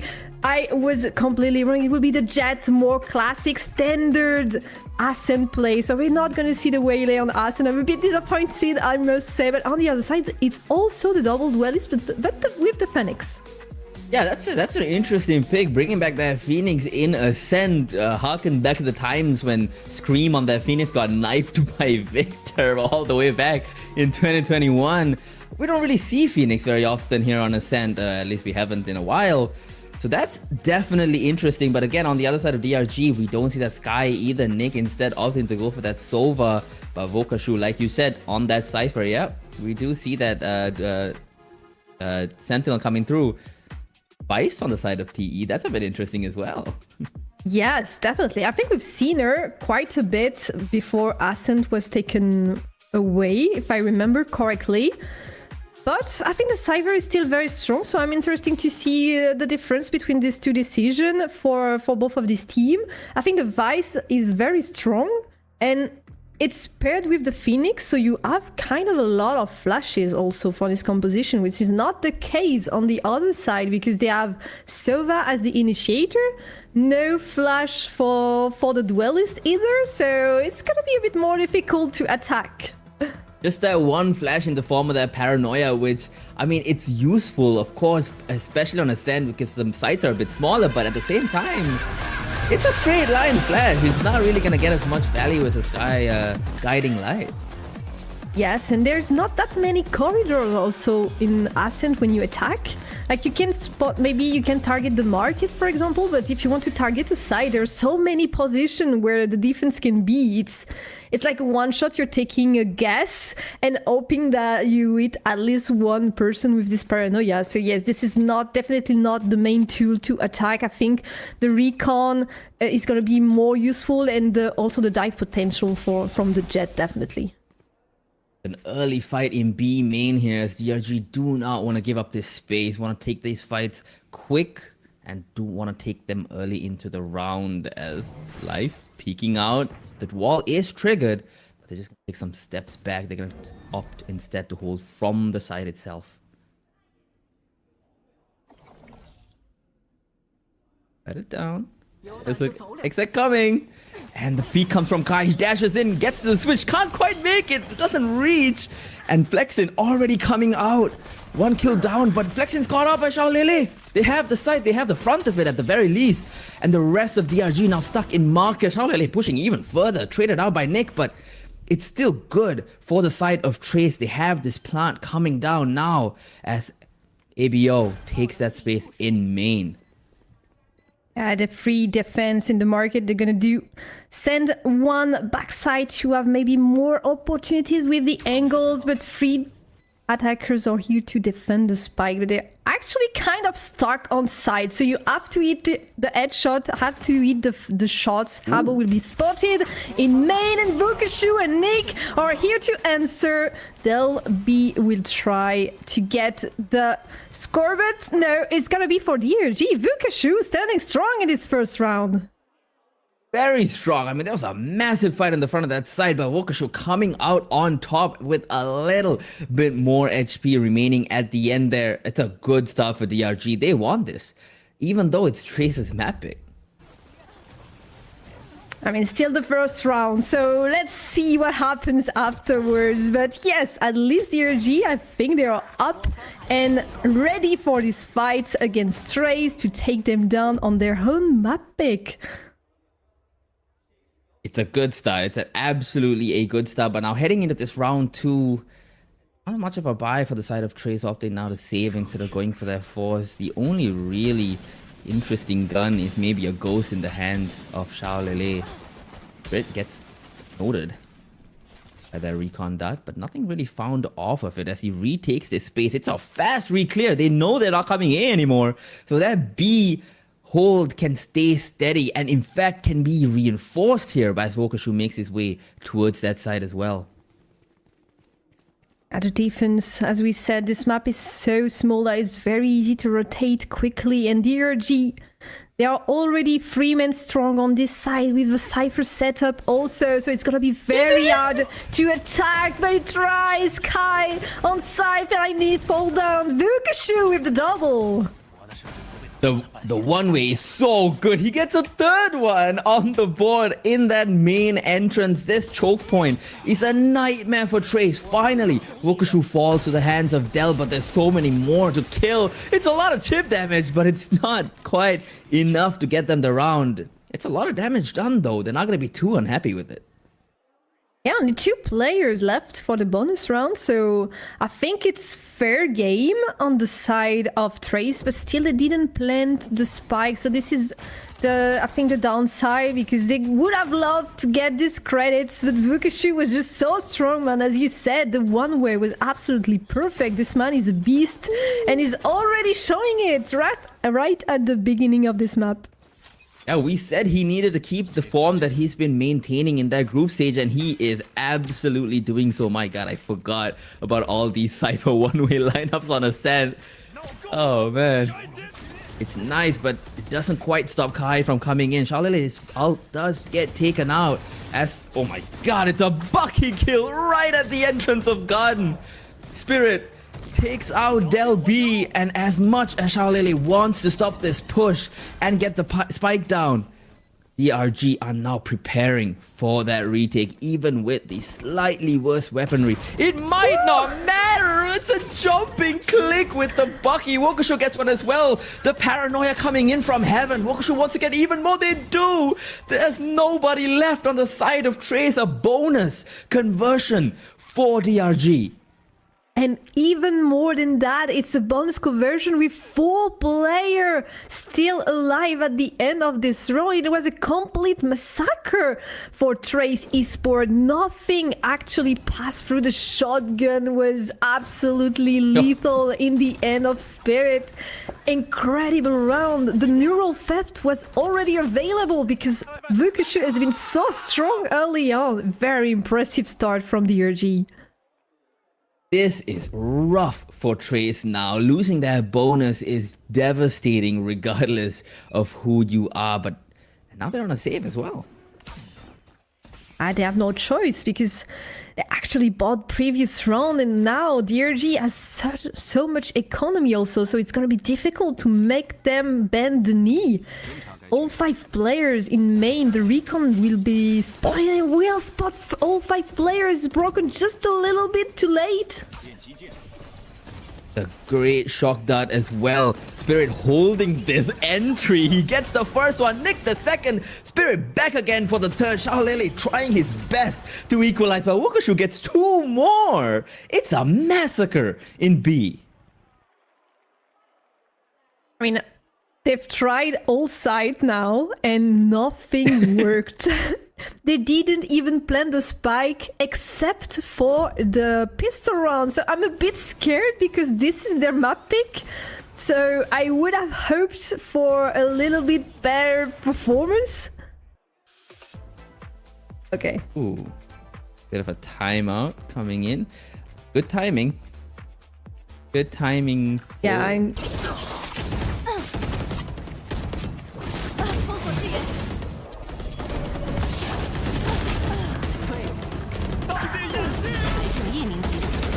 Alright, we are back. A few technical difficulties, and off the back of that, Trace have won a round. They took good use of this timeout. Apparently, finally they managed to take a round, and it seems to be a very convincing one also. Maybe it was our fault. Maybe Trace don't want to win a round while we're here. Yeah, maybe we are the one actually preventing them from winning. That's our bad, guys, but that is a good round for Trace to pick up before this half really gets out of hand. Let's see if they can carry upon to this new round. DRG still have the economy to buy, obviously, because they had a very strong start. And it's kind of a bit annoying that we didn't see what actually worked, so I hope Trace manages to find the second one. That life, maintaining control in this mid region. Oh, this is a great angle from Spirit, taking out Kai with no problem, and Flexin soon to follow with a kill of his own. Oh, doesn't quite hit that one, but re-peeks and gets that though. He's not gonna miss twice. That's Spirit.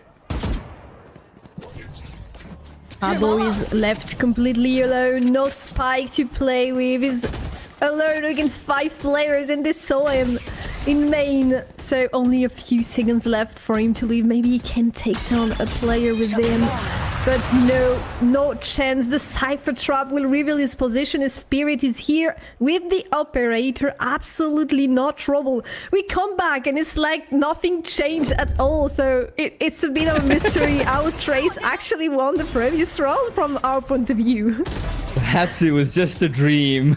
Perhaps it never happened after all, but what a convincing bounce back from DRG. Bounce back is doing a lot of heavy lifting in that sentence because they are up 5-1. It's completely mental, I would say. That the start for DRG is very impressive, and this double duelist comp seems to work like a charm on defense also. It is working unbelievably well. Both Spirit and Wukashu and Life coming online. Wukashu especially. That is an insane peak. I mean, the bravery, the courage to do that. Kai does manage to get one, but Nick, with that Hunter Fury, manages to equalize it right back. He's not going to hit those shots. Flexen gets not one, but two. And Trace find themselves ABO all alone yet again. 6th round Prospectus on the board. He's starting to wonder where his team is going. All the time spots one player, but there's so many to catch and try to run back. Flexin will be the first victim though. Still free, standing strong, a long way to go for Abo to try and do something. I mean, these are not quite hitting. But he does do a lot of damage onto Wukashu here. 21 HP left, but there's 2 more people with full HP just waiting for that peak, and Nick cleaning up that round. 6-1. This half is absolutely running away from them. It's very brutal. I think even we could see the second timeout. Maybe not right now, but in a few rounds, because yeah, 6-1. Obviously, I think they're better on defense, so they can definitely come back in the second half, but you have to score at least a few more rounds if you want to have a chance for the comeback. So yes, even the second timeout could come out for Trace, because this is getting completely out of hands. Oh, it's always scary when a team has to pull out that second timeout in the first half itself, but now this time, TREYS want to take a bit more space towards mid. ABO pushing up with that wall. Not really getting much for it. I think it took a few shots, maybe he's been spotted, or at least they tried to take him down. 4 players in this main area. There's gonna be the shot dart. Flexin coming in with the shotgun that only hits the ultimate from Phoenix. Wokashu gets 1, Del B gets 2. They might be able to make this work, but they're still stuck in main. But now look at ABO making his way up. TREYS catching Spirit completely off guard. Say, Nick, you will not kill me today. It's a second round on the board for TREYS. They are trying their best to keep themselves in it for now. And this time it works pretty well. I like the strategy with the shotgun in main from Flexin, but I think he was undercovered, like nobody was here to actually help him, so TREYS managed to took the space and advance on this side. Able with the crazy shots also on his side, and that's all it took for TREYS Esports to get this second round and maybe get back in this game, getting closer to DRG. 4 rounds to go. They'll need at least this one to hopefully get that economy down a little bit. That's a great steel garden to get themselves on the side. But Kai, he hits the wall on his dash. You can't be messing this up in an elimination game. This is devastating from your entry duelist. And now Wokashu, what a spray transfer. 1, 2, and then life to finish it off. Unreal scenes here from both DRG and TREYS, unfortunately. It's absolutely unbreaking. TREYS, every time they get around, it's convincing one, but it completely falls off in the next round. I don't understand what's happening, but they had such a good run just before, and here they mess up a little bit.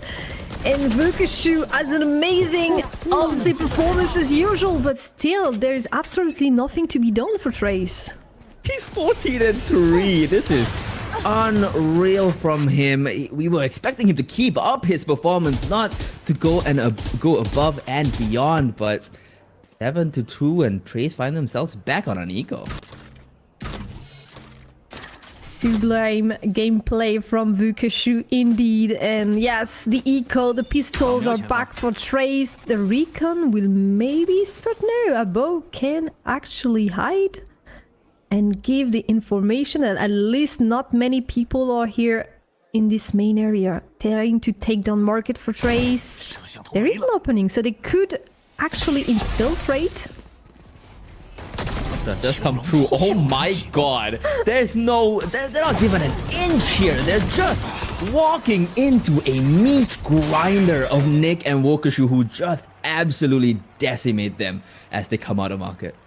An absolute slaughter. Like, they try and give them hope. They manage to take some space. It feels like they can actually do something with this. The flash is not even out. That Wokashu is already here to take your head off your body. Complete slaughter once again from DRG, and there's 2 more rounds to go in this first half. 8-2. 16-4 for Wokashu. It's absolutely mind-blowing. It's TREYS' map pick, I don't know what they can do as Xiaolili now gets himself into that cubby position. Maybe an opportunity to get something done. They do need to break that out drone. Don't quite do it as... I mean, they're just falling. It's their buy round. Once again, they're going to go back into a save if they lose this. And losing this seems to be their only option. A flawless, potentially. And Abo is left alone once again. I think this is destiny at this point. He has to accept that he has to finish the rounds on his own. His position is revealed. We'll find Flexin, but only 30 HP left. 4 player still up against him. There is absolutely no way he finds the victory in this round. I mean, it would take a miracle and a half. Yes, I tried to jinx it just to have some, but didn't work, unfortunately. Quiet. I mean, devastating. 8-2, 2 more, and they secure that 10-2 half, and Trace going back into an eco. For the last round, it's gonna be the 10-2, I think, at the end of this half, and they will need to get the pistol. Absolutely no other choice for them, or we could go to Lotus just after a few minutes on this Ascent. Not quite the reintroduction to Ascent we were looking for, I think. No, a bit of a one-sided affair here. The first time we're seeing Ascent again after a long time. They're heading towards A. Have some pistol, at least, and some ultimates also. Hunter's Fury, the run it back for Shalele is up and available. They will be given this A site relatively for free. But there's a quick fight coming in from heaven, and it's Spirit just peeking out, getting a kill and dashing back into cover. Untradeable.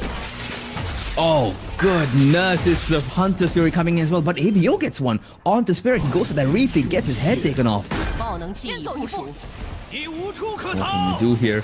A reverse Hunter's Fury and response from Trace. Doesn't quite get the kill, but Flexin does. Nick does. Flexin again, he does. ABO, an all too familiar tale of finding himself alone, the last man standing, and then killed with no hope left.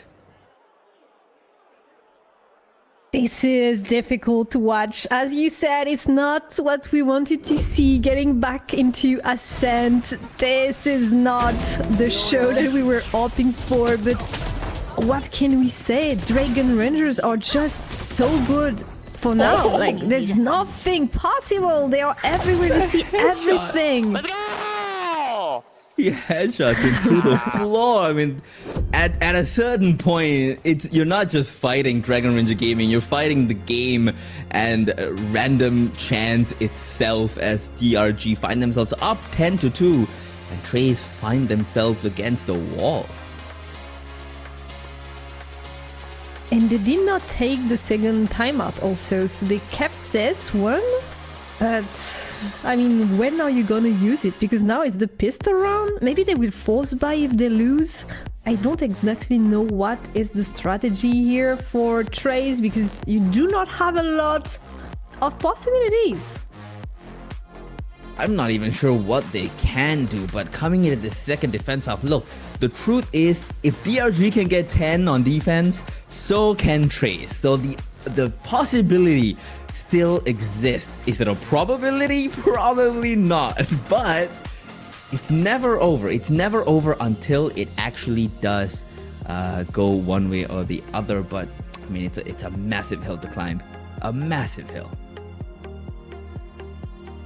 I don't even know what I want to see on the side of Trace for this second half. Hopefully, I want them to be able to take the pistol round, but it's not the most easy round to take as defense. I think this should be very active, reacting quickly to what they're going to see from DRG to be hoping to set up some kind of numerical advantage.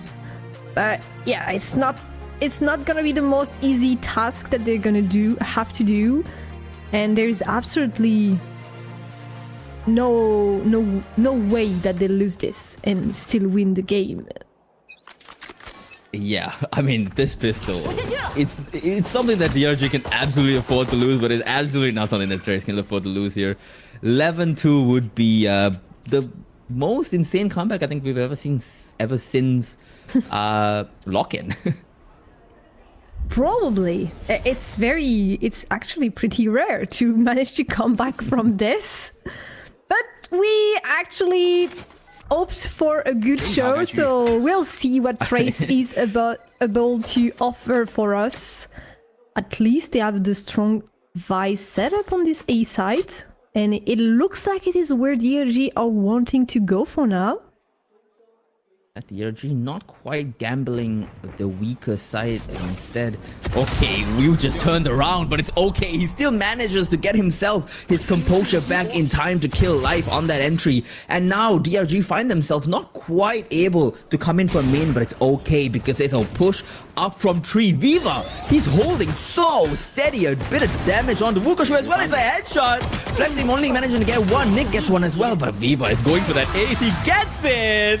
This guy single-handedly keeping Trace alive. This is what you need for a comeback. You need a player to actually stand strong and do the ace, first ace for this series, and it's from Viva in Trace Esport. Defense is on point on this A side. I mean, I can't believe he's down 10-2, but what a way to build up your confidence. Something that they sorely need right about now. 7 more rounds before they equalize, but that is a great start. I think he got this on cue, Shalele. Knowing that some people might be there. They're ready to send the incendiary. But DRG are gonna wait this one out. They are actually the one that put the smoke down, so they took the space in this main area. Have that space, but doesn't seem like Trace want to give up any of that space to its mid or B. Bit of a fake. That pressure might be enough. It's pulling away ABO. Not quite. That's a deep smoke. And they're gonna go for it. Execution start for the DRG. 5-person on side, and Shalele is here. The guns are stronger than the pistol this time. Already all players have been taking down a very quick clean on this side. Barely any damage taken from the side of Trace there. I mean, they're looking a lot better than they did on attack. Much better. 6 more rounds to go, but this is stirring a little bit of confidence in me, I can't lie. Maybe, just maybe, we are able to hope for a comeback from Trace. At least these first 2 rounds were pretty convincing, and they have a strong bonus round, so it could go their way, but careful, because DRG finally have the weapons of their own, and ABO taking the spirit. 1 duelist left for DRG. That is a great opening pick. So important for themselves to keep themselves in this round with the slightly weaker buy. But like you said, they still have a pretty good, solid buy for this bonus. They still can make this happen. That's a lot of information on the Wukashu. Spam coming through, not quite finding anything. And Trace are playing quite far back. A lot of prisons around market. They could surprise DRG. This is looking like they want to go there, but do they expect so many players? I don't think so. I don't oversay your welcome here. You got a lot of damage. Take your time. He got another little hit of damage, bringing Life down to just 1 HP. That's good enough for ABO to body shot. Wukashu gets not 1 but 2. He's low, but it doesn't matter. When the blind comes through, it's a perfect paranoia, and Xiaolele might not expect it. He just crosses, he's spotted out, and so is Kai. They're both taken out. The round that started out so well has crumbled before their very eyes. Del B now against 2 of them. Flexing down low, he gets the high HP person. Flexing the only one left, and he's down to just 14 HP, 25 extra with that regen shield spotted out. A bit of a spam, 1 bullet left. Surely you must reload here before you attempt this retake. And it's clean. And an astounding round from Del B, a savior for the side of Trace. An amazing clutch. He actually managed to take the 1v3 all on his own. Oh, okay, some players were actually quite low, but still, very impressive, and he saves the day for Trace. The bonus round is a winning round, and they're back on the road for the comeback. This is definitely the sign that we could see a more closer map than we would have anticipated in the first half. DRG are back into a save. We might get down to just 4 rounds of differential here. This is, I mean, we're getting the asset we wanted. I'll say that. Okay. Given that both of these teams are running double duelists, you would expect that their attack is significantly stronger, but it's the defense side that they're both really finding themselves on top of.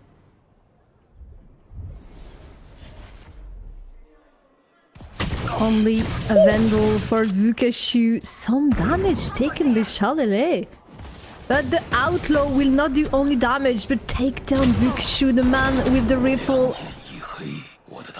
Quick fight from Spirit, but traded out immediately by Delby. Don't have the guns, but Nick does manage to pick up that dropped Vandal from the body of Vukashu here as they now head towards B into the waiting arms of that Vice player. ABO wanting these kills for himself. They're playing very slow attack rounds, DRG. At least for the beginning of this half. I think they really want to be able to plant this spike, but there is the Vice wall here, so it's gonna be difficult to enter. The rotation will go quick. The wall will be triggered, only life has passed over. They don't know that someone's in logs. ABO not quite aware, but all this time passing might ask him to check. But Life and Nick get 2 kills. Life with a Sheriff to the head of ABO. And Trace, even with the better weaponry, find themselves now down in numbers 1. Member Kai having an Outlaw, but on the other side, look at Nick. He has that Hunter's Fury for this post plant. Playing from back here, gets his sights on where he thinks Kai is, but it doesn't matter. Delphi doesn't expect the locked position. Kai only managing to get 1, trading out his Outlaw for that Vandal. How much can you do? They now have a Vandal on their side as well. There's so much you have to do. He can't do any of it. DRG winning a round they have no business winning.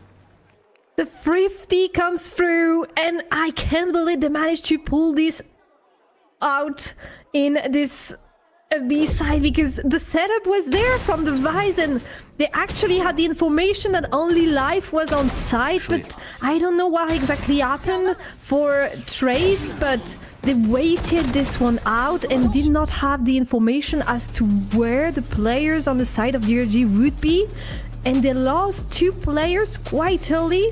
So they actually went 2 and 2 instead of using the 4-man strong that they still had at the time they planted the spike. So it was a bit of a miss, I would say, on the side of Trace. And at this point, when the opponent has already 10 rounds, you cannot do mistakes like this.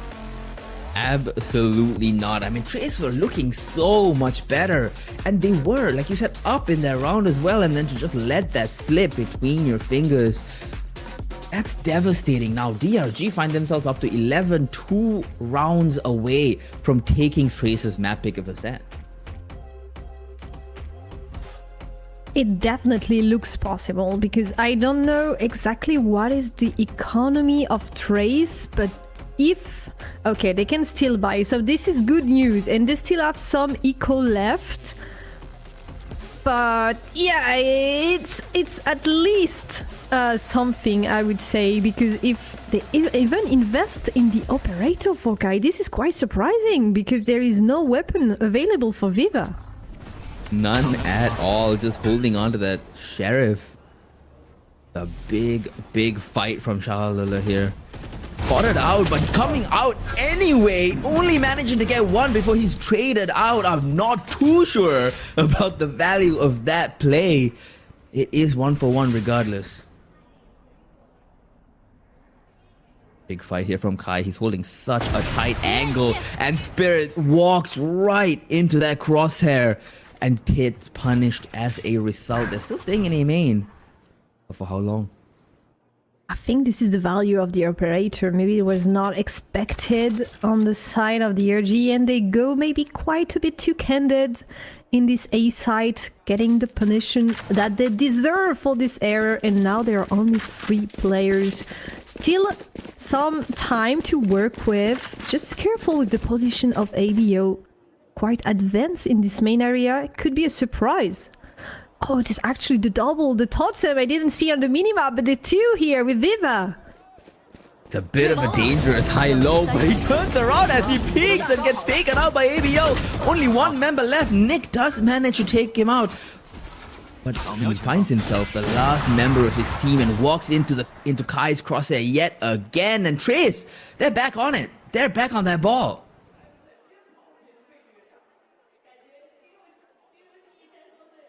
Let's see where they can go. This round was definitely do or die because they did not have any money left. It comes through, so they managed to take us a bit further in this game. Still 2 rounds to take for the DRG.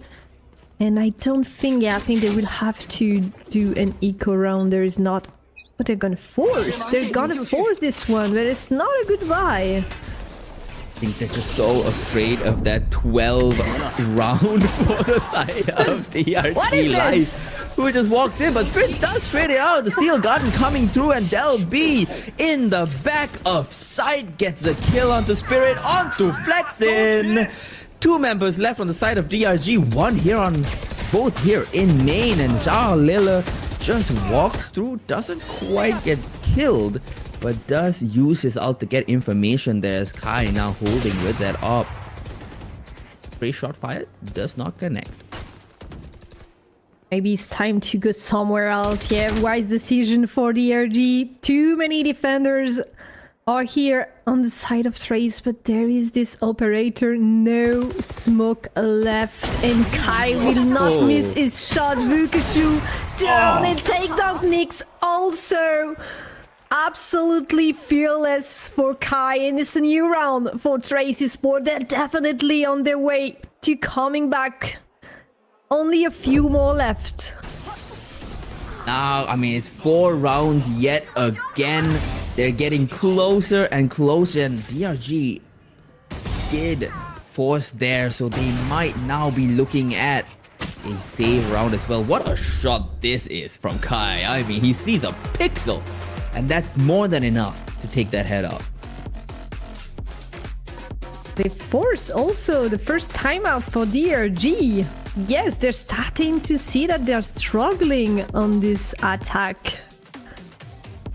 I mean, we all know that Ascent is a very heavy defense-oriented map, but even with the 2 duelists, it's still not as easy to attack as we would hope so.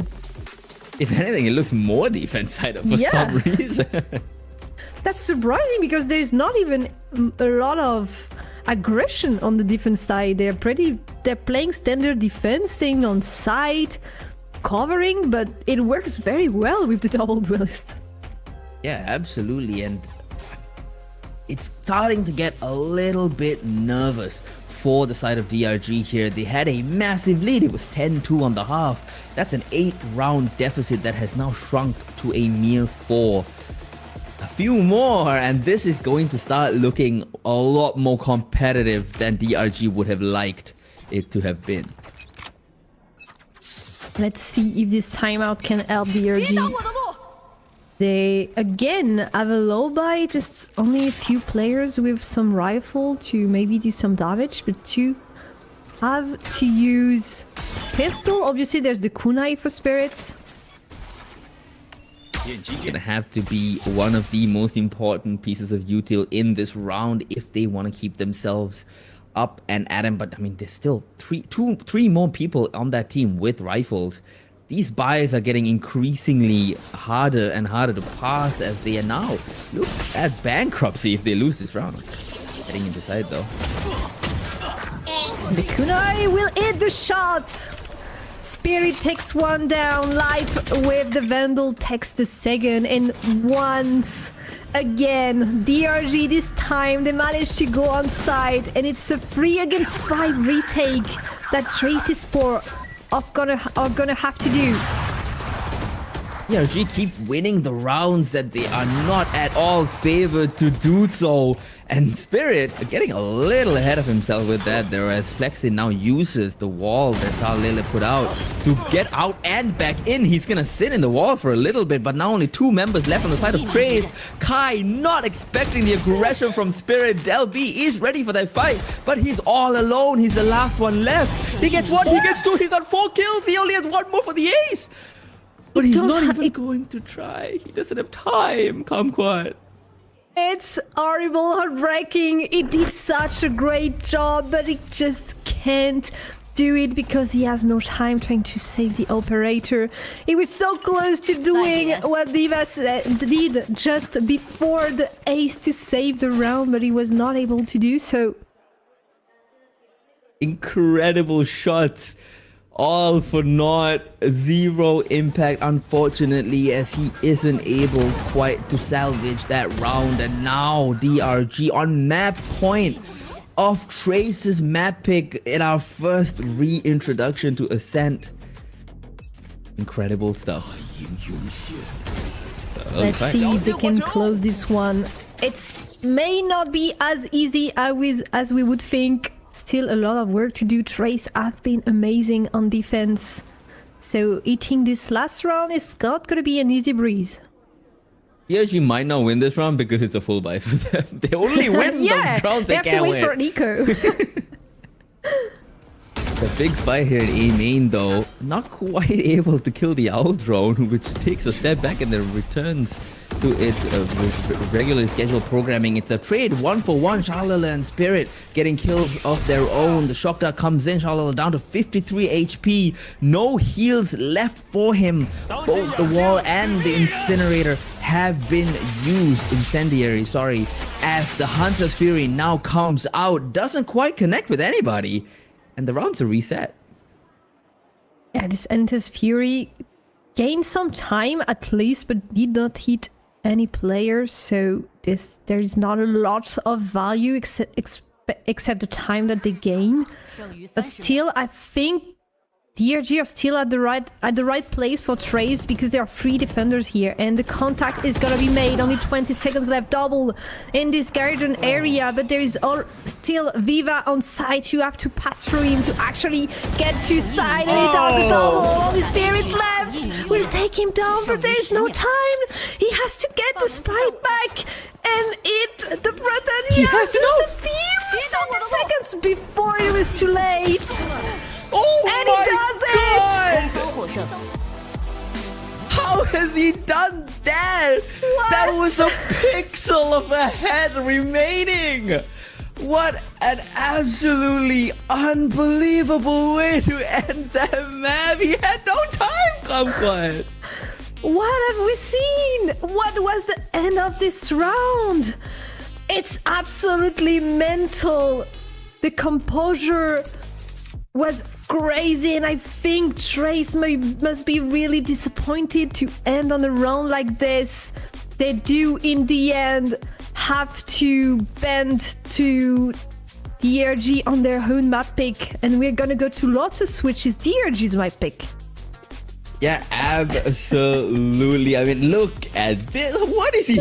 I don't even think he hit his head. I think that was like server desync or something, but I don't think he's gonna be complaining about that anytime soon. But what a map to start off. What a way to bring back Ascent, at least for the side of DRG. They're gonna be very happy that they managed to pick up Trace's map pick here as we now head into Lotus. It's a big job for Trace. I think they're happy that they managed to take... I think DRG are happy, not Trace, that they managed to take the map of their opponents. This was pretty close, considering what we've seen on the first half. That was so dominant, but I think overall, definitely DRG were better. And this is not a good sign coming over to Lotus, where DRG are actually quite strong, but it's Trace that won the Lotus map when they faced a few weeks ago, so maybe there is something to do. And it was a 13-5 also, so very dominant map from them. Yeah, there is still a chance for Trace to bring it back. In a second, we'll be looking at the team comps to see what it sounded like when DRG won some of these rounds that they were winning sometimes out of nowhere. Really, it didn't look like they should have been winning those rounds when they did. But man, when some of those rounds, they looked just so dominant, especially early on their defense half.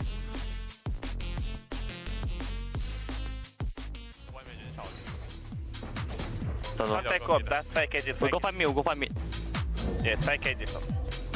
还没个配十，来打中这种，球都没吸啊，兄弟。对对对，我俩走路可是人多，现在你们可以拉出来架吗？我在架。 5kg，打一，拉出来架我在架我。哔，我见，能见，来接，我黑了，我黑了，杰特。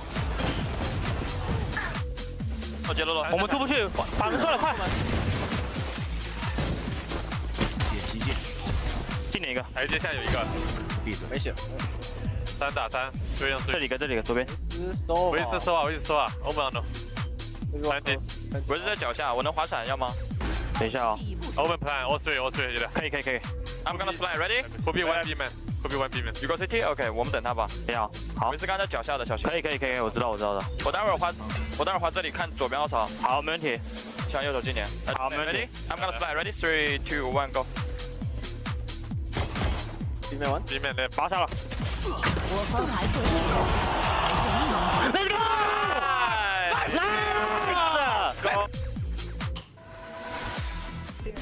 Spirit, obviously, with the standing ovation. I hope with the last round he did amazing map from him. And I mean, the stats are speaking for themselves. Incredible game on the Jet. Yeah, unreal. Him, Vukashu, Nick, just going absolutely crazy, flexing as well. I mean, every single member of DRG. And Trace did put up a great fight, especially in that second half. Spirit as well, I mean not Spirit, Kai and Viva doing so much work to get themselves back into this map, but unfortunately it just wasn't enough to overcome the talent and unbelievable mechanics of this DRG side. Oh, look at that! How you stop that?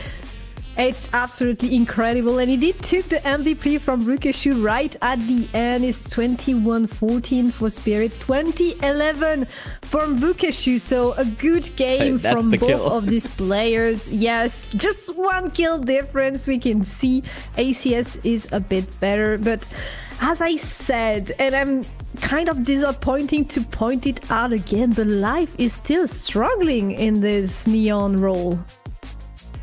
He is in fact struggling, but at the same time, you know, the space he makes does activate Spirit so much, does help DRG take so much space that they can stack the sides that, especially on the defense side where they were so dominant, stack the sides that Trace were hitting. And I mean, you can see the first kills are pretty even, but DRG did win so many more of those post plants.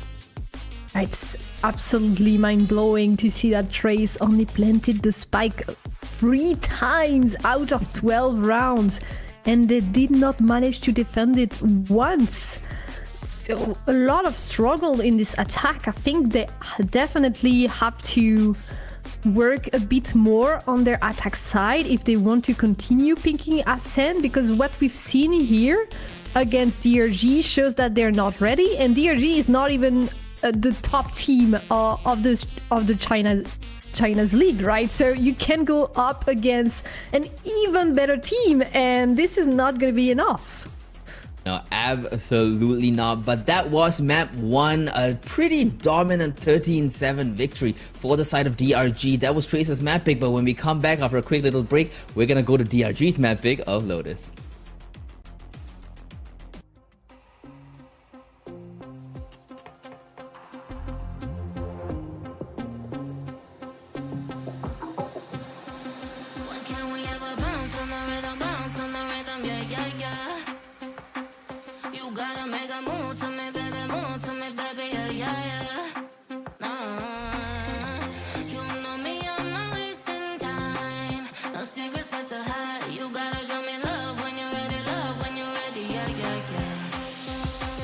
What can we ever bounce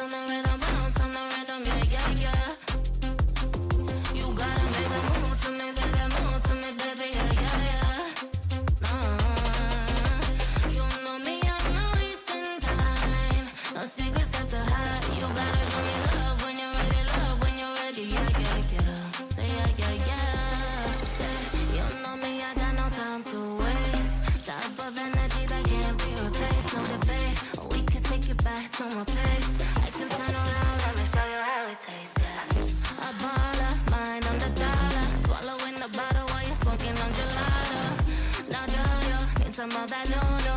Just tell me that you're coming through. Why can't we ever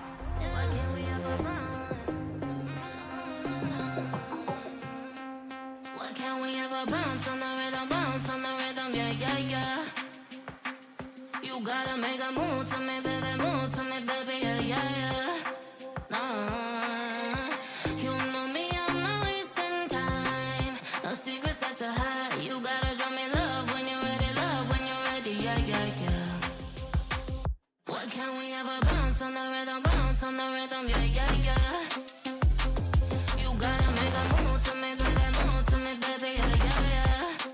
Nah, you know me, I'm not wasting time. No secrets left to hide. You gotta show me love when you're ready, yeah, yeah, yeah. Why can't we ever bounce on the rhythm?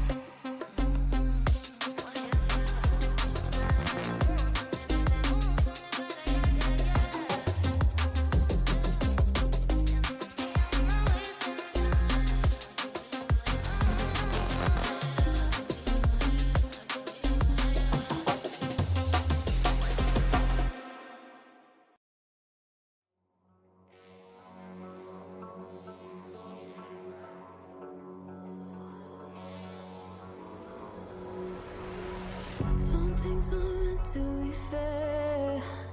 I know you left me down and out, and now the river is red. Got that hit on your head. Should've buried your dead. Should've listened to me and said, oh, how do you know? You better watch out, my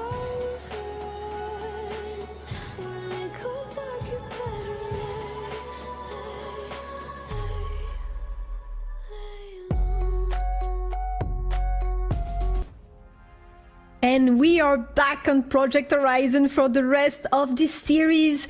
Elimination series between DRG and Trace Esports. DRG were the one taking the first map. Choice of Trace on Ascent 13-7, and now we are heading to their map pick, Lotus. Yeah, I mean, that was a very dominant showing from DRG on Ascent, but now heading into Lotus, it's a little hard not to expect them to win this series, especially given that it is their map pick. But look, the rule is if they can beat us on our map pick, we can beat them on their map pick, right? If the teams are evenly matched enough, map picks are just a bit abstract choices. They don't really determine who comes out on top. So now Trace going into Lotus, they have to get that confidence back up. And they should have it, because last time they faced, DRG already picked Lotus and they lost 5-13, so it was a huge win from Trace Esports. I'm kind of wondering why they're picking it up again.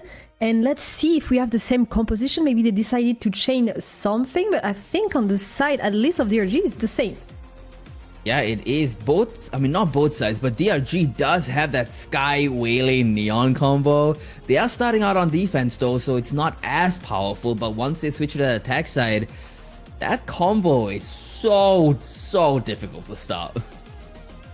And yes, it's absolutely the same composition as last time, as you pointed out very intelligently. This is exactly what happened last time. On the defense side, DRG had this composition and they only got 3 rounds, and 2 were the pistol and the second round. So it was a complete miss on their side for the defense. Let's hope for them that it's gonna be different this time. I'm sure they have practiced stuff and they have some solution to try and anti-strat Trace. But let's see, maybe Trace also have something to offer here. Yeah, absolutely. I mean, DRG are coming into this map.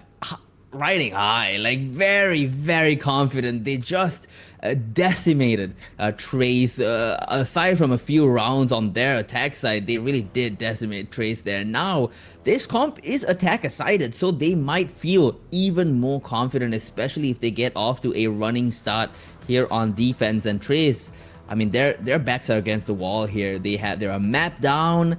They're one map from elimination. If they don't win this and take us to map 3, they're out. Yeah, this is the harsh thing, obviously, is that if you lose, you face elimination. And the next question, obviously, will be against who they're gonna play, because it's gonna be a difficult one to face. The 4 teams up on the upper bracket are extremely scary, but there is one more step to take before they go there, is to take down DRG on their home map pick. And let's see if Trace can actually do the same as previously. A pretty standard pistol round, 2-3 split, heavier towards A, but DRG are fighting for this control as well. Big fight coming up. Shalala doesn't quite get the shot. Shalala going around, but look at this from DRG. They are not letting this space go. It is a trade from ABO though. And now DRG finally feeling comfortable backing off a little bit. And it's a, look at this read. They're absolutely reading the brain of Trace. They know where they're going. They went to the right side of the map, and I don't know, do Trace Esports are aware this is gonna happen? Absolutely no. ABO is down. Wukashu alone on the C side gives it up, knowing that they have numbers and this retake is in their favor if Trace decide to plant here on C. But they're not. They're pushing main. They're pushing spawn. It's a complete push out hydraulic system where one side gets pushed and the other gets pushed as a result. And Wukashu now going to face 3 members of Trace. He gets the first one. They don't look at him, but they do turn around in time before it gets out of hand. Now Flexin wanting to catch the timing here. He does get Viva. That'll be the last one left, down to just half HP, 47 is to be specific. He doesn't need to see him though. He's taken out. It's another pistol for the round of DRG.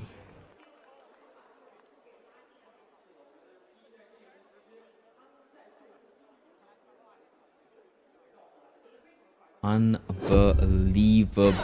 It's 2-1 on pistols. What an early fight here. And then a read to follow quickly afterwards. They were just on top of it the whole time, flexing in this position as well, just ready for that rotate towards A. Good job to DRG for taking this round and getting the first point, because they will need everything they can take on this defense. And this time again, Trace are gonna try and find some information. A bit of damage taken down. DRG are gonna try and push this further, but Flexin is down. How did he not win that fight with that rifle in hand? And how did Del B get that kill instead?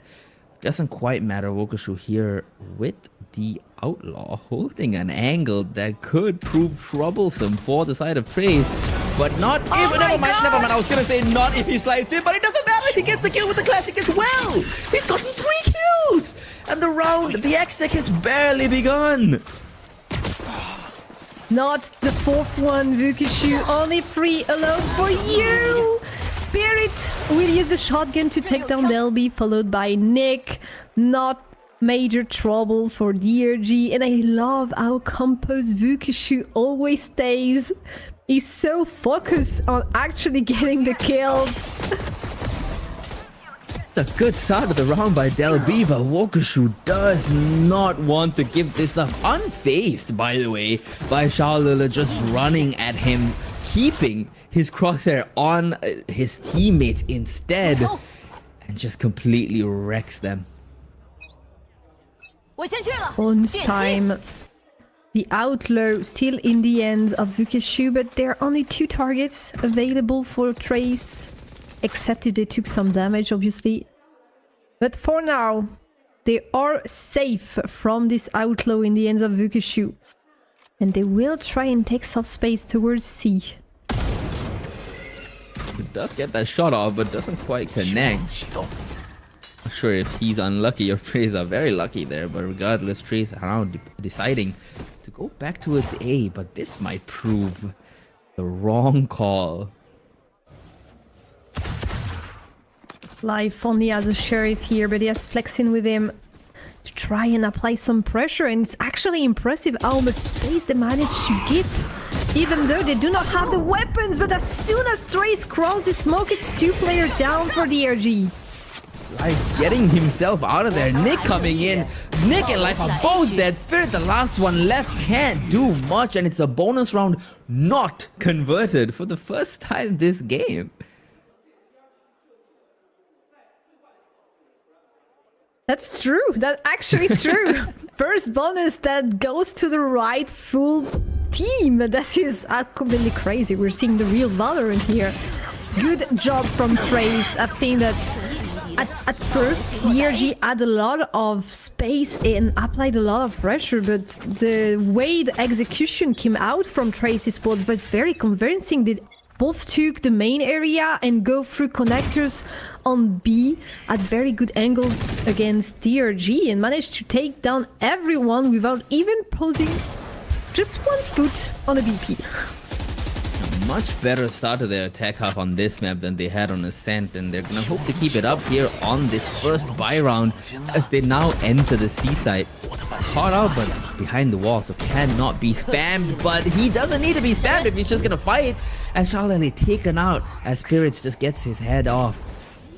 A bit of a fight going as the spike now comes down, but it's denied. They can't quite get the spike down with the spam coming through.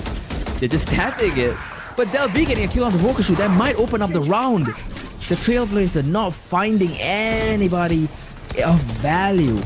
Spike still stuck here. Nick, Flexin gets killed of their own. Kai, Viva, Kai! And it's a round for Trace. Once again, the defense is not good enough on the side of DRG. They had the numbers advantage. They should have had everything to go and take this retake, but it doesn't go through. Vukashu falls down quite early before the execution is actually pressed for DRG, and he had the neural theft, so it could be a very useful tool to end the round. I think this was how it went, where it went down for DRG. Certainly, I mean, he keeps getting this neural theft very early into these halves, but he does need to make use of it. Holding onto these ults it's never really the right call. And now they're back on eco pistols. Only Vukashu once again with the Vandal. I mean, every time they give this man a weapon, it can be very scary. We've seen it on Ascent. So be careful, Trace. Maybe do not be overconfident. 4 people here on the side of DRG. This is a dangerous site that Kai finds himself walking into. He's clearing diligently, he's clearing slowly, he doesn't want to make a mistake, but if they decide to exec onto this site, this might go much worse for them than they would like it to be. It could be a huge surprise, but I think they know something is up because they haven't seen a single player since the first of the run, so no one has picked. And here they will know that someone is towards 3, but do they know that all 4 players are actually here? Vukashu is coming and they will quickly rotate. They don't want anything to do with what is going on this A side, and they will just plant the spike on B where they know that there is some space available. Kai gets caught out and it's another gun that can be picked up, but Del V does not want to give it to them. 3 quick kills before Nick finally takes him out, and as many guns as they can pick up, there are still people to kill, but Nick is making quick work of it. Vivas all alone, and he might not expect this main push. He doesn't. What a round. DRG are once again winning rounds they have no business winning. They're just on steroid when they're playing Eco. I think it enables their true spirit, you know. Something is happening to this roster when they do not have weapons, and Delby gave everything to try and keep this round in check, but it was just not enough. This shot at the end from Nick was absolutely madness. Crazy stuff from DRG, and they take back the advantage. Already 3 rounds. So this is a good start. A fantastic start here. I mean, what a way to get themselves back in after losing that first buy round. And DRG keeping up that record of being first in the entire league for Sheriff kills here on these 3 rounds, as Trace now attempt to make a quick, fast, very fast push into B, and he makes a good attempt at that as Charlotte gets the first one. The paranoia doesn't hit, Flexin's bullets do, but it's a mild concession, a mild consolation prize, as Spirit with that operator is forced to save. A bit of an overplay here for DRG to send everyone to connector to take just one player down. Too many resources invested, and now obviously Spirit has absolutely nothing else to do except saving this operator. And I think Trace are gonna try and find it. They have a few seconds available because the spike is actually going to cloak out. But they do not have that much credit also, so maybe this could be a bit difficult for them if they lose several players, so they will be quite reasonable and not go and chase too far. They're still scared of Spirit, and I would be also, considering what we've seen on the previous map. Yeah, I mean, this guy, you never know when he's going to have a monstrous round, and you don't want to be giving him kills if you can help it, especially when your economy is in such a precarious state. But what a way to answer back for Trace here. DRG looking a little bit frustrated with that push. Life especially still not finding his first kill. Yeah, this is a bit concerning. I think I understand why is really struggling here in this stage 1, and I definitely think it's been missed. He passed through, but will not go all the way, going back towards safety. Well, it did not catch him, but he did not have the patience to do that. This paranoia might be everything, but it's only near side, so Starlily could still see him. Life, Nick getting kills of their own, but they're traded out just as soon.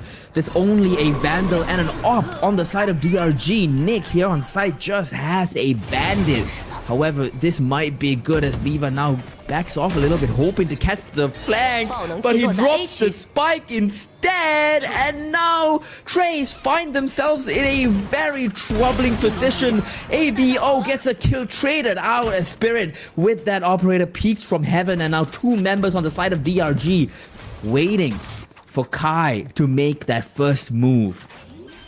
He's gonna plant on B. Vukeshu will have the information, rotation will come, and they will choose to play 2 different angles. Is Spirit already ready to play this position from Kai? I don't think he knew it would be this close. Ultimate invested, and it's not enough. It's a 1v1 no for Vukeshu. It's a reverse, and this time he gets it. What a play from Kai. He's kept them more than in it. He's kept them ahead. Such a good play from him. The conversion path was invested. It was a 1v2 situation.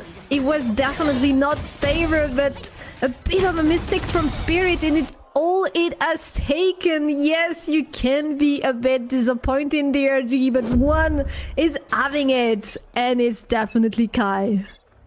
The reverse convergent paths, what a round to win, but now they'll be wanting to spots out the head, not just wanting to spots out a second head, doesn't quite get rid of Life, who now gets healed back to full health.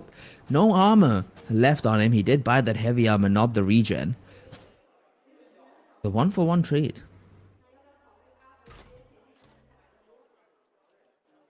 And Vukeshu is the anchor on the seaside. The trap will be broken, and they will execute directly after.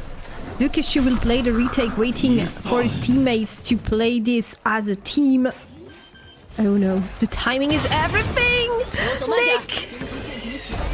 He has been slowed here. He might get taken out. He does indeed. And Wuxu's not ready for Xiaolele to come out like this, and neither is Life. And Flexin, however, is 2 kills on the board. It's a 1v2, and he needs this if he wants to keep his team in this half before they're forced to go back into that eco.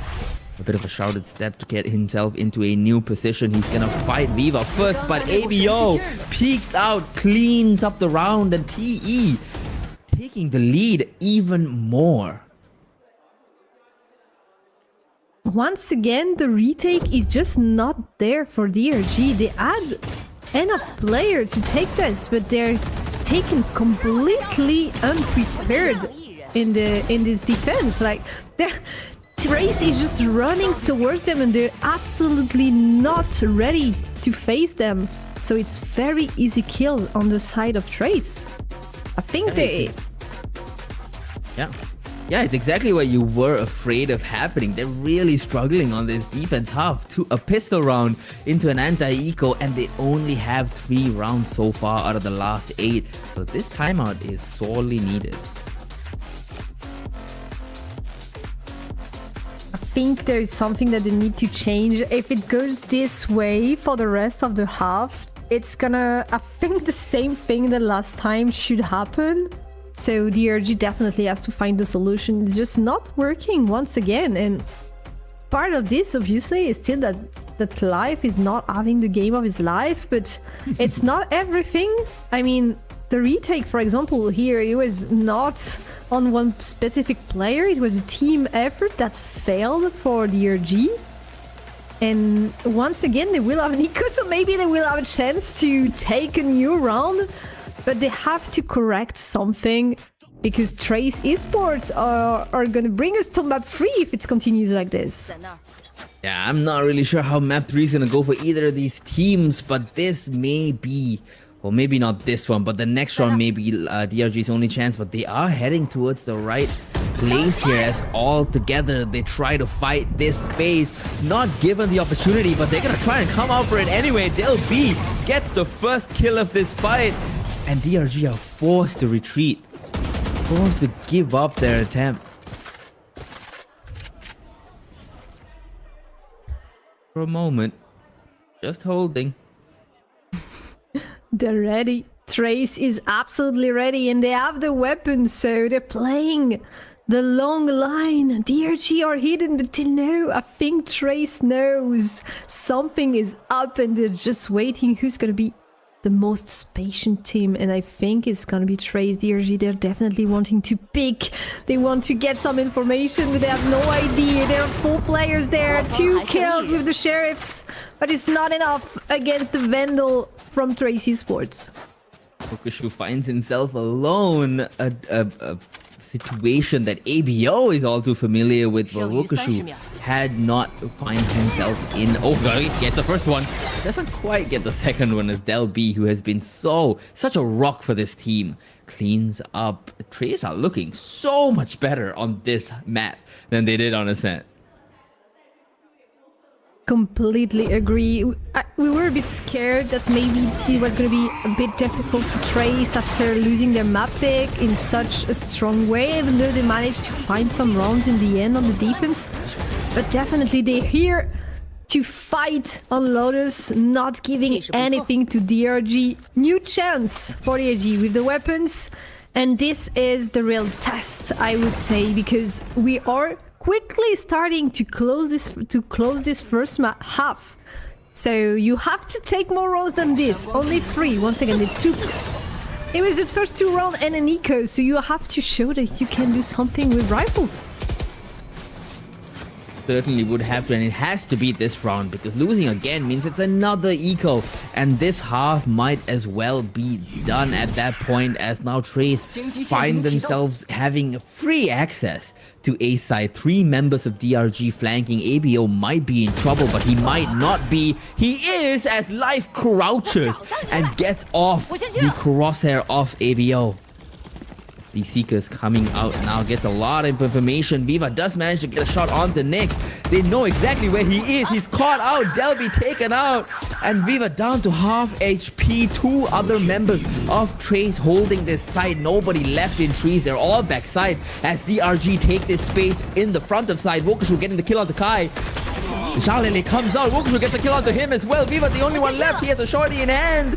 DRG Life and his team take the round.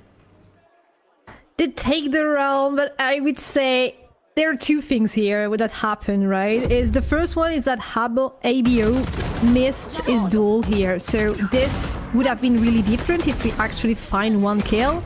And especially if it would have been the Sky, because 2 clutch things that we've seen on this round was the Seekers from Nick and the Neural Theft from Vukeshu giving up so much information, especially the pose of Delby. He was completely taken.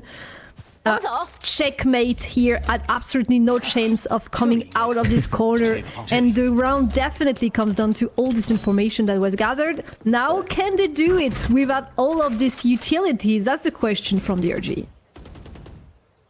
For a second there, I thought Wokashu was doing some insane trip at the corner there, but he doesn't seem to want to do that. Instead, he's going to give up the side to Trace, opting instead to retake with his team when they get into that good position in the flank. ABO might act as a foil to all of DRG's plans if he's not diligently cleared, just like Spirit does, and he's taken out another opportunity for ABO to win them around that he doesn't quite grasp as the paranoia comes out. So does the Nightfall, but Del B gets 2 and Viva gets 1.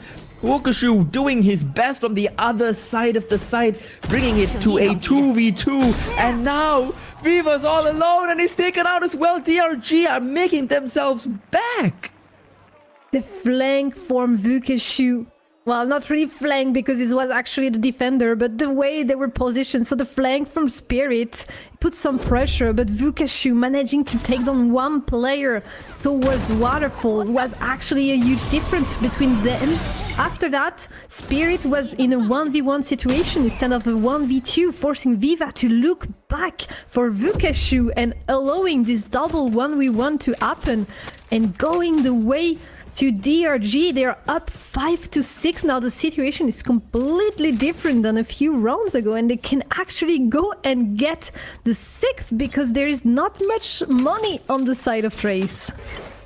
No, not at all. Now, DRG want to take this A space again. They've done it last round and they're doing it this time, but this time they're doing it with 4 people. Maybe hoping to use... Not really even sure why they went with 4 people. As Trace now going towards C. They're gonna have the side relatively easily as only the trips from Wokashu dampen their entry a bit, but not quite stop it.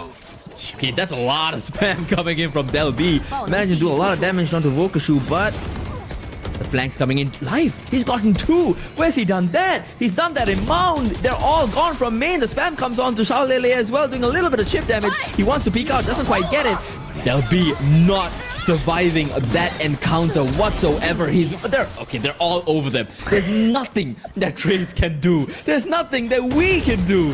When DRG play like this, it's a dominant retake to bring us back into an equal point in this map.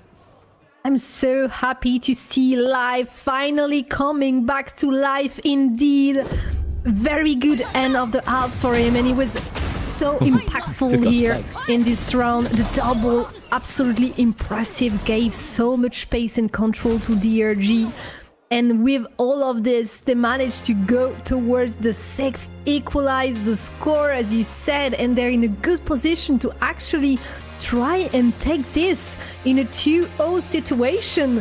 They definitely are stronger than last time on this Lotus, and I think maybe they find the solution. However, let's keep our calm, right? Because there is still something to be done on the attack now. And last time it was also a struggle for them. They took the pistol in the second round, but did not find anything else after. Obviously, there haven't been a lot of rounds on their attack side because it was already 9-3 in the first, so the game was over pretty quickly. But there is still a question mark on the side of DRG on attack. Yeah, absolutely. DRG did look a little bit better on this map on both sides against EDG, but you're right, against Trace they really struggled on well, both sides really. But I think at 6-6 this is as even as we can ask for, both sides using the same sort of double duelist comp with only minor differences between them. I do however expect that Sky on the side of DRG to be extremely impactful here on their attack side. At least we have the match that we wanted. This first half of Lotus was so close and we've seen so many good rounds from both of these teams. A lot of players having a good moments also, so it's a great series no matter what happens. I think we can be happy that we've seen this. And yes, as we can see, Life is almost up to 1 KD, so very good comeback from him, and I hope we see a lot more on this attack. Yeah, absolutely. They'll be alone on the C side against all 4 main members of DRG that are not flanking or lurking in this one of Kashu. This is an insane paranoia. There's no way you're gonna paranoia and step out, right? Of course, he's not gonna do that because that would be insane. As Delby backs up a little bit, wanting to wait and delay using that paranoia instead. As Xiaolele comes out, a quick headshot. But Wokashu's Spirit, they get the better end of this bargain. The door closes on Viva. He doesn't quite get the shots he needs to, as Nick and Wokashu, the last 2 members, Wokashu now opting to stay in main, getting a little bit of a dink, but he gets the kill of his own instead. Nick now goes around, gets Del B. There's only 1 member left. It's Viva. He's on site. He wants to fight this early. He wants to give them no quarter, no rest. He gets 1. But Wokashu is here for that cleanup. He had 1 HP left, but still get the kill, and then another shot later in the round. Amazing from Wokashu once again. I was a bit scared when they crossed the door as it was not already completely closed, and Viva was right on the other side, but it kind of goes okay. They're hyped. I think they're hyped. Happy. They should be indeed getting the first round. I think they've got 3 pistols out of 4.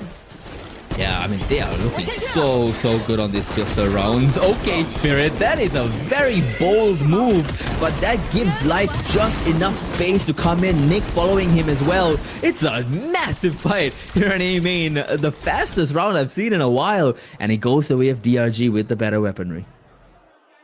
Yes, it was a bit of a... They tried something. I think Trace, they wanted to do some stack and aggression, but the control from DRG was just on point.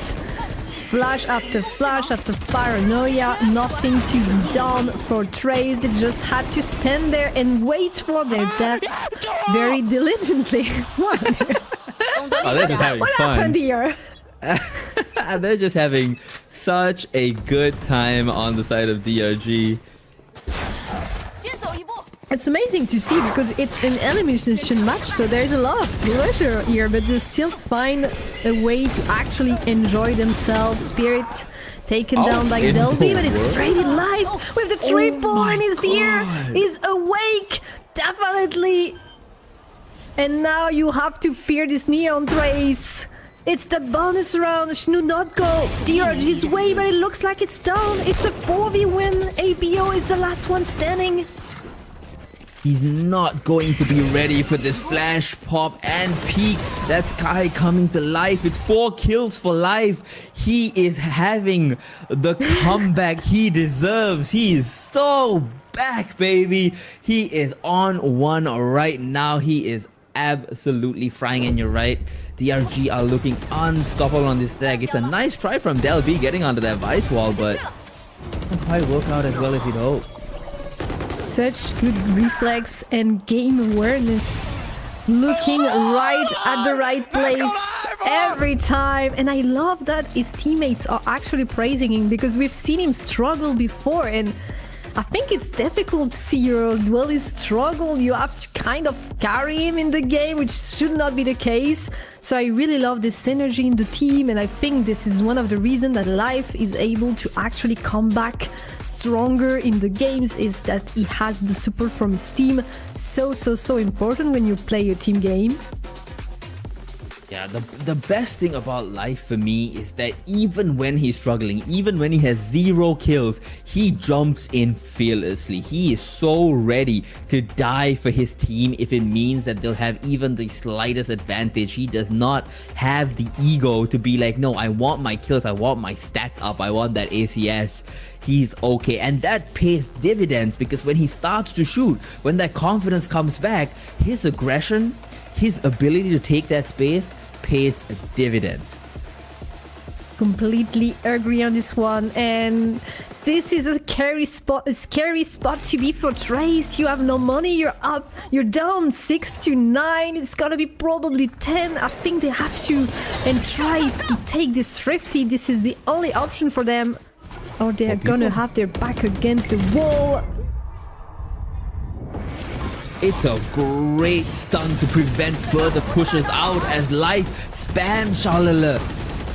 And the 3 remaining members here at A can't really push out like they wanted to. Viva down to just 35 HP as well. No shields coming back for him. And careful, DRG. Everybody rotated on the side of Trace. 4 player here, and they're gonna try and look in their back. I'm not sure they want to rotate, but at least check that there is no flank. They don't want to lose in such a stupid mistake.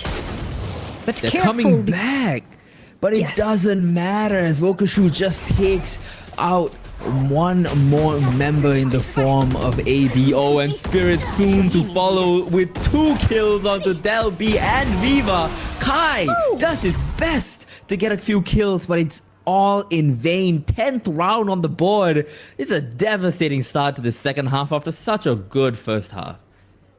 They lined up for the Sheriff, the double for Kai, but unfortunately it is not close enough to win the round, and it's gonna be 4 rounds for the DRG, 10-6. No timeout, so they're still confident that Trace players can do it on their own, and they have at least the weapon available. This has to be the round that they have to make it back, but Viva goes down so early. The stun dodged, but the overdrive is unavoidable. How do you stop it? The answer is you don't. He's absolutely unleashed. Careful with the triple. Don't give him the round, DRG. It's now 1v2 situation. Will he be able to do what? Viva did 4th kill coming through. He doesn't know we're flexing in, so no information.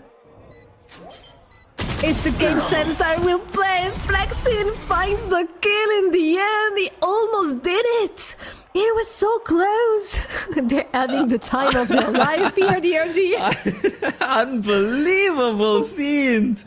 Unreal stuff here from both Del B and DRG as a whole. I mean, this is such a good take.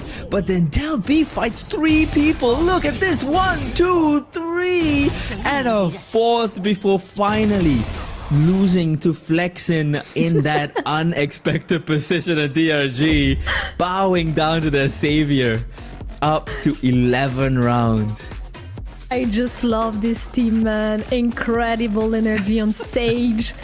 It's so good to see them having so much fun. Obviously, they're in a good position right now because they're on the way to maybe win the series and stay alive in the competition. For Trace, it's a lot harder. They almost did it. Delby was this close to actually doing a miracle, but it just wasn't enough in the end. And the timeout finally comes through. They will try maybe some strat to win this round, but they will not have a full buy, I think. So it's gonna be a bit difficult there. Yeah, I mean, this is a massive hill now for them to climb. They are yet to win a single defense round here on Lotus. They were on such good pace to make this a competitive map and maybe even win it and force us to go to third map, but now they find themselves down 5 rounds back against the wall yet again. Xiaolili spotted out in that Hobbit area, but Spirit does manage to get out before he's taken out. He does want to re-peek that though, but the rest of DRG heading towards B. Spotted out with the Prowler, but Life fearless. He gets headshotted, but he was fearless. Oh my god, 2 kills from Nick and Wokashu. Just as soon as Trace had the advantage, it slips through their fingers as Wokashu with half HP manages to get another one. He wants to put the Nightfall down, but Viva is not allowed. Spirit from door broken and coming in. ABO, he's alone. A 12th round on the board for DRG as Spirit cleans up here. It is devastating. Incredible round once again from DRG. I think they're high on adrenaline right now. They just don't miss anything. Life is back at it. Everyone is on top of his game. Let's look at Life being the first on the leaderboard in the DRG team. It's absolutely incredible after the difficulties he had in the beginning of the map. But here is there, and only one more round is absolutely needed from DRG to take this map, to take this series, and this could be the one. Not given the opportunity, a second tripwire placed by Wokashu, replenishing that protection in flank. The round has slowed down to a much slower pace as ABO is now in significant danger. DRG preparing themselves for an extremely fast exec here. The convergent parts coming in. ABO is stuck in a jump, but does manage to find himself just on the other side of spawn. Just good enough. Spirit's down to 1 HP. Never mind, he's back up to 76 as Kai gets a kill on the Wokashu. The door's gonna open, perhaps. No, it's not. They're gonna go the other direction towards Waterfall. And it's a 5v4 retake. The reverse convergent paths coming in only catches Nick, but does not catch Flexen, who manages to get the first kill. Not the second one. Life, however, he is so here, and it's Nick to close it out. Trace survives, dominant yet again, 2-0. I might have doubted DRG on this Lotus map, but they definitely tell me wrong. Because man, were they amazing in this map. They really stand up since the last time they actually fought Trace.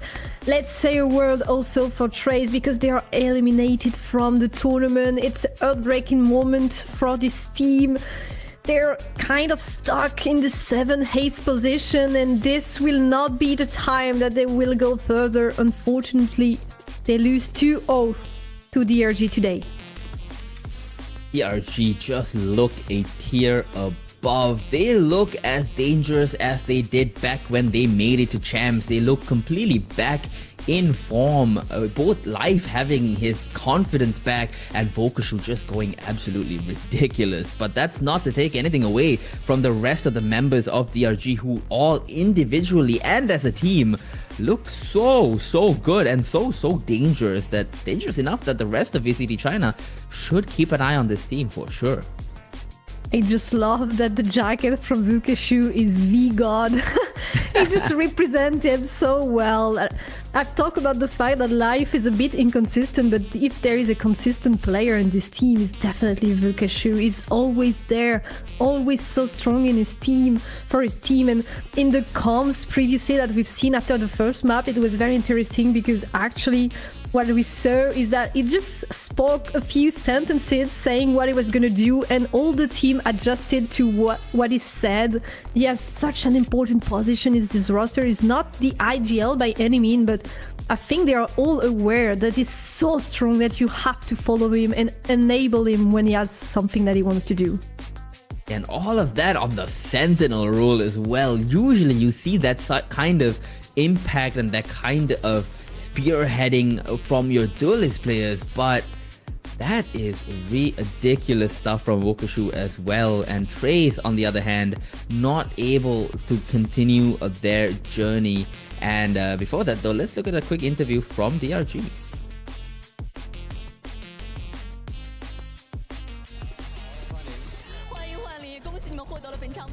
胜利，回归的这张亚海玄城易守难攻，其实上半场还是比较顺利的，但是来到进攻方程。So we saw on Sun you had a bit of difficulty on the attack side. Yeah, so how did you guys find the opportunity to finally close out the map? 非常的不错，然后我们经过上一场比赛，然后调整过来状态之后，我觉得我们的状态一直非常好，然后。And he says that our comms always been just very good, the mental's been very good, the form's always just been very good. And what did you guys learn from your loss yesterday? 学到什么？就是我觉得我们道具使用上面要用得更灵活一点，然后在对战场上面需要。And he says that we needed to have like better util usage.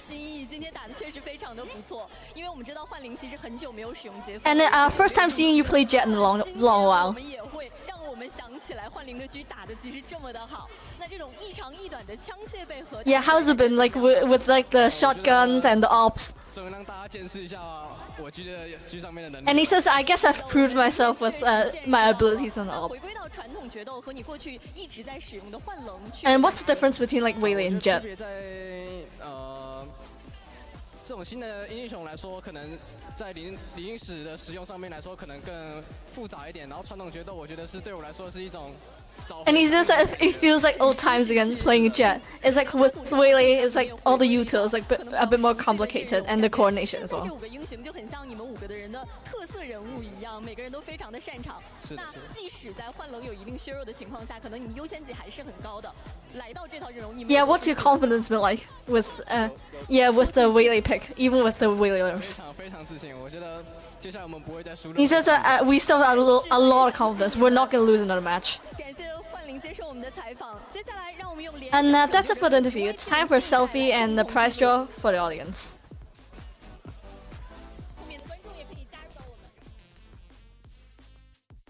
They're not gonna lose another game, apparently, if we listen to what Spirit think.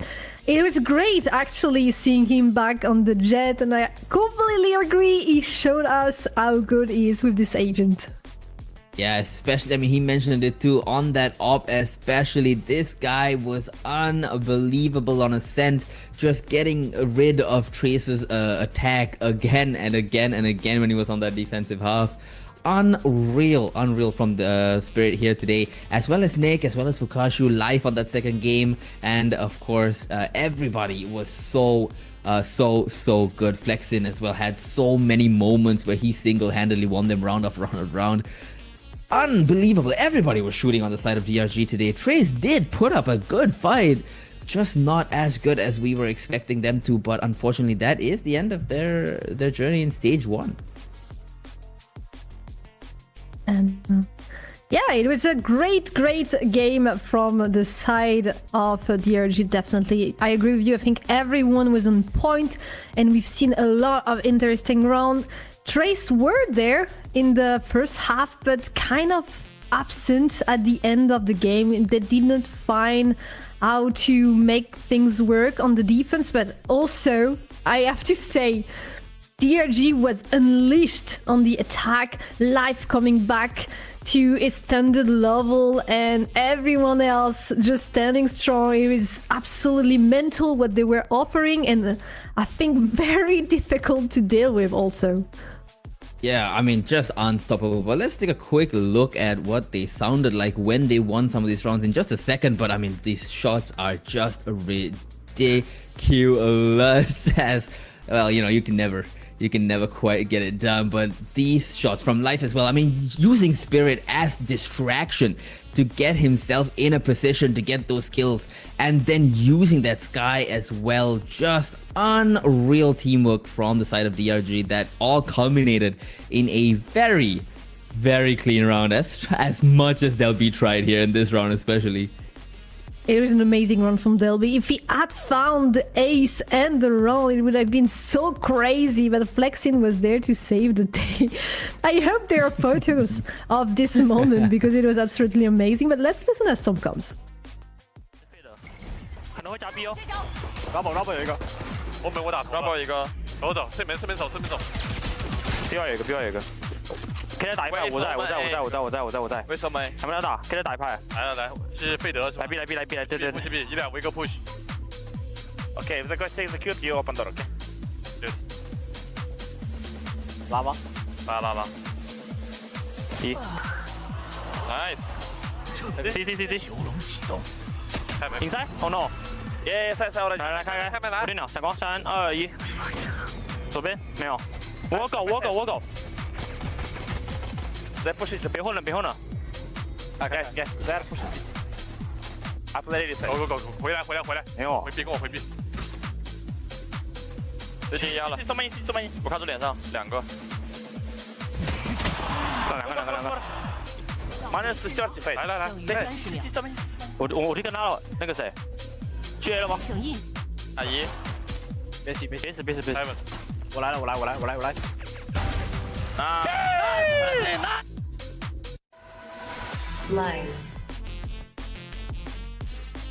And Life is apparently the MVP for this game. He has been so strong, really happy to see him perform at this level. It was incredible in the second half, a lot of multi-kills. Impressive gameplay from him. I mean, you wanted him to come back into his old form, and that's a glimpse of what he's capable of. He just has to now keep this up as they face increasingly stronger opponents making their way down through this lower bracket. And if they keep going at this rate, I think Masters London isn't as far-fetched an idea as many may have thought at the start of this playoffs. I mean, there's still a long way to go, I would say, at least.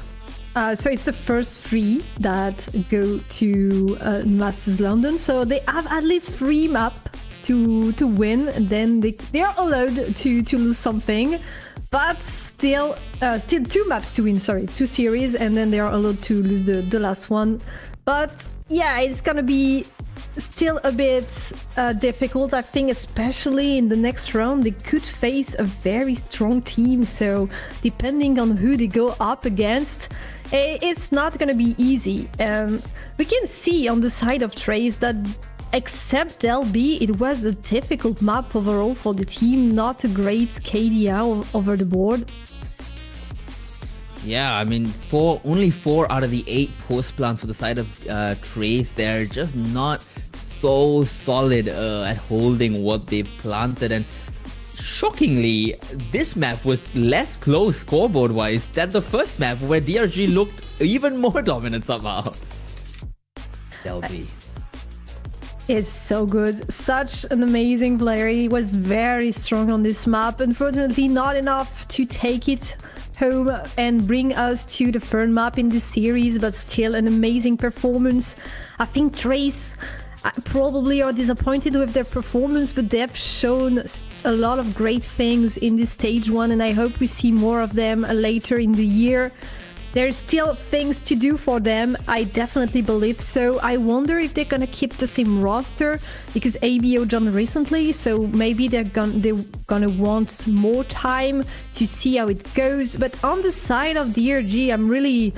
like you, I want to be hopeful. I know also that on Project Horizon we are a lot of people who actually like DRG. It's such an interesting team with a very interesting background, a good story. We all want to see them succeed because it's a real success story that can happen. Yeah, absolutely. ABO and Charlotte are both new to the team and both showing already so much promise. And this team could go a long way if they just cleaned up some of these rounds, especially those anti-ecos. You can't get eco 3 times when you're trying to come back. Now, come on now, that you can't be doing this.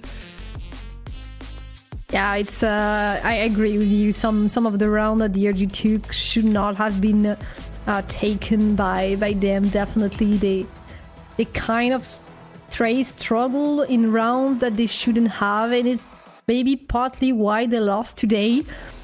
they will have to reflect. They will have time to do so because there is a few weeks until they play in official again. Even though there are some events happening in China, but they will not go to Masters this time. Maybe DRG will be able to do so. We will have a new day of competition very soon. It's actually tomorrow, so very soon on Project Horizon. It will be the upper bracket. It's gonna be awesome with the 4 best team right now in the stage. XLG against GDG, and then All Gamers and Edward Gaming. So 2 amazing encounters, especially AG and EDG. The 2 first seed facing each other. Yeah, absolutely. Extremely exciting games tomorrow, both of them. So make sure you guys tune in tomorrow as well. For today, though, I've been Kat. With me has been Kumquat. Thanks for watching, and we'll see you guys next time.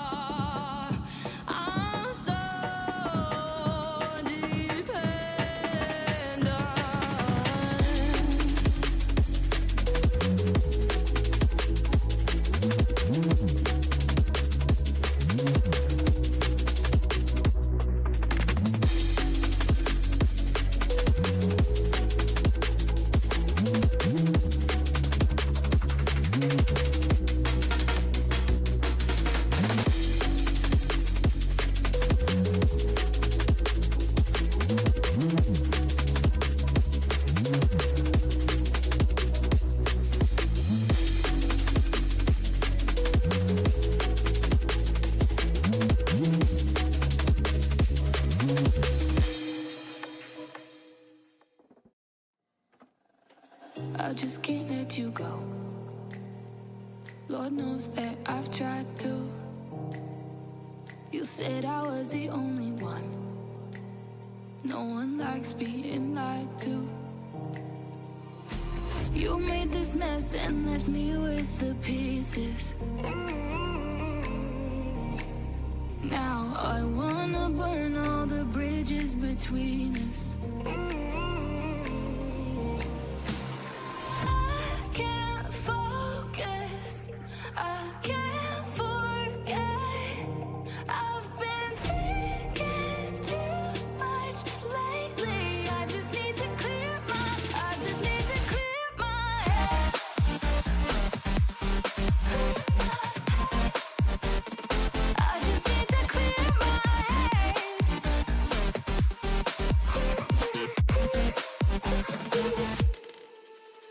keeping stuck.